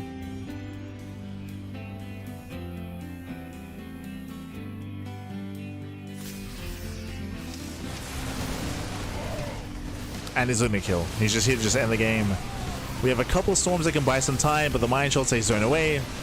He's throwing back the army. We just stim in. He stims. Oh my god. The storms are buying time though.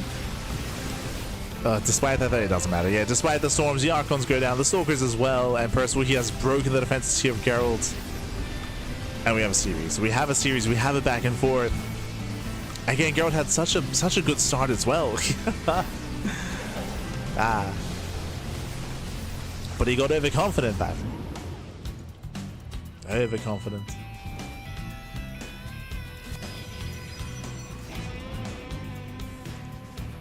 As again, Geralt, he plummets in supply, down in workers, down in army. And Percival is going to send it.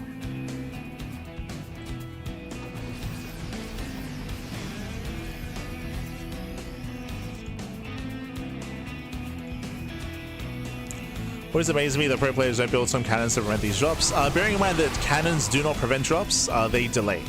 And usually they try to delay to allow for the Protoss player to react and respond and to maybe recall back home. I would say that like cannons here would not have like stopped this from happening. Like it was, again, Geralt was woefully out of position.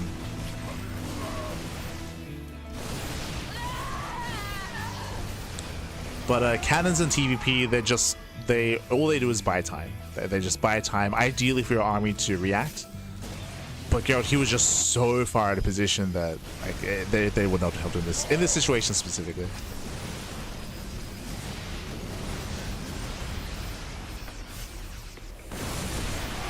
As Percival commits in.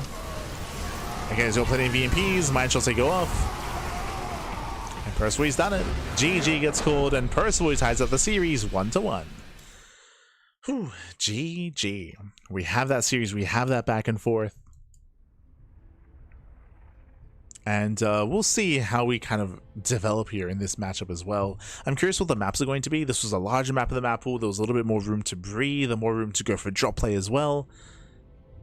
And this was meant to be Geralt's map. Like, again, the Old Republic, this is meant to be a Protoss map coming into the mid-game. You're meant to gain map control, mass expand as well.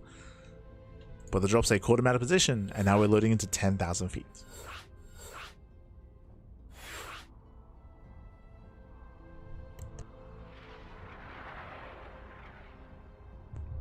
But again, it's important to just bear in mind that cannons work a little bit differently to turrets, for example. Like turrets, because of their higher attack rate, and typically they're thrown down like in a mass in a ring around bases. Like they do a much better job at actually deterring drops. But that's also because drops are typically just one warp prism, right? Whereas when it comes to TVP, when it comes to Terran drop play, there are multiple medevacs, right? There were 3 full medevacs full of units. And they have boosts as well, so they can just boost past. So it's a little bit of a different dynamic. I say a little bit. It's a very different dynamic. But here we go. Here we go. We're getting into game number 3. We're tied up 1-1, and we'll see who takes the lead in the series. As spawning in the bottom right-hand corner of 10,000 feet, we have the blue Terran player. We have the South Korean Terran. It is Percival. And spawning in the top left hand corner, we have as opponent, we have the red Protoss player. We have the red Protoss player himself representing Streamer Zone. It is Geralt.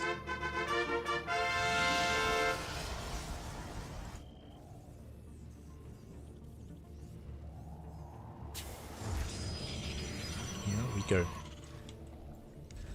As we're leading to 10,000 feet, one of the smaller maps of the map pool. Smaller map, shorter rush distance by ground. Aggression is heavily favored here on 10,000 feet, and that typically leans towards the Terran. Percival, as we mentioned at the start of the series, he's known for being very aggressive, very all-in. We saw that in game number 1, where he went for his initial 3-gate into early stim, and he was very successful with his aggression.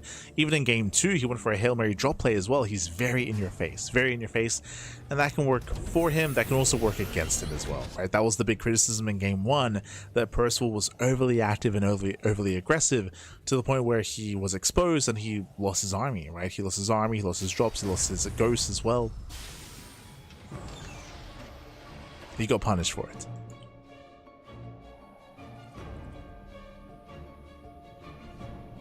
there we go. For now, we're settling into game 3. We have our initial economic openers. And we'll see how aggressive Percival plans on being. Going Marine into Reactor. So being quite greedy here, Percival, he does not go for an SCV Scout, no SCV Scout, and no Reaper Scout either.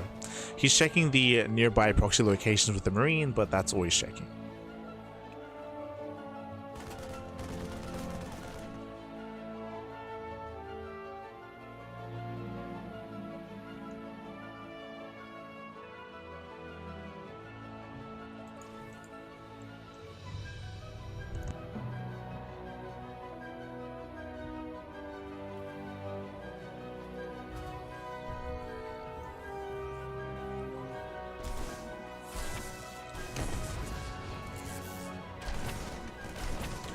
Likewise, from here, Geralt did open up Zealot first. When Zealot first, he will delay the CC, does force a couple of boys to be pulled to the low ground, so not a bad start here by Geralt. He shouldn't kill, he shouldn't cancel, but he does delay.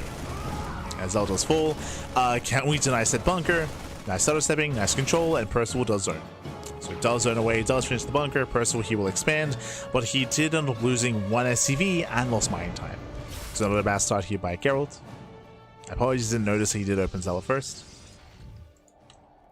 Didn't quite notice. Oh no, he's not paying attention. Yeah, he's not paying attention. Late reaction. Stalker almost goes down. It will go down. Yeah, there's no escaping this. Cheeky moves out of Percival. Very cheeky. As that move is usually not worth it. But Geralt was focusing elsewhere. Meanwhile, how many gateways? We do have 2 gates on the way, 1 gateway already done, so 3 gate blink. Oh, as Percival going for his own 1-1-1 follow-up into Cloak Banshee. Okay. Let's go for the Banshees. Adept gets caught out. Geralt, he's yet to scout the main. And Geralt, he has no sentry. And no sentry here early on, and no hallucination, not yet. Uh-oh. Now, thankfully, Geralt, he is opening up Robo before expanding. So that was a Robo, that was 3 gate blink into Robo, then into a Nexus. So he will have earlier detection. But likewise, he is still not scouted the main base, so there's a very high chance that even if he does go for the Observer, he might send it across the map, and it won't be in position. Here comes a hallucination, a much later scout. Much later. Ah, the Banshee gets spotted anyway. Okay. Banshee is spotted. Hallucination does confirm. God knows. And now he knows, now he's fully aware.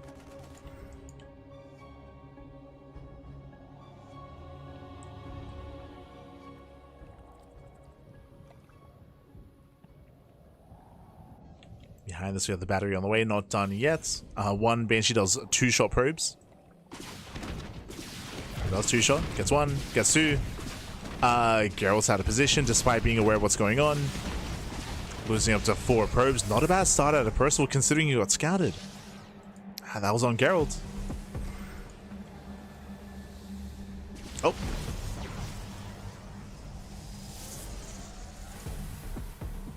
As Percival does move out with the main army, he's got his eyes on the 3rd.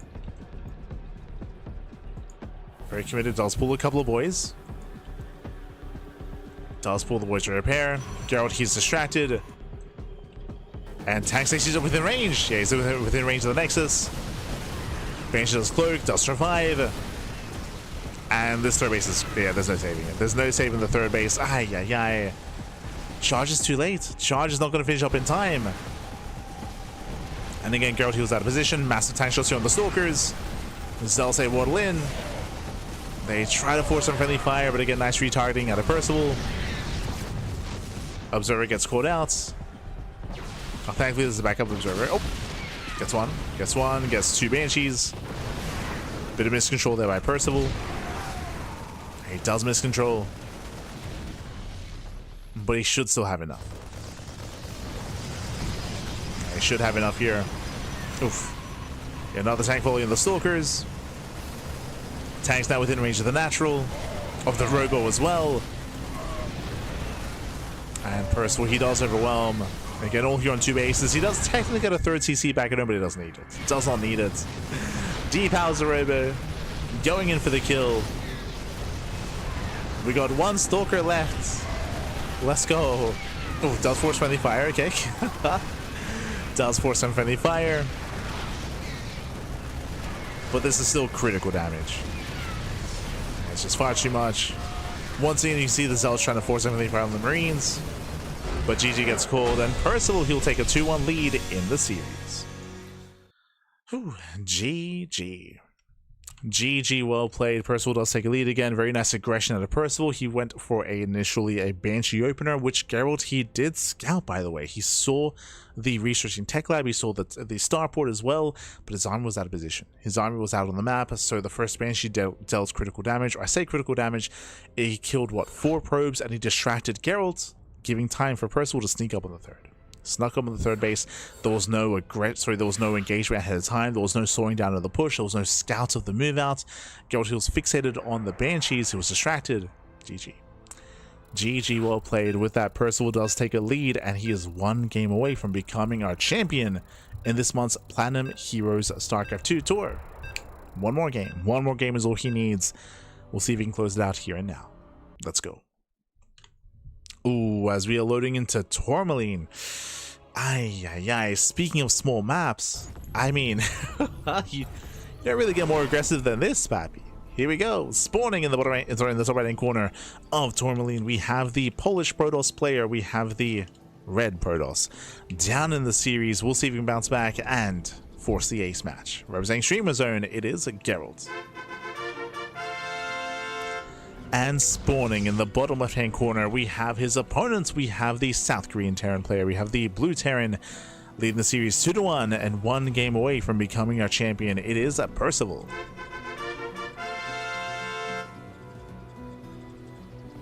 Ay.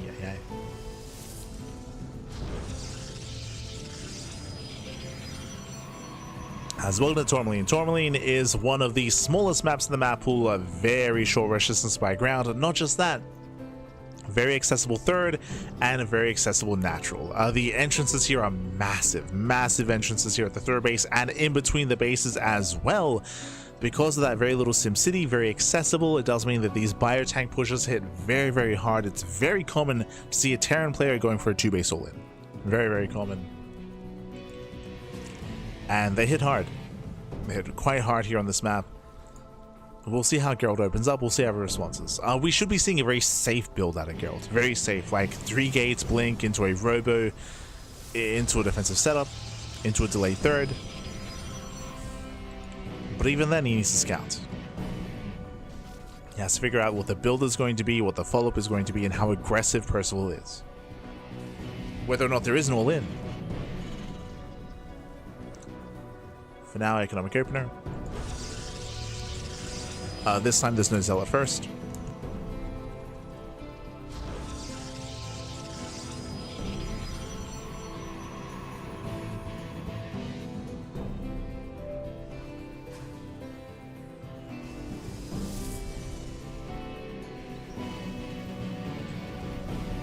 So we're still just settling in. Again, just ranks expand into factory, so economic start out of our Terran player. From here, we can just go for Mind Drop play. We can go for early Banshee again. True.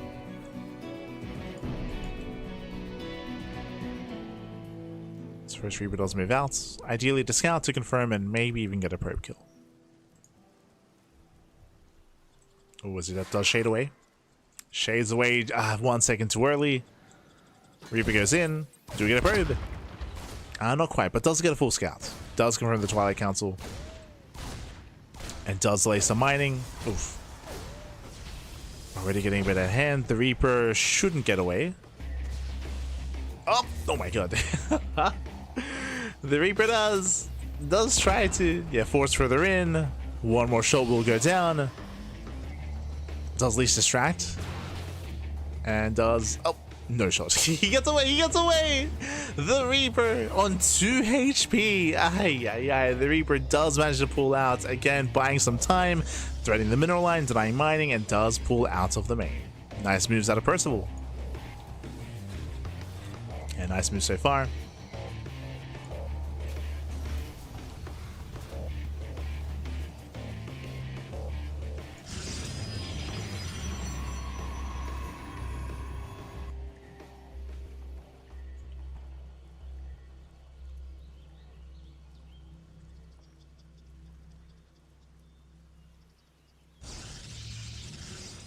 And behind this Geralt, he's getting into his own safer build. As I mentioned, 3-gate blink. 3-gate blink into the Robo. Meanwhile, Percival does open up 1-1-1 into Raven. So no crazy Banshee play this time. Going for the Raven into his mid game. So far, we're playing straight up.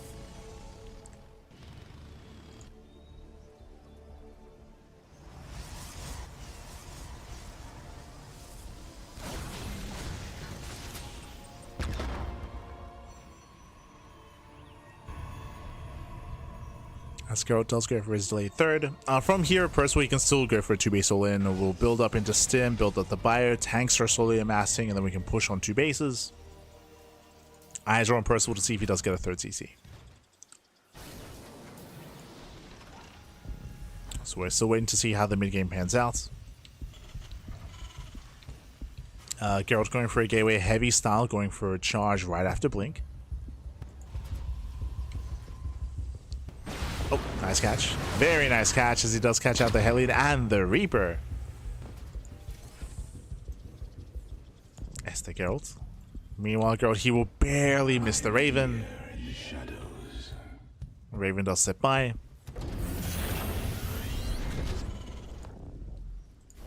The Observer has arrived, and Geralt, he's tempted, I'm sure, to blink and dive onto Stim, but there's a tank in position. Geralt, he shouldn't dive. Tempted, I'm sure.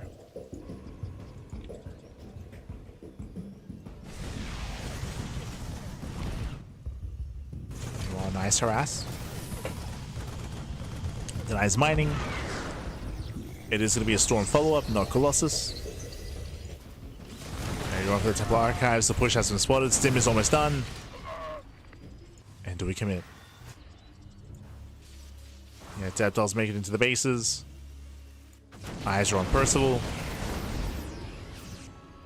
Nice juggling. And no, double eBay.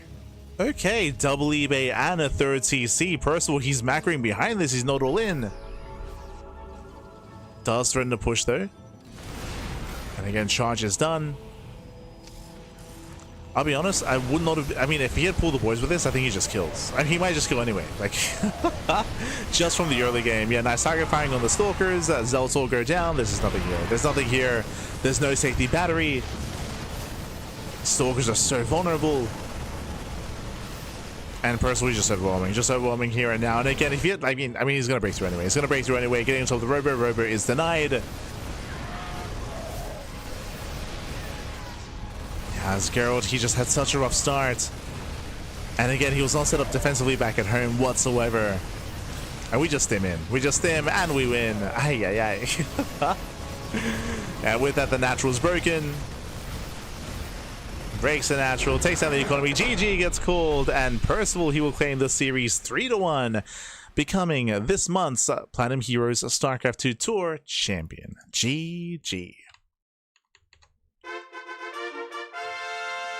GG, well played. Percival, he will claim the series. Again, a really rough start this game for Geralt when it came to the early game, when it came to the harassment, when it came to the early game setup. Likewise, he was not really ready for any kind of move out either. He was woefully underprepared. No batteries to defend, no sentries, no force fields, lack of army, lack of setup. GG. GG, well played. Percival just snowballing out of control. And again, he wasn't even all in. Like, he could have, to be fair, but he wasn't even all in. He was getting a 3rd CC, building up extra E-base as well. But not just that, specifically on Tourmaline, we mentioned how aggression is heavily favored here. The Russians spike ground doesn't take long at all to move across the map. To rally across the map, and to just overwhelm your opponents. GG. Tourmaline is a very unforgiving map. Very, very unforgiving. But GG, well played. With that, congratulations to Percival, as he does claim the series, and again, he is going to be our champion. But a very big shout out to Geralt, because to make it to the finals was not easy. Exclamation mark B. Exclamation mark B in the chat to have a look at the back yourselves. As you can see here, Geralt, he took down a creator in a very intense 3-2 scoreline. It was a crazy matchup. Not just that, he took down YoungYakov as well. He took down Yakov, took down creator, and eventually did fall to Percival, but no shame in going down to Percival. It was an intense back and forth. GG, well played. And as we mentioned, Percival, he has some killer TVP. We've seen Percival take down Max Packs, take down Hero, take down Classic. His TVP is insane. It is his best matchup, and yeah, he's terrifying in said matchup.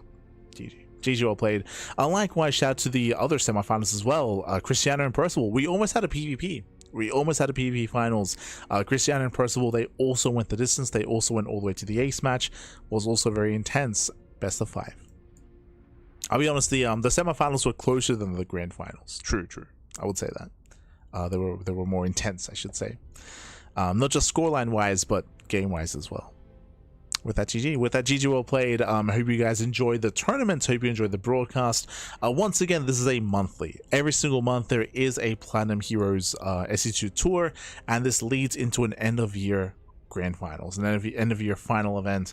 If you want to support this tournament series, you can do so via Ko-Fi. Ko-Fi is kind of like Patreon. It's like Patreon, another way to subscribe and to fund an event on a weekly or monthly basis. There it is. A link in the chat is available. So if you want to support this tournament and support the Platinum Heroes, you can do so via their Ko-Fi. Otherwise, thanks for watching. Thank you so much for watching. Thank you so much for the support. We do appreciate it. It is almost 6:30 a.m. in the morning. It's very late. When it comes to the rest of our schedule, bam, you can see it here and now. We do cast on a daily basis, and our next broadcast is going to be RSL later on in the evening. That's going to be in around 12 hours time. I say 12 hours, sorry, around 14, right?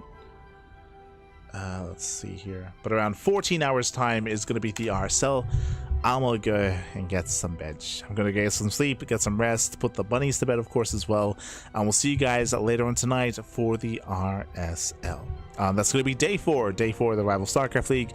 It's gonna be, I believe, a TVT between Bjorn and Maru, and a PvP between Trigger and Max Packs. So 2 mirror matchups, TVT and PvP. Gonna be tonight in 14 hours time. Otherwise, thanks for watching. Thanks for the support. You can follow us on all the socials as well.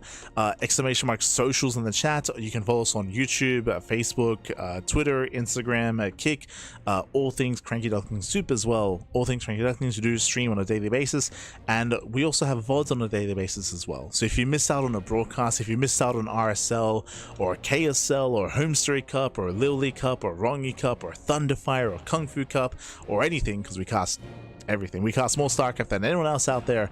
It's all on YouTube. It's all there, baby. It's all there. Otherwise, thanks for watching. Thanks for watching. Thank you so much for the support, and we'll see you guys later on tonight for RSL, or tomorrow for the Enki Epic Series for some StarCraft Evolution. True.